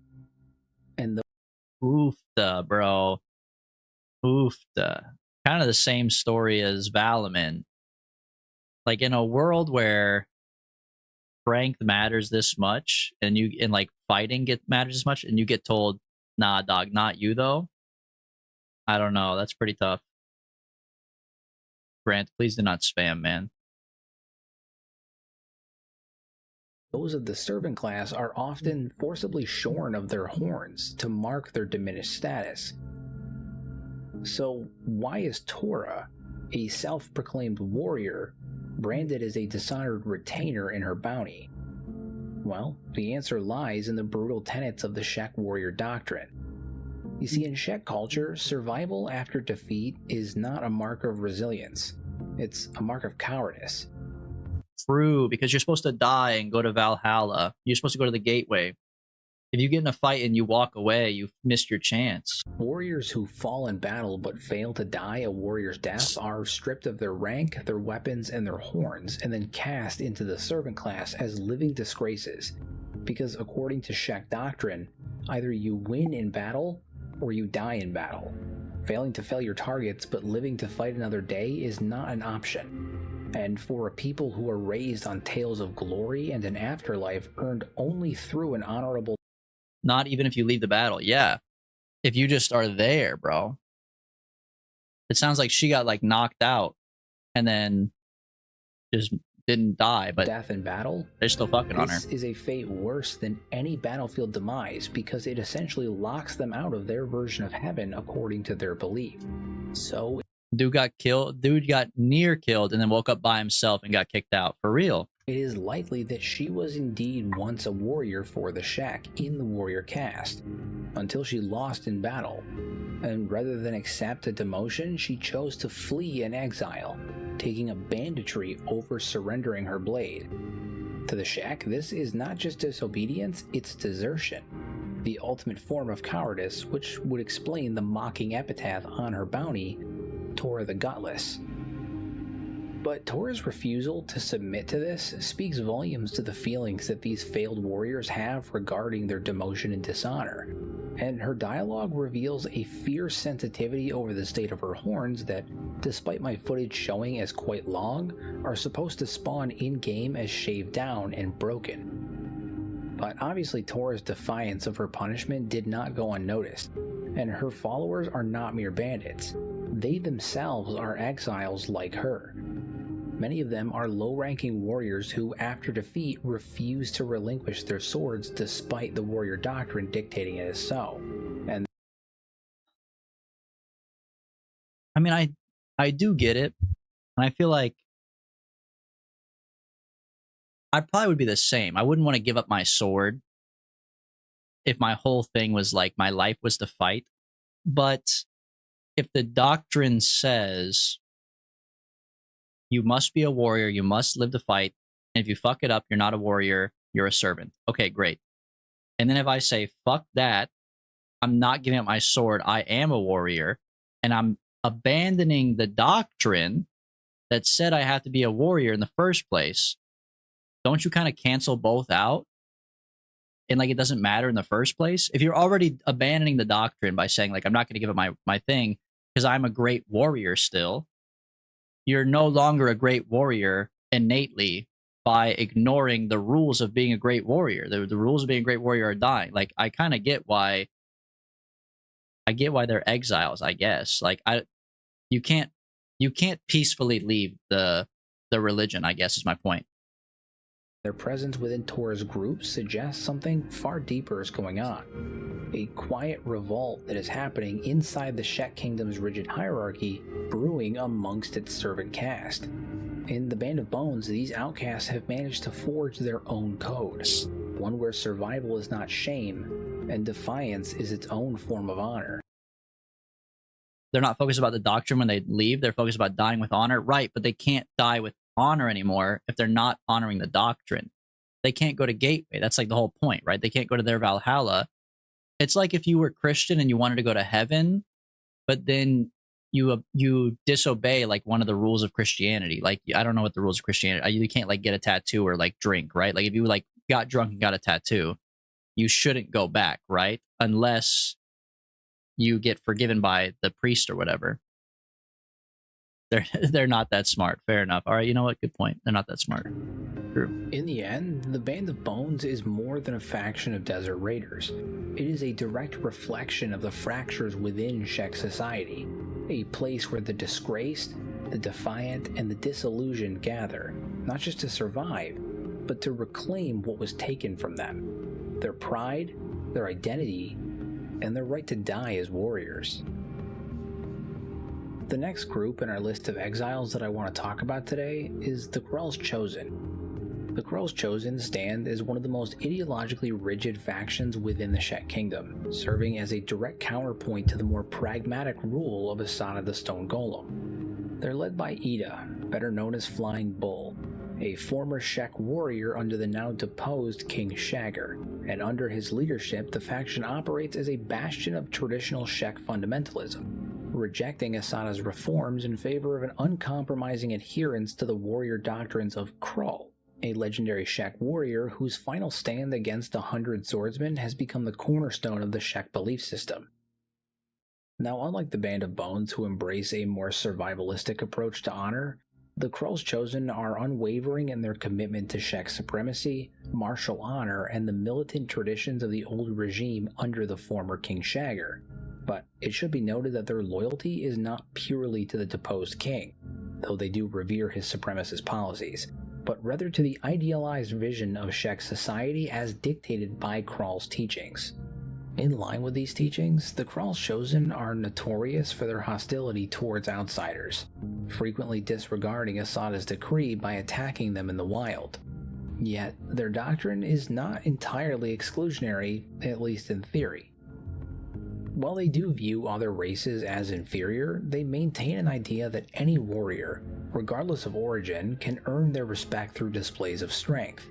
However, yeah, these people are pretty goated for recruiting. I mean, the recruiting mod, obviously, it's a mod. It's not part of the default game, but these guys are good for recruiting. They're strong enough that they're like a good baseline, but they're weak enough you could still take them down and recruit them. And I think you just have to be strong to recruit them. They're like literally free, I think, otherwise, right? this respect is begrudging at best, as even if an outsider does manage to prove themselves in battle, the Krell's Chosen will often dismiss their accomplishments as being an outright lie in dialogue, suggesting a deep-seated cognitive dissonance between their ideals and their prejudice. Now, a long-standing assumption amongst Kenshi players is that Flying Bull was once a member of Shagger's 5 Invincibles, the elite warriors who serve under the Shek monarchy before defecting as a radical traditionalist. And this belief stems primarily from the description of his unique weapon, Bull's Horn Axe. Gifted to Shagger's most loyal invincible warrior, Ida the Flying Bull.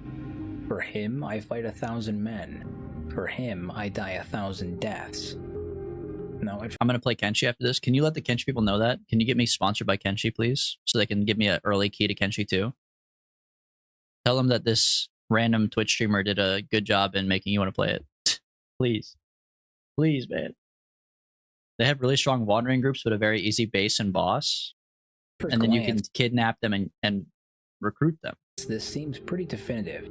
The text explicitly labels him as a loyal, invincible warrior.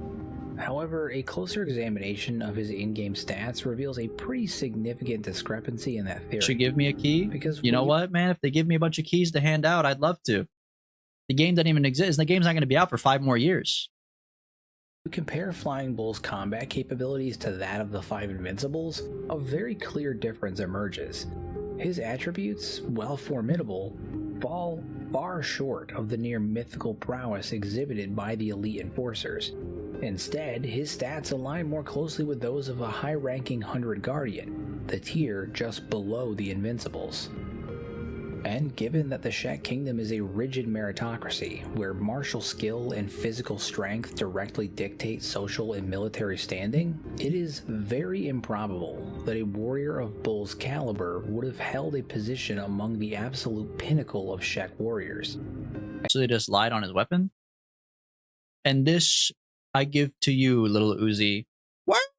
And it was a fucking lie. And instead, a much more likely and compelling interpretation of the Axe's description is that Loyal Invincible Warrior may not be a formal title bestowed by Shagger himself. Ah, they're just hyping him up. They're just inflating his ego.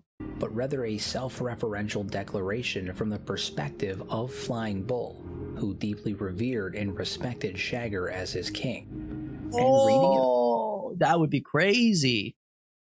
This way would align with the faction's culture of extreme devotion and self-aggrandizing, where warriors may inflate their own status as the most loyal and indomitable champions for their monarch. This interpretation is further supported by the fact that the second half of the weapon's description adopts a distinctly personal and boastful tone, characteristics of Flying Bull's persona rather than an official decree. Such embellishments would fit with the broader ethos of the Krall's Chosen, where fanatical zeal and perceived invincibility are central to their very identity. Okay, that makes sense. Weird way to give someone a gift, though. But I guess it kind of makes sense. So he was like, it's his weapon, but he was trying to give it to the other guy and, like, pledge his loyalty as a result. That makes sense, I suppose. Just kind of odd to give someone a gift of your own item and say it's your item. I guess it's not that odd. I don't know. It's just written a little weird. Many factions in Kenshi that I've covered in previous videos, the story of the Krall's Chosen stands out as one of the more explicitly documented in the in-game lore. Unlike other groups that are shrouded in mystery, their origins, ideology, and schism from the Shek Kingdom are richly detailed through in-game text and events. Under the rule of King Shagger, the Shek Kingdom waged a relentless and bloody campaign against the Holy Nation. Despite their martial prowess, however, the Shek's dwindling population made sustained warfare unsustainable. The in-game text, King Shagger's Reign, paints a pretty grim picture of this conflict.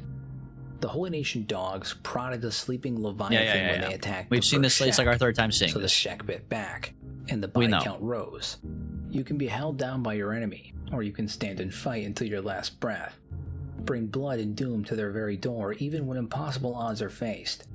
Under Shagger's rule, the vengeful Shek fought fiercely to the death, but were far outnumbered, and their armies withered with no victory in sight. Yeah. Shagger's refusal to retreat or surrender exemplified the Shek warrior ethos, but it also pushed his people towards complete annihilation. His final plan, a suicidal last stand against the Holy Nation, was only halted by the intervention of Asada the Stone Golem, as chronicled in Shagger's overthrow. We know. The battle against oh my god, we don't need to see it. Come on. Of the truth. We know. Their swords out. Blade. We know this from your videos, man. Implemented sweeping reforms to ensure the Shek's overall survival. She halted all military campaigns against the Holy Nation in the United Cities, focusing instead on rebuilding their fractured society. However, this pragmatic shift alienated many of the Shek warriors who viewed the retreat as cowardice, and feeling disillusioned, they would go on to abandon the kingdom in search of an honorable death in battle, something they believed that Asada had denied them. And among these dissenters was Flying Bull, a staunch loyalist to Shagger's ideology. He declared Asada a traitor for bowing to the Flatskins before rallying Shagger's remaining followers and proclaiming himself as Krall's Chosen, a title deliberately invoking the legendary first Shek king. He would then go on to establish the rebel stronghold of New Kralia, And from there, Flying Bull and his faction, Krall's Chosen, became a militant oppositionary They force. should have done the suicide rejecting charge. Asada's peace and I don't know if you vowing could to say that, reignite Barry. Shagger's war. Now, an interesting aspect of the Krall's Chosen's narrative is the potential they have for legitimacy. They could have won. They also could have fucking Because died, should bro. Asada be deposed, Flying Bull actually assumes the leadership of the Shek Kingdom, suggesting that his faction holds significant support among Shek traditionalists still residing within the Shek Kingdom. This succession mechanic implies that his claim of Krall's Chosen is not merely a self-proclaimed one, but one that is recognized by a substantial portion of Shek society, a fact further reflected in the dialogue of numerous Shek warriors should he be captured by the player faction. Oh my god, there's still 12 more minutes, bro. The Shek lore does go hard. I just can't believe there's still more. I thought we already learned everything. That makes sense though. They're split into two. Well, they're like not even split into two, really. Asada doesn't stand for what the Shek believe in. She just said whatever the fuck she wanted to say and then killed the other guy. So they're like, well, by our own rules, you're the strongest person, so we have to listen to you. But I don't really believe anything that you say. It makes more sense for this guy to get the leadership. The Krall's Chosen represent the unresolved tension within Shek culture, between martial fanaticism and pragmatic survival. Their existence is a direct consequence of Asada's reforms, serving as a reminder that not all Shek are willing to abandon their warrior ethos, even at the cost of extinction. When your belief system hinges on you dying in battle, it's either do a suicide charge or risk dying the other 99% of the time you aren't fighting. That is a good point. I guess that's true. If the best thing you could do is die and go to the gateway, suicide charge kind of goated, kind of sick with it. If I beat the strongest Shek, will they make me the king? I heard if you beat him off. So whether we view them as a radical insurgency or the true heirs of Shagger's legacy, their role in Kenshi's...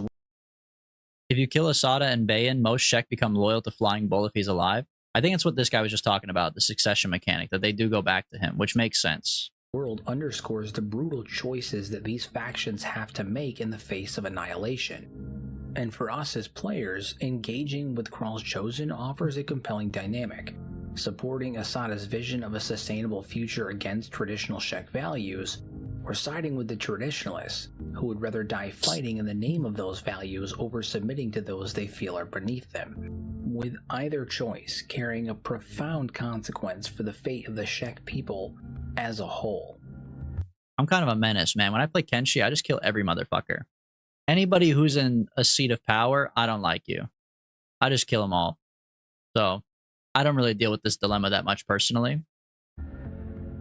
Now, in keeping with the reoccurring theme of these exiled factions desiring change amongst the greater Shek Kingdom, we turn our attention to the last of these groups, the Berserkers. Oh, the Berserkers actually not been talked about yet. Known as Ghost, this faction represents... Oh, no, he did mention him. He just didn't say they were called the Berserkers earlier. Because this is Sukkon. Sukkapon. The fallen warrior Sukkon of these if you will. groups, Sukkon the Berserkers. Led by the fallen warrior Sukkon, now only known as Ghost, this faction represents an extreme rejection of modern Shek doctrine in favor of returning to a pre-Krall era, a time before the unification of the Shek tribes under a single banner. Unlike the Krall's Chosen or the Band of Bones, who seek Exactly, bro. I serve my own personal goals. I side with myself. to restore the Shek Kingdom to its former martial glory, the Berserkers advocate for a complete dissolution of centralized Shek society. Their philosophy is one of an archaic tribalism, a deliberate undoing of Krall's legacy in favor of a fragmented, warlike existence that preceded it. And in order to understand the Berserkers' ideology, we must first examine the historical period they idealize. Before the rise of Krall, the Shek were not a unified people, but instead a collection of nomadic tribes The lion does not concern himself with the world states of others. locked in perpetual conflict. The lion does not concern himself with the lore-based implications of his actions. Instead, I steal teeth from people and sell them to the next guy, and I do not care who someone is. The best part is just putting them in a peeler machine. Survival was dictated by strength alone, and warfare was a way of life rather than a sacred duty. And Krell's ascension marked a serious turning point in The lion does not wipe his own ass. I mean, in Kenshi, you really don't, bro. The lion does not concern himself with personal hygiene. The lion does not concern himself with the dingleberries in his ass cheeks. history. A warrior of unmatched prowess, he united the disparate tribes under a single banner and instilled in them a rigid code of honor, forging them into a conquering force. And his death in battle, where legends claim he was outnumbered 100-fold, cemented his mythic status, transforming him into a near mythic status. Dude, mythic. You opened up a mythic? How much is that worth? Shaped the Shek warrior ethos. Yet, where the Shek kingdom venerates Krall's unification as the foundation of their culture, the Berserkers reject it entirely. To them, the tribal era represented true freedom, unburdened by kings, laws, or the constraints of civilization. The monkey can throw stuff at least. And it's due to these radical beliefs that Berserkers were either exiled or voluntarily migrated far from the Shek kingdom, establishing Berserker country in the harsh, crimson-sanded wastes of the northwestern coast. And this region, a desperate and inhospitable expanse, mirrors their very philosophy. It's brutal, untamed, and devoid of any of the order they despise. That actually makes sense. Why don't more of them live in like crazy places like that? Why aren't there more Shek like in the Ashlands? If they want to be these like Billy badasses, brutal warriors, they should be in the worst fucking places you could live in. They should live in the flatlands. They should live in the acid sludge places. However, not all of the Berserkers fled north. A significant contingent of them actually remained in the south, led by their most prominent figure, Ghost. Once known as Sukon, Ghost was a respected warrior of the Shek kingdom before he I also was changed my name to the disgraced. Shukon. They still need food? Not if you're a badass warrior, bro. Doesn't matter. You're supposed to fucking swing your sword. Downfall came during a campaign against the Guerrilla Bandits. Where's the lore on the Guerrilla Bandits? I love the Guerrilla Bandits. A faction of fearsome martial artists to the southeast. Despite his skill, Sukon was unfortunately defeated, an unforgivable failure in Shek society. And to compound his shame, the bandit leader, Guerrillo, claimed his weapon as a trophy and can be seen wielding it to this very day. As punishment, Sukon was stripped of his horns, his rank, and his name before being cast out of Shek society. And rather than resist or flee as a coward, he accepted his fate, becoming a spectral remnant of his former self, a ghost. Now he leads the Berserkers, wandering the wastes in search of a peace that he will never attain. Now, what makes Ghost's story particularly compelling for me is the Shek Kingdom's reaction to him. Because unlike other disgraced warriors like Tora the Fearless, who is viewed with outright contempt... Tora the Gutless. Okay, Tora the Gutless. We can see, obviously, the media outlet is biased. This news journalist is biased, calling her Tora the Fearless. Ghost is regarded with pity rather than hatred. When players encounter Shek warriors and mention Ghost, they express sorrow for his fate. Some even thank the player for granting him a warrior's death if he falls in battle, believing that it would release him from his torment. Which to me suggests that despite his exile, Ghost's past deeds and his dignified acceptance of the punishment preserved his honor in the eyes of his people. Now, similarly to Flying Bull, a popular theory within the Kenshi community posits that Ghost may have once been among the legendary 5 Invincibles. However, exactly as it was with Flying Bull, an analysis of his in-game stats suggests otherwise. While formidable, his combat abilities are much more aligned with a high-ranking member of the 100 Guardians rather than the 5 Invincibles. That said, his reputation implies that in his prime, Ghost was a warrior of exceptional skill and renown. His strength and courage were never in question. His downfall was a matter of circumstance and rigid warrior law, not personal weakness. So he's more goated than King Valaman. Imagine being a better warrior and people don't think you deserved it and you get more iced. You turn into a nobody who lives in rags and tags and your name is Ghost. But then if you're like a guy who's not really that good of a warrior and you get banished, you turn into a king. You turn into King Valaman. What a The life. story is one of tragic dignity. Unlike others who succumbed to bitterness or cowardice after disgrace, he bore his punishment with a stoic resolve. He did not resist his demotion, nor did he debase himself in servitude. Instead, he embraced exile, becoming a spectral figure haunting the fringes of Shek society, a ghost of the warrior he once was. In many ways, Ghost embodies the ultimate paradox of Shek warrior ethos, a man who was defeated yet never truly broken, exiled yet never forgotten. His existence challenges the very ideals that condemned him, leaving players to ponder whether true honor lies in victory, or in how one endures defeat. The Berserkers, and Ghost in particular, represent the most tragic iteration of the Shek splinter factions. They're not merely rebels or outcasts. They are true believers in a lost world, one that can never be reclaimed, and in that futile struggle, they find their own twisted form of honor. And with that, our exploration into the exiled factions of the Shek Kingdom is drawn to a close, yet one exile remains, a must-have mention, a warrior whose origin and sudden emergence demands further scrutiny. Wait, I wonder who it is. I thought we were done too. Thrall's Chosen, Berserkers, the regular Shek people. He already talked about the Reavers in this video, right? Or no, maybe he hasn't talked about the Reavers yet. The Reavers was the last video. We talked about Origin of the Reavers. Band of Bones, he did Band of Bones, I think. Yeah, he did Band of Bones. Because while the community often speculates about the prominent Shek exiles having ties to the legendary 5 Invincibles, there is only one whose background, stats, and narrative positioning make him the most compelling candidate of all of them. Mukai the Mountain. Oh, wait. I recognize that name, but what? I forget. Mukai is no ordinary Shek.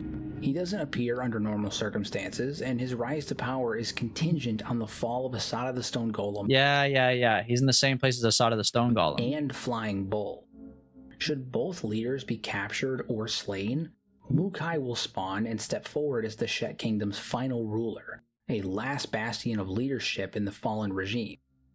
This alone suggests a figure of immense significance, one held in reserve, perhaps deliberately until all other options are exhausted.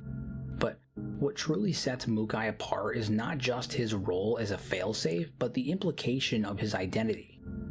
Mukai's title, the Mountain, bears an unmistakable resemblance to Asada's epitaph, the Stone Golem. Given that Asada was once a member of Shagger's 5 Invincibles before her ascension, the parallel is kind of difficult to ignore, and a closer examination of his stats reinforces this theory. Mukai's combat prowess aligns perfectly with what we would expect from the Shek's highest Woo! Look at that, bro. He's warrior goated. caste, He's actually comparable goated. to, if not exceeding, the elite fighters of the current era. His strength, endurance, and martial skill all point to a warrior forged in the same crucible as the 5 Invincibles. And of all the figures discussed in our analysis today on the exiled Shek, Mukai stands as the most likely to have once been amongst their ranks. But if Mukai was indeed a member of Shagger's elite, why does he only appear now? Well, the answer lies within his exile. Unlike Flying Bull, who openly challenged Asada's rule in a bid to restore Shek traditionalist ways, Mukai's absence suggests a different path. It is far more likely that he departed with the exodus of traditionalist Shek following Asada's assertion to power, choosing self-imposed exile over direct confrontation, likely feeling that he couldn't best Asada in battle but disagreed with her new pragmatic views and policies. His return is not one of ambition but of necessity. As with Asada and Bull gone, the Shek Kingdom teeters on complete collapse. I mean, yeah, bro. If you're not showing up until both are gone, you're the last hope for sure. That's like the what they did, like all those Star Wars movies, and they were like, oh, there's no Jedis left. When they were doing like Rogue One and stuff like that, right? They're like, oh, there's no Jedis left. And then they were like, but I do know where Obi-Wan Kenobi is, or whatever. You know, like that's what this is giving with the Mukai guy. Is that, you know, you're like, yeah, there's no one left. There's like no one who could help us. They're all dead or gone or pissed off. And then someone goes, yeah, but hold on. You remember Mukai the Mountain? And people go, oh, Mukai the Mountain. No, I forgot about him. Dude, you know where he is? And then he walks up and you're just like, that's sick. Mukai steps in not as a usurper, but as a reluctant successor. One who seeks to restore the old ways now that the new order has crumbled. Even his name carries weight. In Japanese, Mukai can be interpreted as opposing, facing, or even to defy. This linguistic choice is far from accidental, as it reflects his role as the counterforce to Asada's reforms, to the stagnation of the Shek's war against the Holy Nation, and perhaps to even the very decline of his people's warrior ethos. You gotta be really stubborn to have your name be like Defiance and Mountain. It's like just stubborn. Hey, nice to meet you. My name is Stubborn the Stubborn. It's like, okay, got it. With Asada removed, the fragile Cold War between the Shek and Holy Nation risks erupting into total conflict once again, and Mukai's resurgence may signify a return to the Shek's most brutal and uncompromising traditions, a final stand against their ancient enemy. Mukai the Mountain is more than just a backup ruler. He is a relic of a bygone era, a warrior whose exile and return mirror the cynical nature of Shek history. His stats, title, and narrative role all point to a past intertwined with the Five Invincibles, making him the most credible link to that legendary group still active in the world of Kenshi. Now, whether he succeeds in reclaiming the Shek's former glory or leads them to their final ruin remains to be seen. But one thing is certain: when the stone golem falls, look at that mountain tricep rises. definition. God damn, that's a jacked boy. It's like in Bully when everyone in the game hates you and you're trying to think of an ally that's strong, and you and Pete are like, Russell. I do know what you're talking about, but that's a throwback. Oh, that's it. Subscribe. Okay, I think, let me see. What else do we have here? Which faction can succeed? Where the life came from? The humans, sort of. I think we're kind of wrapping up the majority of the real lore. Obviously, there's some more like little hypotheticals that are fun that are like 10 minutes long, but I think before I forget them, my brain is starting to collapse. My CPU is getting bloated. So I want to give it a chance to describe the Kenshi history as I've now learned it. And then we'll watch this video to confirm or deny my knowledge. Where's the part where he shows the roadmap? That's what I want to see. All right.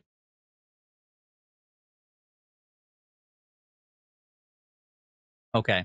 The entire known history of Kenshi as described by me based on today. And then we're gonna watch this video one more time. We watched this video the other day. We're gonna watch it one more time and see if I really got it or if we're still learning, because fucking who knows, man. There's a lot to go into. Okay, so the entire known history of Kenshi, it starts at the ancients, thousands and thousands of years ago. That's when they first came here. Now, the ancients are the people from either the nearby planet or somewhere else among the stars in the galaxy. These were people who were smart enough and advanced enough of a civilization to have technology like space elevators, satellites, robots, full-blown artificial intelligence, tons of technology. They were potentially also a civilization on the brink of being demolished. As a result, they go to the moon to seek a new civilization. They use the satellites to terraform it from space before coming down. They come down and they begin the first empire. Now we're on the second node of the timeline. The first empire is going well. They have a couple, they're setting up their robot factories. They're setting up their towns or cities. It's going okay. Then, boom, space kaiju. It's like fucking Dandadan. Space kaiju comes in. Big ass, unknown creature, monster, Godzilla type bitch comes onto the planet. And they're like, oh, fuck, bro. We're not here alone. We're on this moon with damn kaijus. We forgot to check for kaijus when we moved here. Idiots. So they go, boom, brain idea. let's build our own kaijus out of metal and rebar. They make the behemoths.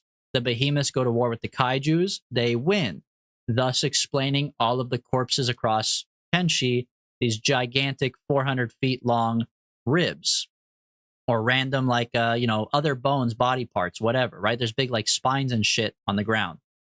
The behemoths kill the kaiju or unknown beast, whatever. Then they go, oh shit, what are we gonna do now? We built these huge fucking robot machines that are supposed to kill all the kaiju. All the kaiju are gone. What are we gonna do with these big ass machines? So then they're like, okay, well, I guess your last duty as our guardians is to protect us from ourselves. The only way to protect us is to remove such strong weapons from the existence of the world. That's when they do obedience. That's when they say, get in the hole. Thank you, Hydrochronics. They say, get in the hole and stand there for a second. It's going to take a while to melt 400,000 gallons of copper, but we're going to melt it. So stand right there for approximately 1 to 5 years while it melts. They melt all the copper down. They pour it in the hole, cementing them there forever. That's obedience. Now, this act gets taken out of context. There's a lack of communication here. This causes the Chaos Age. Now we're on like the 5th dot here. Now, the Chaos Age is when people are struggling to figure out what's going on. Some skeletons are like, hey, man, you killed my big skeleton bros. Some of the humans are like, no, dog, your big skeleton bros killed themselves. Stobe escapes the skeleton killing it obedience. Stobe is the only behemoth that escapes it. It's kind of awkward. So, then they start to like do their thing. They're like, okay, well, we think that humans are bad, so skeletons should be in charge. So the skeletons, led by Catlon, before that, the skeletons try to kill all the humans as a result. Then they feel bad about killing all the humans, or trying to at least. So half the skeletons commit suicide. Stobe sacrifices himself to save the last remnants of the humans. And then the Second Empire rises. Catlon is in charge. He's like, hey, man, I'm sorry I killed all the humans. My bad. I feel really bad. What I would like to do is play Sims 4, Kenshi DLC. I want to make a nice little house for my human beings. And then I'm going to let them eat food. I'm going to let them hang out. They're going to do their thing. It's going to be awesome. I'm going to be the greatest. But because he's a robot, he cannot be a good leader of human beings. He sucks at it. He becomes crazy, and he ends up killing human beings and skeletons in order to be the savior. He's bad at it, very bad. This also spurs on the Northwestern Cannibal Crisis, the next dot. There, the humans begin to do their own thing. During this time, they also have the Phoenix Rising. All this is kind of happening around the same time frame. The cannibals start showing up. The Phoenix starts showing up. They start having the religion. The Empire's descending into tyranny because Catlon's going crazy. And it kind of all reaches this verge point where it just blows up. They're suffering from the famine. They have the cult of religions coming up. They have the cannibals coming up. They got they're thralling skeletons. Basically, Catlon's whole empire is exploding in his fucking face. He sucks at it. Then begins the intermediate period, I guess. During this time, the Hybers, they come about, as well as the Shek. Both of these are genetic mutations created by Catlon in an attempt to restore human beings to the moon, because they killed a lot of the human beings a long time ago. So Catlon and the Bugmaster, they start to go crazy style. They start to genetically mutate and create their own creatures from birth, from their own like origination. The Hivers, they pull a Minecraft creeper. They were supposed to be a pig that exploded. They turned into a creeper. The Hivers, they were skin spiders as well as Hivers. They have their own queens. They were given queens with robot embryo machines from Catlon. The Shek, were enforcers originally, which are genetically mutated humans made to be stronger to enforce his rule upon the people before they became their own people and they grew horns. Okay. That establishes that's from the beginning node to the middle, to the bottom of the middle node. That's from here all the way around to here. So now we've had the first empire and the second empire. We had Catlon. We have all the humans now exist. We got Hivers, we got Shek, we got cannibals. We have everybody exists now. Then, a little bit before the game starts, they also established the United Cities, and they also have the legend of Krull, who is the guy who basically originated all of the Shek thoughts and founding materials, if you will.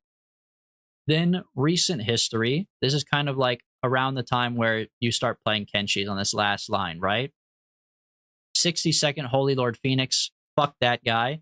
The Holy Lord Phoenix leads one of the denominations of religion that split early on. Specifically, he leads the one that for some reason idolizes Stobe, who they renamed to Okron, who they think is a human for some reason, who made the ultimate sacrifice, but it's a robot that made the ultimate sacrifice to save humanity. So they praise him, although they whitewashed him. They turned him into a human. And the Holy Lord Phoenix continues his rule by just existing into the next baby that gets spawned allegedly. So that's all the Holy Lord shit. The Red Rebellion and the tyranny of Emperor Tengu. I feel like we did not get to talk about that one that much. He didn't really talk about the United Cities too much, but the United Cities, as mentioned earlier, they were imprisoning people who were homeless and poor. People didn't like that. So they did eventually get upset, but I think Tengu still rules right now. He's just kind of an asshole. That's fine. The burning of Bast, I'll be honest, I don't know what the fuck that's about. I'll admit that one. I lost that one. That's tough.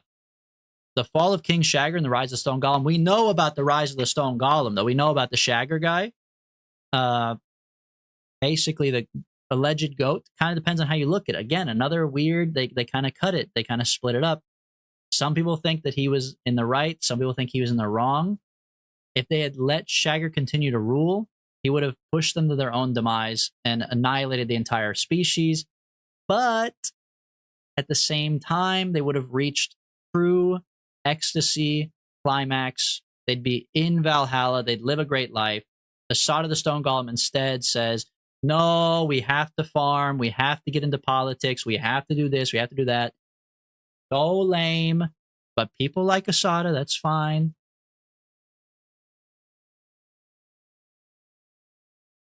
I think that's it. At least on these nodes, that's it. What else do we talk about? Let's think about it. Okay, the first empire was humans first and then robots later. Let me think here. Oh yeah, the first empire was also, that was where the kaiju thing came in. So it was either a kaiju or potentially it was a biological weapon. We don't actually know. Bast is where the United Cities and the Holy Nation have a war. Oh, okay. I forgot about that one.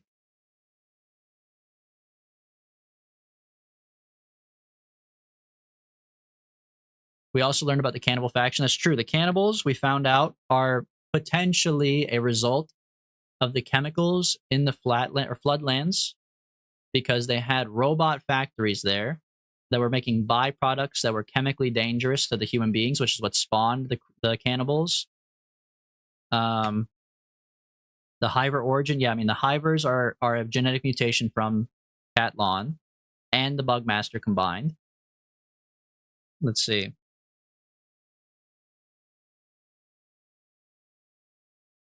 Oh yeah, in his army, in Catlon's army, he also had the Voodoo Brothers, which are the people that did the thralling. Skeletons feel bad. That's true the whole time. Skeletons always feel bad, basically from the Chaos Age onwards. They are always repenting for their sins. They always feel like they are guilty, that they did something wrong. They can feel emotions, but they cannot express them properly, which is what makes them explode after a certain amount of time.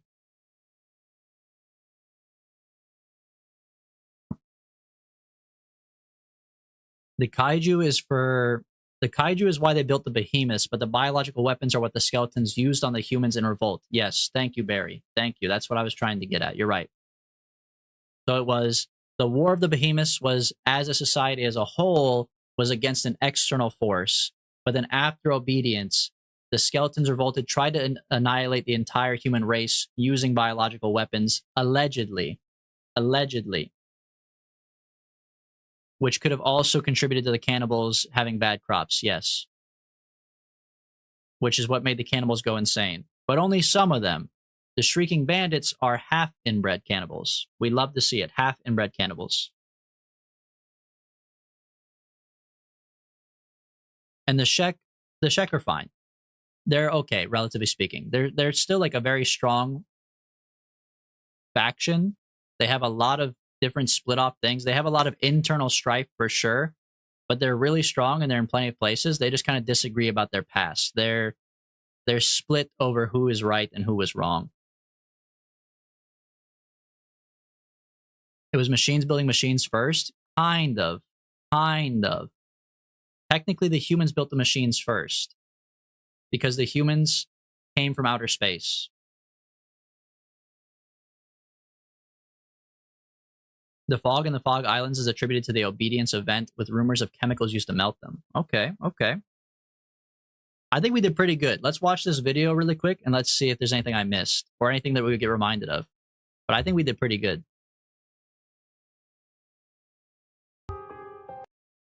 Distinct changes in architecture and tech levels suggest multiple eras and downfalls throughout history. At the very least, we can see evidence of 2 ages before our own. Yeah. That's what the timeline is for. Kenshi is a world shrouded in mystery. A land where ancient ruins whisper forgotten truths and history is written in blood and rust. Over the years, I've made dozens of videos dissecting its deepest secrets, crafting theories and connecting the dots between fragments of lore.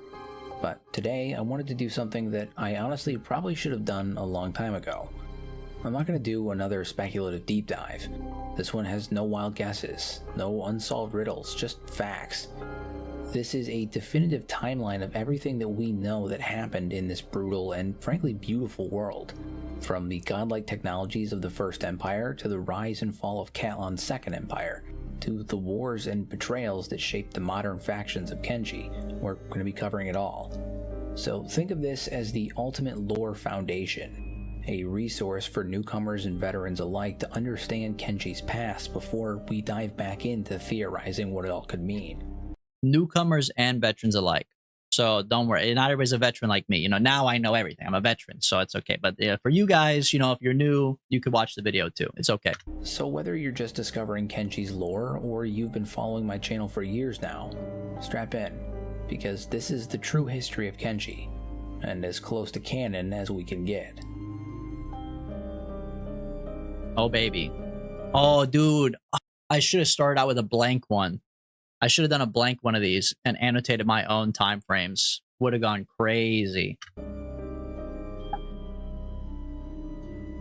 We have to redo the whole thing. The earliest recorded civilization on Kenshi, known only as the First Empire, remains shrouded in mystery to this very day. The hyper-advanced society would wield technologies that were well beyond modern comprehension, with evidence suggesting they possess gargantuan automated industrial complexes, orbital satellites, colossal mechanized constructs, and even That's the space elevator. That's All the space things are elevator. indicative of a civilization that has mastered both terrestrial and extraterrestrial engineering. Archaeological remnants such as corroded metallic superstructures found across the face of Kenshi further hint at their technological prowess. But whether they originated on Kenshi or arrived from beyond the stars remains unknown. What is certain, however, is that their dominance was absolute, until it was shattered by forces that they could not fully control. You see, at the height of their power, the First Empire engaged in a devastating war against an There's the proof of the kaijus, bro. There it is. unknown adversary. The conflict was waged with weapons of such destructive magnitude that their very use became a source of existential dread. Among these weapons were the behemoths, titanic skeletal war machines that dwarfed all other life forms. And these colossal constructs, built for annihilation, may have been too powerful even for their creators. For fearing the consequences Rest in of peace, their own Stobe, man. creation, the ancients enacted a ruthless solution. Exploiting the behemoth's unwavering loyalty, they commanded them to descend into a vast subterranean pit, only to seal them within an impenetrable metallic Allegedly. tomb. And this They may have act, done it now known as themselves. obedience, stands as one of the most chilling betrayals in Kenshi's history. Further evidence also suggests either a possible mass directive for the smaller skeletal units to self-terminate, or a deliberate opting to take their own lives for reasons unknown, as numerous skeleton remains have been discovered with clear signs of voluntary deactivation or destruction. Whether this was a separate event or directly linked to obedience remains speculative to this day, but the implications are grim. A civilization willing to eradicate its own enforcers just to maintain control. Maybe. What followed was an era of unparalleled devastation. The Chaos Age was marked with a cascade of apocalyptic events, and according to some fragmented records, a violent uprising of the surviving skeletons, possibly even in retribution for obedience, as well as celestial disturbances, cataclysmic natural disasters, and rampant plagues. The exact sequence of events here remains lost to time, but the outcome was undeniable. The First Empire would collapse, and humanity would be pushed to the edge of extinction. During this time, ancient myths would also speak of a figure named Kytron, a being credited with halting calamities during the Chaos Age.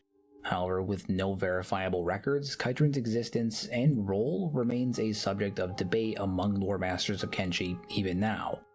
What is certain is that the world emerged from the Chaos Age a fractured shadow of what it once was, setting the stage for the brutal, unforgiving era that would immediately follow.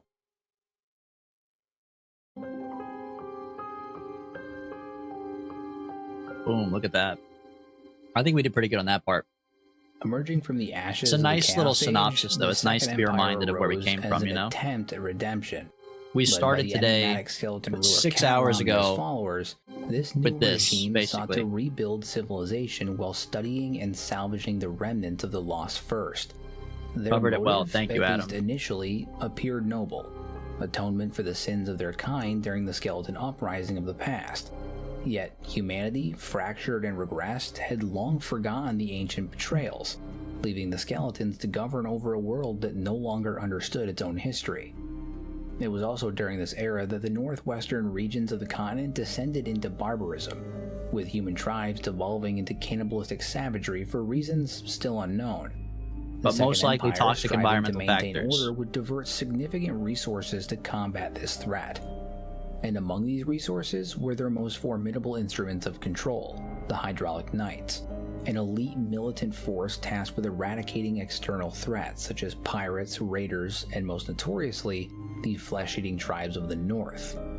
And while ultimately the efforts to eradicate these tribes was unsuccessful, the Hydraulic Knights' efforts must have been significant, as even in modern cannibal folklore they speak of a relentless skeleton warrior known as the Inedible One, a figure believed to have been either a high-ranking Hydraulic Knight or even the legendary commander of the Knights, General Zhang.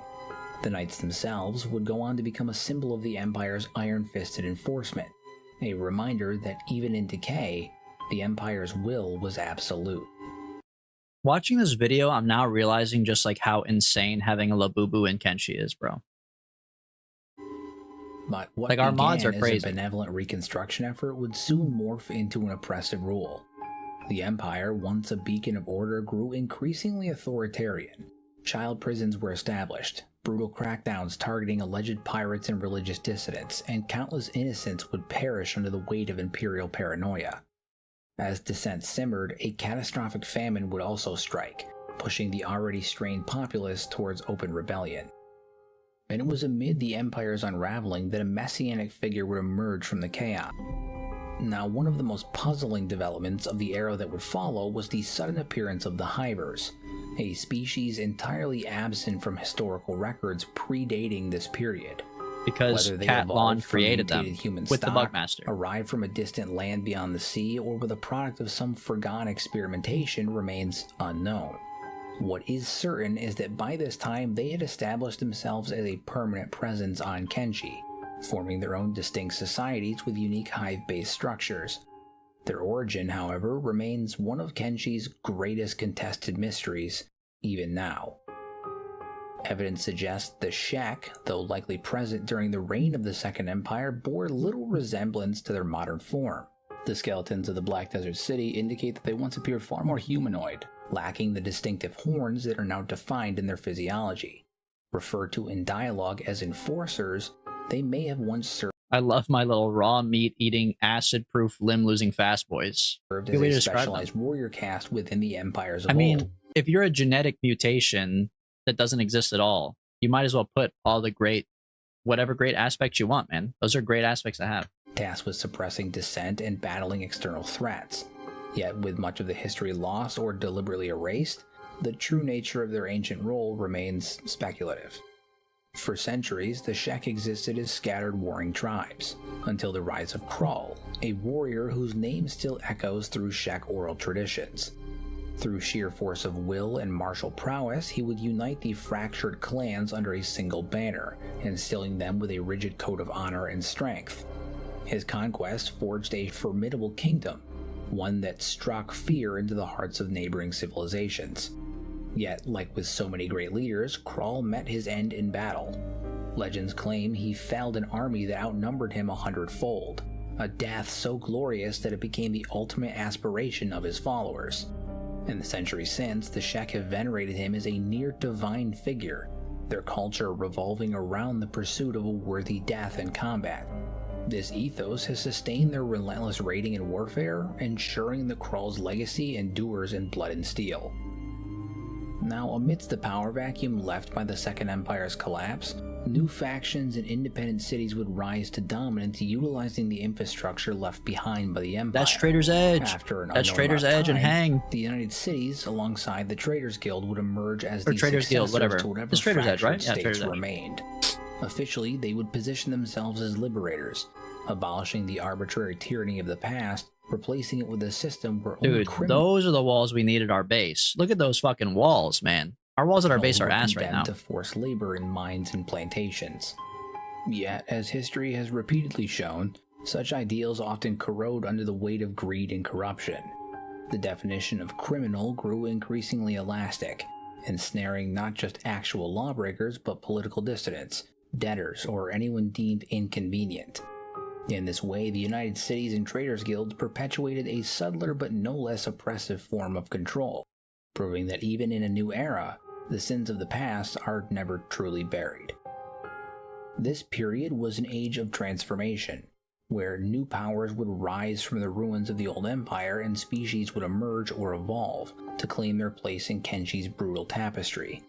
Yet for all of the changes that would occur, one constant would remain: the cyclical nature of power, where every revolution would sow the seeds of its own downfall. The echoes of this era still reverberate across the wasteland today, shaping the conflicts of the present and the struggles yet to come. Oh baby, we're almost there. We're almost there. Recent history. 0 to 100 years ago. Those are tier 4 walls? In accordance with we only have tier Illumination 2 right tradition, now. The 62nd Phoenix was taken from his birth parents as an infant and raised in seclusion under strict tutelage of the High Priests. Isolated from outside influence, he was indoctrinated into the Okarite dogma and groomed for absolute rule. Historical accounts describe him as one of the most fervently expansionist Phoenix in the nation's history, a ruler whose devotion to Okran goes well beyond just fanaticism. See, he didn't do an Origins of Holy Nation either. Obviously, it's covered by like First Empire and stuff, but he needs to do an Origins of Holy Nation, and he needs to do an Origins of United City. So, look, shout out to, what's his name again? Head Hero? Head of a Hero? Hero in his head. Shout out to Hero in his head, but we need more videos.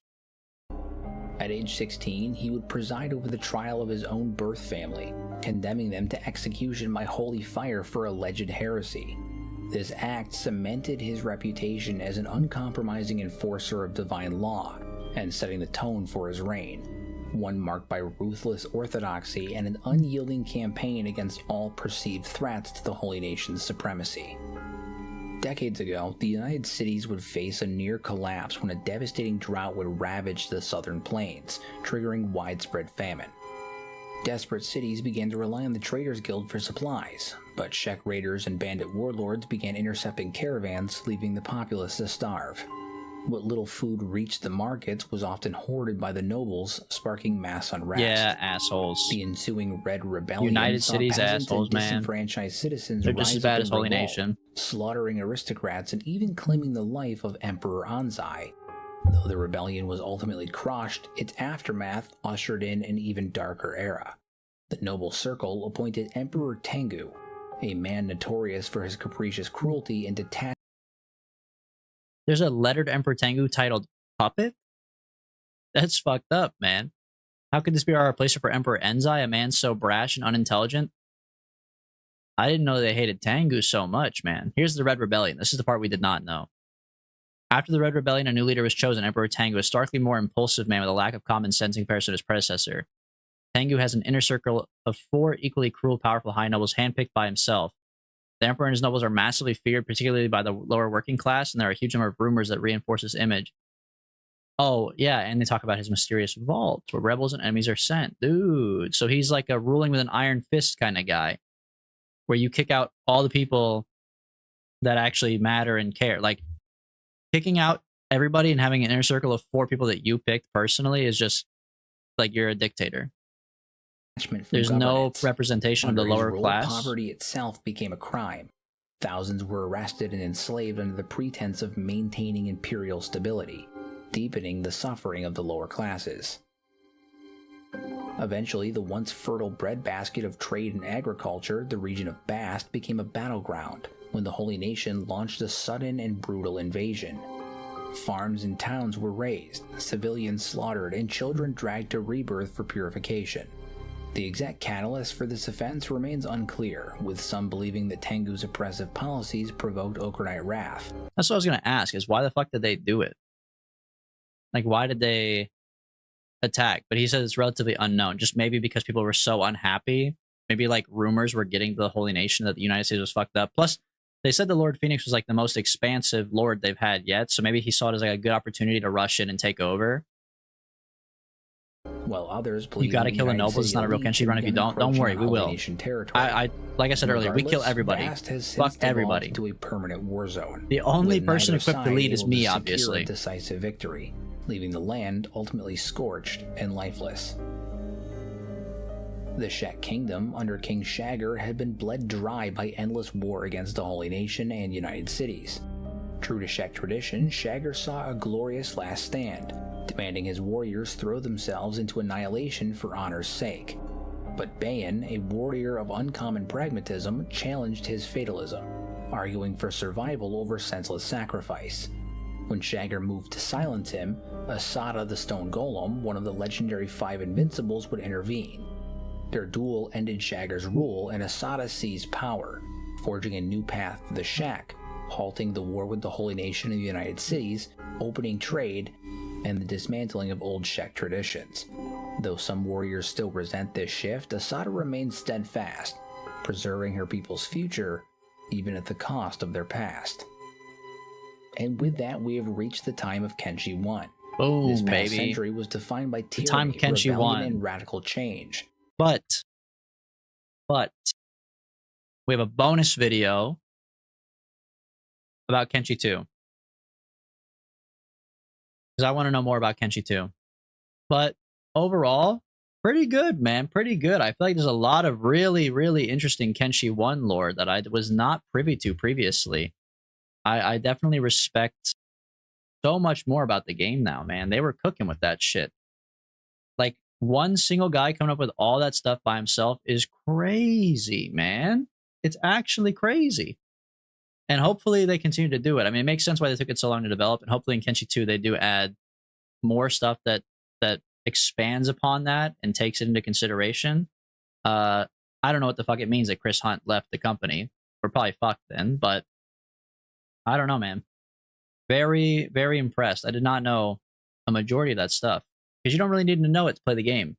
And some of it you kind of get from playing the game, but not nearly to that level. Very, very interesting for sure. Let's see if Kenshi 2 has some ideas that go along with that.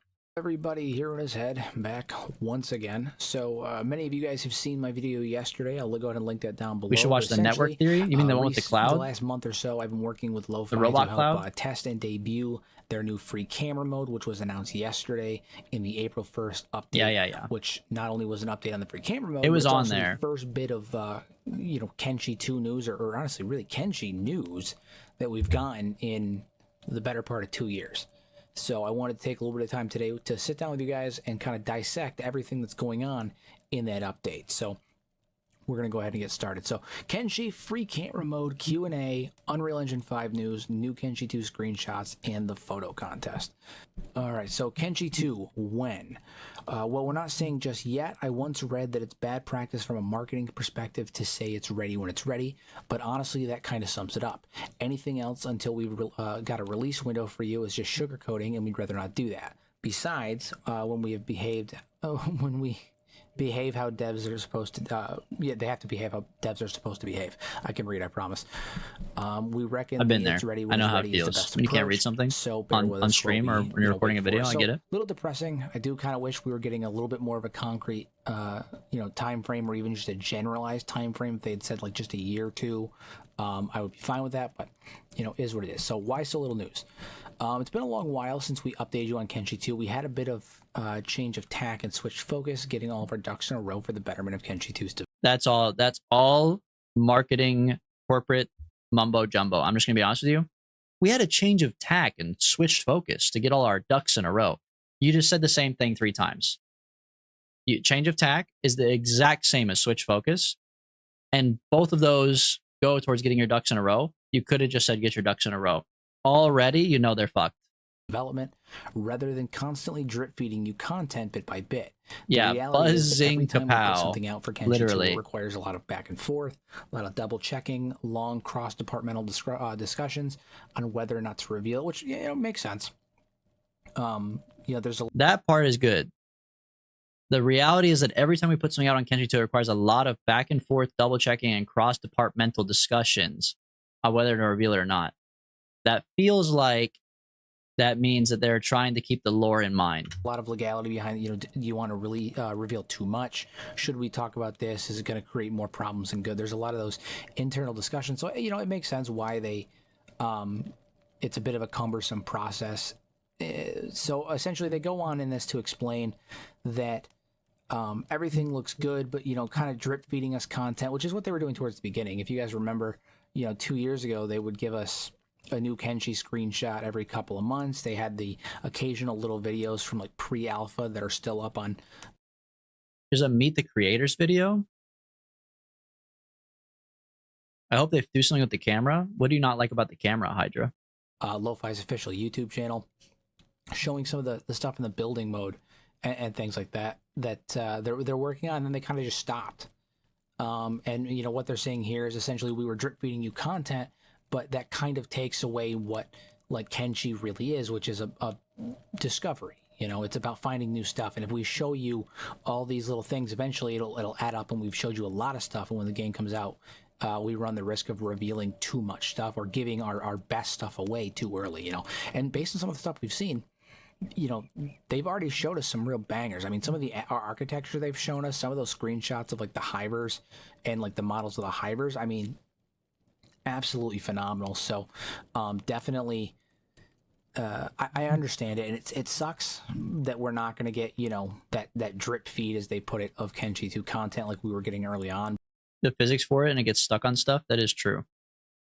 I was just asking because I feel like sometimes you play the game so long you kind of forget about some of the jank. So like when you said it, I was kind of like, I believe you, but I don't remember what it is off the top of my head. But I get it. So where are we at? Since the last major Kenshi 2 update, we've hired our producer, Korean, Polish, Turkish, Italian translators. We've talked about that before. A new community manager, an executive assistant, which means Chris and Nat have more time to work on the game, which is fantastic. So they improved the staffing over at Lo-Fi, which is significant. Yeah, dude, 33 people at Lo-Fi is crazy because it was not 33 for the first one. They're going to take the same amount of time. It means the product will be more polished, or we'll get the final product sooner, which is always good. So they're doing a lot of developments to the Forgotten Construction set and the dev tools and all that stuff through Kenshi that we used in Kenshi 1 to make mods and just edit the game as we needed to. And I'm personally very excited to see what the the changes to the Forgotten Construction set are going to be. They mentioned the early versions of the hivers. Every hiver subrace will have its own model, which That's is pretty really cool. cool. I'm not Making quite a sure different why model that for the is specified. subraces. I wonder if there's from a development standpoint, if there's a new thing that's going on, because I'm pretty sure the original hiver, actually, now that I think about it, I started the thought and then just had a new one. I think the original hiver, the only difference between the models is the head. I'm pretty sure the bodies are functionally the same. They look they are exactly the same. The only difference is the head. So I guess just reading that, I don't think I really put this together, but like every sub race is going to have its own unique model down to the body. I never really put that together, but that's interesting. Anyway, Kenshi 2 being made on the Unreal 5 engine. I'm really excited about this. So when we first they showed some different body patterns a couple years back. One of the last bits of Kenshi 2 news that we got was that they made the shift to the Unreal 4 engine, and then like 6 months later, Unreal 5 came out. And they did that big reveal with Unreal, see if they have Unreal it 5 linked with like on Keanu Reeves and stuff. on the Kenshi And updates. So, they do have a Meet the Makers video. I see what you're I saying. guess about a year ago, The latest they community shifted update. over to Unreal 5, which probably honestly slowed down development quite a bit. In the initial stages of transitioning everything over, but in the long run, that is way better for us. I know that people are really iffy on the Unreal Engine, but like in terms of visuals, in terms of potential, the Unreal Engine is by far the most popular for a Dude, reason. I missed. They had a Kenshi sweater. It's a great engine, and How as could I long as miss you know what this? you're This doing looks with the sick. coding, there's no reason that we shouldn't get something absolutely stunning out of it. There are concerns that it's not maybe as open-ended as some other engines in terms of modding, but Lo-Fi has been very open and stuff to the modding community, so I don't really foresee them giving us any real issue when it comes to mods or anything like that. And I have full confidence they will give us the Still for functionality sale. that we need to continue what we do as a community.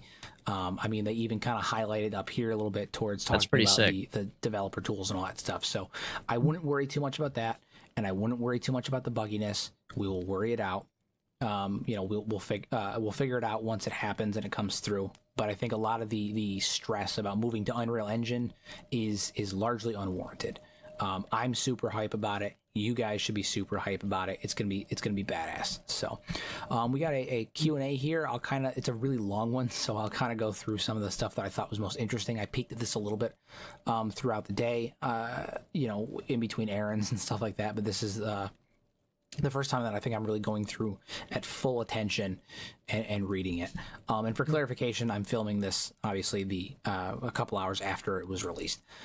So who are you? Who are the monitors? So obviously we have Craig, who's the lead programming team member over at Lo-Fi. Nat, who is Chris's sister, I believe, wears multiple hats, running the business direction, leading the narrative design and writing. A lot of the writing in Kenshi 1 actually came here's the Skin Bandits, if I recall, hiver actually came models. from that. So, she created that really in-depth story. Hold on. She's like the basis for the in-depth story that I had put together with. I couldn't pay attention to both at the same time. Okay, so the old hiver used to look like this. We're all very, very aware.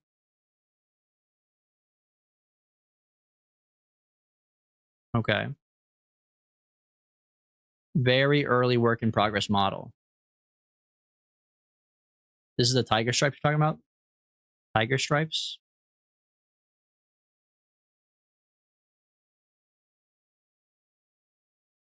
Man, they kind of look ugly in HD, don't they?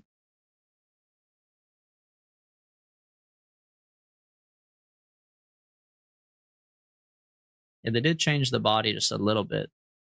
Some different traps, a little different obliques, some different leg shape as well. That makes sense. Not super different though, which makes sense. They shouldn't really be like crazy different, to be fair. They are the same thing. There's like 1,000 of the same exact creature, so savant and kind of exploring the origins of the Skin Bandit. So thank Nat.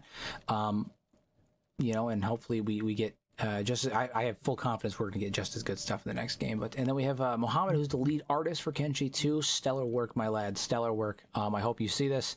Dude, the new Ripper Raptor. You're doing absolutely fantastic. Everything we've seen so far looks ugly. Absolutely stunning. You're killing it. Actually, so hideous. Supervising asset creation and assisting Chris with the art direction. Again, dude, you're killing it. Every asset that I've seen so far is stunning. You're absolutely killing it. Good job. Fantastic. Keep going. What are the last couple of years entailed? So throughout this post, they make a couple of these redacted marks. So in short, a lot. There has been significant efforts in our development to help make production easier for everyone else, as well as improving and reworking existing systems. And of course, the big one, redacted. I am still of the mindset the redacted is the boats. That's the big feature. I wouldn't be surprised if Shek looked more like normal people. For the better part, based on the lore, they should, right? I mean, they could still have horns, I guess, but I'm so certain it's boats. Well, no, because it's a prequel. Without diving into the nitty-gritty, they should look normal. Unreal, but just be like gray. To revisit most of the systems from the game and configure them with a whole new GUI, asset pipeline, etc. We've taken it as an opportunity to improve on what we already have, which is good. That's the baseline for creating a good sequel. You don't need to introduce a whole bunch of new systems. You need to improve on what you have first, which is always the best part. Making it easier to configure, fix some really fundamental issues, and add entirely new features that or like some Shek sub races. Yeah, because I've talked about it a little bit, but the original engine that Kenshi was made on is the Ogre engine, and it was already pretty old when they started development, and then it was in development for like 12 years. So very outdated. A lot of the bugs that people attribute to Kenshi, and I don't see too much of it anymore in the community, but a lot of people complain that the game's not even finished, it's still a buggy broken mess. Those particular bugs, what you guys have to these particular individuals have to understand is that the Ogre engine has limitations. And a lot of these bugs are simply because of those limitations. It has nothing to do with the game not being finished. It's that in order to fix those bugs, you have to create so many more because the engine is just old and limited. Kenshi is a finished game.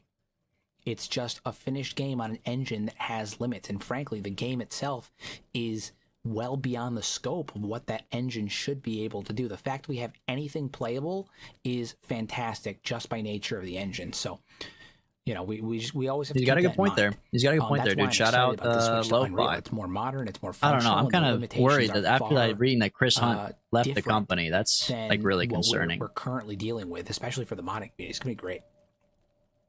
To give one example, in Kenshi 1, we scattered the world with natural resources that players could mine.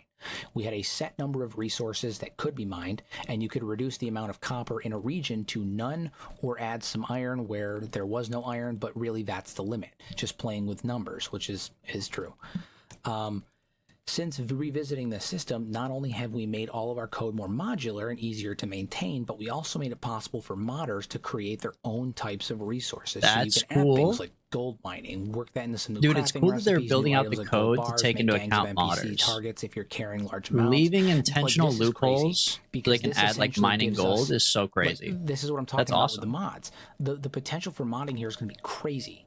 Now we don't have to work with the existing items or the existing materials to make items, right? We're not going to have 50 crafting mods where iron ore is the main resource for every one of them anymore. Now you can make your own resources, plop them onto the map, and make them like this. Gold's already a Kenshi 1 mod. You can only go to this. But they could have even more mods. To build this item. That's I think what it's about. That's bananas. So super cool stuff. At the same time, we've made this feature much easier to quickly iterate on and configure for artists, which is cool. Instead of faffling with some numbers in the forgotten construction set, reloading the game, checking the results, going back to the construction set. So it looks like, if I had to guess, they said that this is a lot less fiddling with numbers and a lot more easier to drop in and configure for the modders and the artists and stuff. So I'm wondering if there's going to be an in-game menu to do a lot of this stuff instead of having to do everything in the construction set, or maybe a way to get into the construction set in its totality in the game and create stuff in real time. That would be cool. We don't want to spoil everything for you, but hopefully this gives you an idea of the attitude we've been taking in development and what kind of changes you can expect to the existing systems of Kenshi 1. Nat said narrative is becoming easier and easier as the years go by. I mean, that makes sense. You know, you've already established the foundations. And she goes on to explain that the most difficult part was over with years ago. That's the foundations, world building, fleshing out the map, general plans for content, working structures. And she's right. That stuff is absolutely ludicrous, especially on such a scale. And I mean, I've built my entire channel off building Kenshi lore. I can only imagine how difficult it must have been to create these kinds of stories. And then not only did they have to create them, they had to build the world and everything, but they also had to find ways to release that information contextually. Yep. Right? Because most of Kenshi's lore is contextual. It's all conjecture based on context clues. So that must have been an absolute fucking nightmare. I wonder if part of the reason that they did that, like made the lore so secretive and everything, is because they were either too lazy or unable to do cutscenes with the Unreal Engine, or it just wouldn't be like natural to have cutscenes in Kenshi. I don't think it really would be natural to have cutscenes in Kenshi, but you probably could have saved yourself a lot of time by just having cutscenes instead of every single thing being like secretive and like in a note or underneath an item or something. Like, yeah, they added a lot of hours of manpower just to put all those notes around. Part that made me want to vomit. The last couple of years, we've been refining. Content's been flowing easier now. This is the most fun part of narrative design, where the game starts to make itself and everything comes together. We've also had a few new features added over the last few years. They wanted the niche following in dark corners. I believe that, bro. It was already, the engine was already being pushed to the brink, and it was also just one guy. Yeah, I think it wasn't really feasible for multiple reasons, but I think if they could go back, I wonder if they would do cutscenes, you know? Maybe they like like you said, maybe like the niche following, though. All the more to creatively push boundaries. And again, I think those new features are things like boats. That's crazy, because imagine how they could change the narrative, the story, the things we could find out. We could find out what the heck they'd the probably do voices. Are, I could see that. Yes, that's true. They would do voices. You know, things like, there's a lot of potential there. I wonder if they do voices in Kenshi too, man. That would be kind of nice. Mohammed said, Kenshi is a massive game with a wide range of assets, from buildings and characters, which you are killing, my guy. Good for you. Different biomes and environments and furnitures, the list goes on. Unlike most sequels or prequels where assets can be reused, we had to start almost everything from scratch. That's because they, you know. There you go. Barry, you said the Shek might not even look like Shek. Probably true if he said they can't reuse assets. Switch to Unreal. So this was firstly because the lore dictated certain changes, because Kenshi 2 is set 1,000 years before Kenshi, and secondly, due to our change in the engine, Unreal leaving Engine, the law and tutorials to the community strengthens the game's community. Yeah, different That's shading fair. technology, different textures, all that stuff. But the past couple of years have been largely spent creating a huge amount of assets so Chris can focus on game design, which really is the most important part of the project. As is standing practice in the industry, we began with creating basic untextured blockouts and placing them around the world, filling in and out, and making it into something rich and believable. After several rounds of feedback and amends, we went back to begin fully texturing the assets. In general, we have a good balance of progress across all asset categories, and we now have something that's actually playable, which they have something that's playable. Maybe it's not that far away then. Make in such a small, maybe it's not that far away. Thing to hear. We actually have something that is. I feel like we're falling into the Hollow Knight Silk Song camp, unfortunately, and I don't want to be in the camp. At this point, as they're needing such as life for building layouts, whereas our buildings get they did finally get textured as we Silk Song, so maybe we'll finally get Kenshi 2. You know, that's crazy, because I'm still on the actually playable thing. I want to know if maybe I mean I may be reading too much into that, but the phrasing actually playable is an important distinction for me. I agree. So, maybe I'm reading into it too much, maybe not.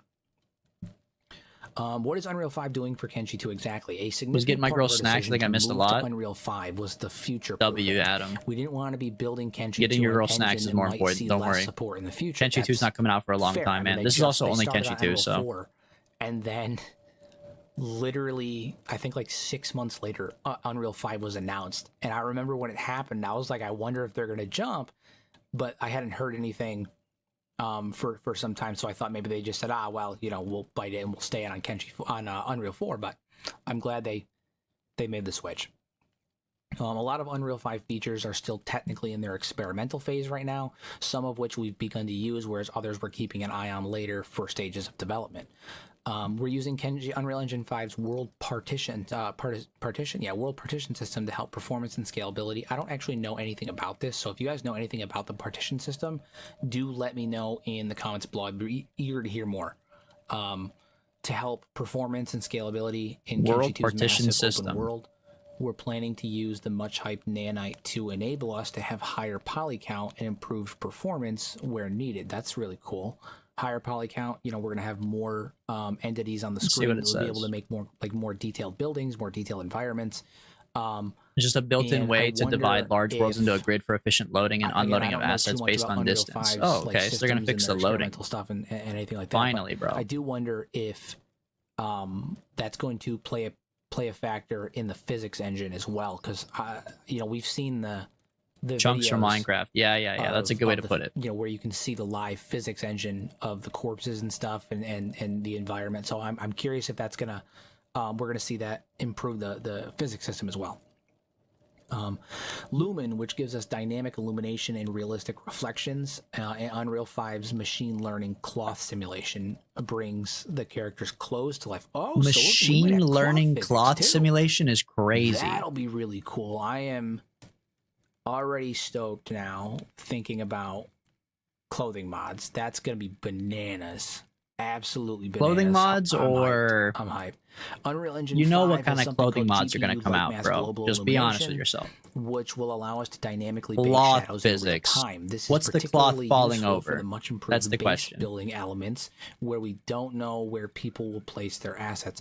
I mean, obviously, I've dropped two base building videos in the last couple of weeks, and as of the time of this Scantily video, clad. which is the The evening of cloth April physics 1st, don't matter if I don't have will be any dropping cloth. another one on April 5th. Immediately And installing a then mod another to one on remove April cloth from the 19th. game So that they put expect cloth those engines probably into. every 2 weeks, but just for future reference. So the idea of improving the base building elements is pretty large for me. I'm really excited about that. I've always been hyped about the base building just because I love the artistic direction that the bases are going in and some of the buildings are going in for Kenshi 2. So I really am excited to hear more about that. I know we're not going to get too much info, but I'm excited to see more. So biggest challenges, the switch from Unreal 4 to 5, I can only imagine. They're using Epic's new Chaos engine. I'm not going to dive too much into this because there's not that much there, and they increased the size of the business. From 4 to 33. That's a huge increase. What are you most proud of? I don't think there's that much here in terms of meat or substance.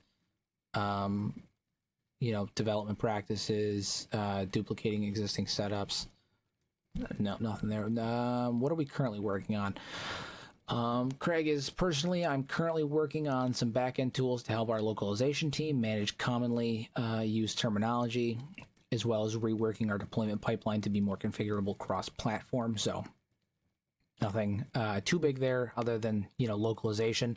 The latter is very much limbering us up for making Kenshi 2's update cycle more robust. Ooh, I do love that. Common, good updates frequently. Help free up our own machines for other development work. Instead of needing me to build the game on my own computer, stop whatever else I might be doing. He was building the game. I guess that makes sense. There's one guy, but that's really funny to think it's like just on his computer. So instead of actually having everything on their own computers, they can offload it to a server. That makes a ton of sense. That's what I thought they'd be doing. Fantastic for development time. I can't imagine passing around my laptop to whoever has to do their part of the development. Already, hopefully it is soon. That'll be definitely helpful for them. So we've created, Nat says we've created a lot of cool narrative systems, which I won't spoil too much. Ooh, so this, I was really excited when I saw this earlier. They are redoing the dialogue system, which for us is going to be crazy. So we talked about this just now. The dialogue system is going to be, I think they dive into, so they dive into it a little bit down here as well on what are you looking forward to most. So they created this new dialogue system, where things will change based on, like, dialogue will change based on conditions that you can check up. So like if the character is wearing shoes, if a character has a particular item, stuff like that. So they're creating intricate dialogue trees where it's not just a numbers game where it's like you pick option 1 through 4, and if you pick all 4 of those options, you might have a percentage chance that something's going to happen or anything like that. They're creating characters will actually be responding to your character based on more than just hit like your the dialogue tree itself, actual aspects of what your character is doing. If you're running around with no shoes, they'll comment on it, and in terms of immersion, that's going to make the world feel crazy. I don't. Also in terms of I don't really know modding, that I give a think shit about that, to be potential honest. For what we Commenting can on do. whether or not I have fucking shoes on. I see what they're saying. They don't want to also spoil too much of Kenshi, but like I care more about if I have like a Sod of the Stone Golem's head in my pocket, then someone should be like, holy fuck, that's a Sod of the Stone Golem's head. Do I really give a shit if they have like my shoes? Are they gonna react if you look good enough with high gear versus if you look homeless? I guess that would be something too. Immersion does matter. I just don't know if the shoes specifically for me matter. Maybe, I don't know. I guess it would be funny if you walked up to like a security guard and they were like, where the fuck are your shoes? I guess it depends. But I think it'd be cooler, yeah, in the case of like someone being like, holy fuck, you have that guy's head in your pocket? That would be sick. With follower mods, like where you know, custom characters, like you can create actual characters that have personality beyond their, you know, random dialogue that they say while they're traveling. You can create characters out in the world that have, you know, as much personality as the characters that we walk with. You know, they're really turning it into The Sims, man.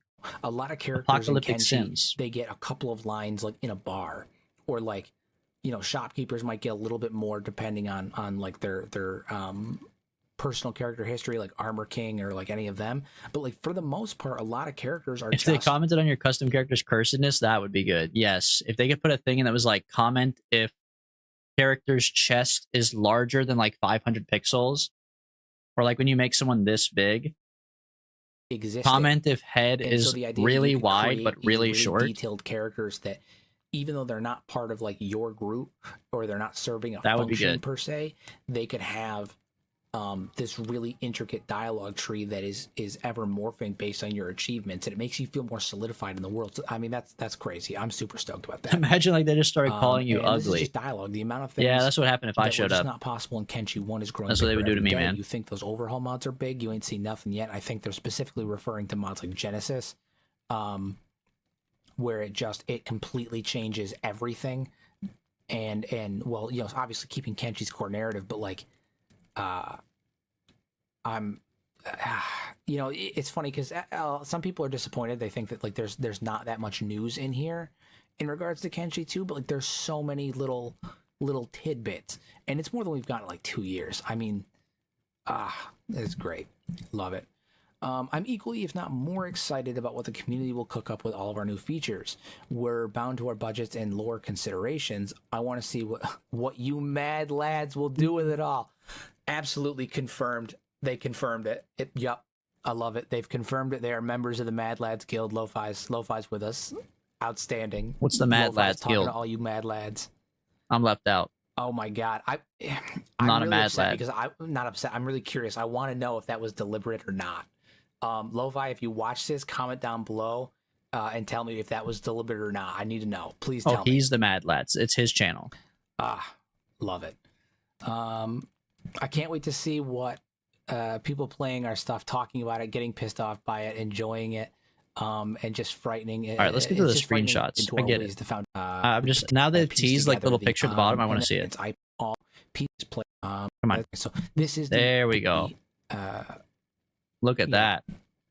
Setup email that we had gotten for testing this new camera feature. They did tell us, hey, look, there's going to be a new Kenshi 2 screenshot. There was a lot of things they couldn't tell us for that building is and stuff, but ugly. This was one thing just because it's a triangle. I don't like that. That there was going to be a Kenshi 2 I don't want that. That wouldn't be on my base, is all I'm so saying. Hype this whole But time to see it. Comparing that to the current building in Kenshi, for it. It's And beautiful. It's funny because like there's not much happening here on the surface. But there is the character model. a level You know what's of funny is detail in this that is screenshot crazy. So like looks that like particular this little, guy's game already a building little there, bit, right? because he has all We've the mods that seen make it a look like couple shots of cinematic it and beautiful. before. Like the videos we've been watching all But day, like what I'm really noticing on it is where he talks a over the lot of clips, like, they really look like small this. indents where you can see that So now the the base cement is game will starting just to be chip beautiful. away. The piping on the side is like a whole separate entity. Yeah, I that like the travels up piping. the side of it. The piping on the side is The cool. lighting engine is really nice. I know that it says in here that they brightened it up a little bit for to show some detail on the rocks. But the lighting is stunning. The shadow is fantastic. The textures look really smooth, and the rocks in the sky. The sky looks. The so sky does impressive. look fire. He's right about that. The sky It looks doesn't good. look like a skybox anymore. It looks like such. I'm probably because it's not a skybox. It's on. It'd be a Unreal shame to Engine, mod so, it out for more frames. but Oh, like, you're it right. They looks, probably will. Like an That entirely sucks. Dude, if separate you space. It install looks no like a sky real mod, sky, right? you Like, hate it doesn't look like happiness. it's like Unless you have a bad computer and you have I to don't it, even then know how that's to fine. describe it, but like it just looks good. It looks like a real sky with a perspective of that it is super far away in comparison to the rocks. Whereas a lot of games, it kind of just looks like when you're looking Those up at rocks the sky, look like good, it's just too. This, I can't zoom in because we're watching a it's a YouTube video, flat but those space that rocks look exists good, above man. at some point. Like it doesn't actually have an endless expanse. When you're looking at the sky on this screenshot, it looks like an endless expanse. It doesn't look like a sphere. It looks like a full-on sky. It looks really good, and the rock textures, even from this And distance, it looks like Kenshi. That's what matters. I'm scared about opening up Kenshi 2 and it looking like it looks so bad. good. Like I just And picture like this Sons of the is Forest. Not that Sons of the Forest not doesn't look even the good. it's not even It's just that it representative of the looks final like quality. Sons of the This is Forest. I prior to don't want to them open up using the new Kenshi lighting 2 and features feel from like I'm Lumen. playing Sons of the Forest. I want it to feel like Kenshi. Real good. And I feel like that can't say I'm screenshot super tells me it's crazy going to about look like this Kenshi. It's going to tree. feel like Kenshi, which is good. But that's it. Everything else is absolutely stunning. Fantastic. 10 of 10 minus this one tree. Camera mode, which I'm not going to dive too much into. Yeah, the camera mode, that's not a big deal. I don't need him to explain that. Is that the last thing he talked about here? He's a liar. Too much into it. About it. I'm not going to I talk hope about you the guys camera are mode hyped too about it. much. 5 minutes of And camera what mode was it? talking. I saw it. I know it was there. It's somewhere in here. Lo-fi members. There it is, right there. I see it. Mad Oh, Lab and him Miss, talking about Mad Labs. maybe. Yeah, I think that's it. Yeah, the camera update is for Kenshi 1, so that's not relevant to Kenshi 2, so we're good. All right, dude. Whew. That's a long day of... I feel like I just went to school, man. I literally feel like I just went to school. Like, class was in session today. I'm tired. My brain is burnt out. I learned so much. I run Kenshi at 512 resolution with all the objects removed. No way that that's real. Oh, look at my cat. What are you doing back there? Were you laying down back the whole time? Look at you. Where's my chat? We have an emote for him now. Can I type it in from here? Oh, I don't know if I can send emote. Oh, I can send emotes, kind of. Can I send emotes from here? I don't have my actual chat pulled up. I have like the I have my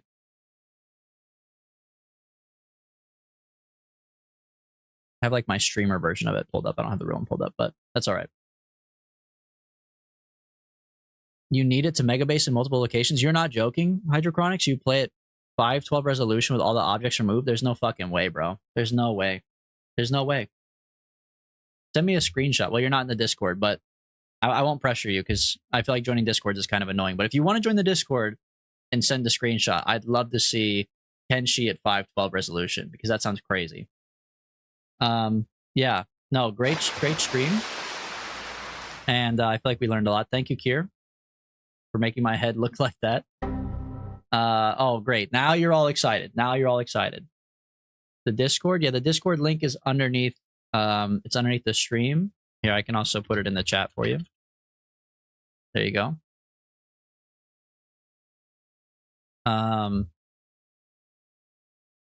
Yeah, that's I see what you're saying, Kier. That's what it looks like at 512 for real. That is what it looks like at 512. Yeah. Well, great. I feel like we all learned a lot. My cat is hanging out back here. There you go, right there. I'll be back on Monday. I don't know what game we're playing on Monday yet. Actually, no, we're gonna start with Outlast. Next week is Halloween time, so we're gonna play Outlast, and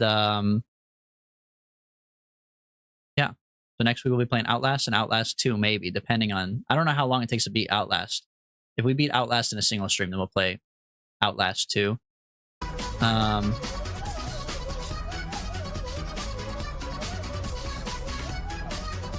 He doesn't seem that interested in singing along. Yeah. So anyways, good stream. Good stream. Hope everybody learned a lot. Hopefully everybody knows all the Kenshi lore now that you could ever need to know. And yeah, I'll see you guys on Monday. Oh, look at the chip emote. All right, you guys have a good weekend. Adios. Whoa, thank you, Adam. Kenshi lore. $2 for Kenshi lore. That's more than American Kenshi teachers lore. make to teach the same lesson. So thank you, Adam. Thank you very much. I appreciate it. Adios, everyone. Thanks for the great stream. Loved having you guys. Hydra, nice to meet you. Barry, thank you for coming back.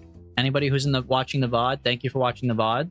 And shout out to Hero in his head. Shout out to that guy, because we just watched all of his videos. I didn't provide anything today. I provided commentary, but mostly it's all on him. So shout out to him. And adios, fellow friends, fellow gamers.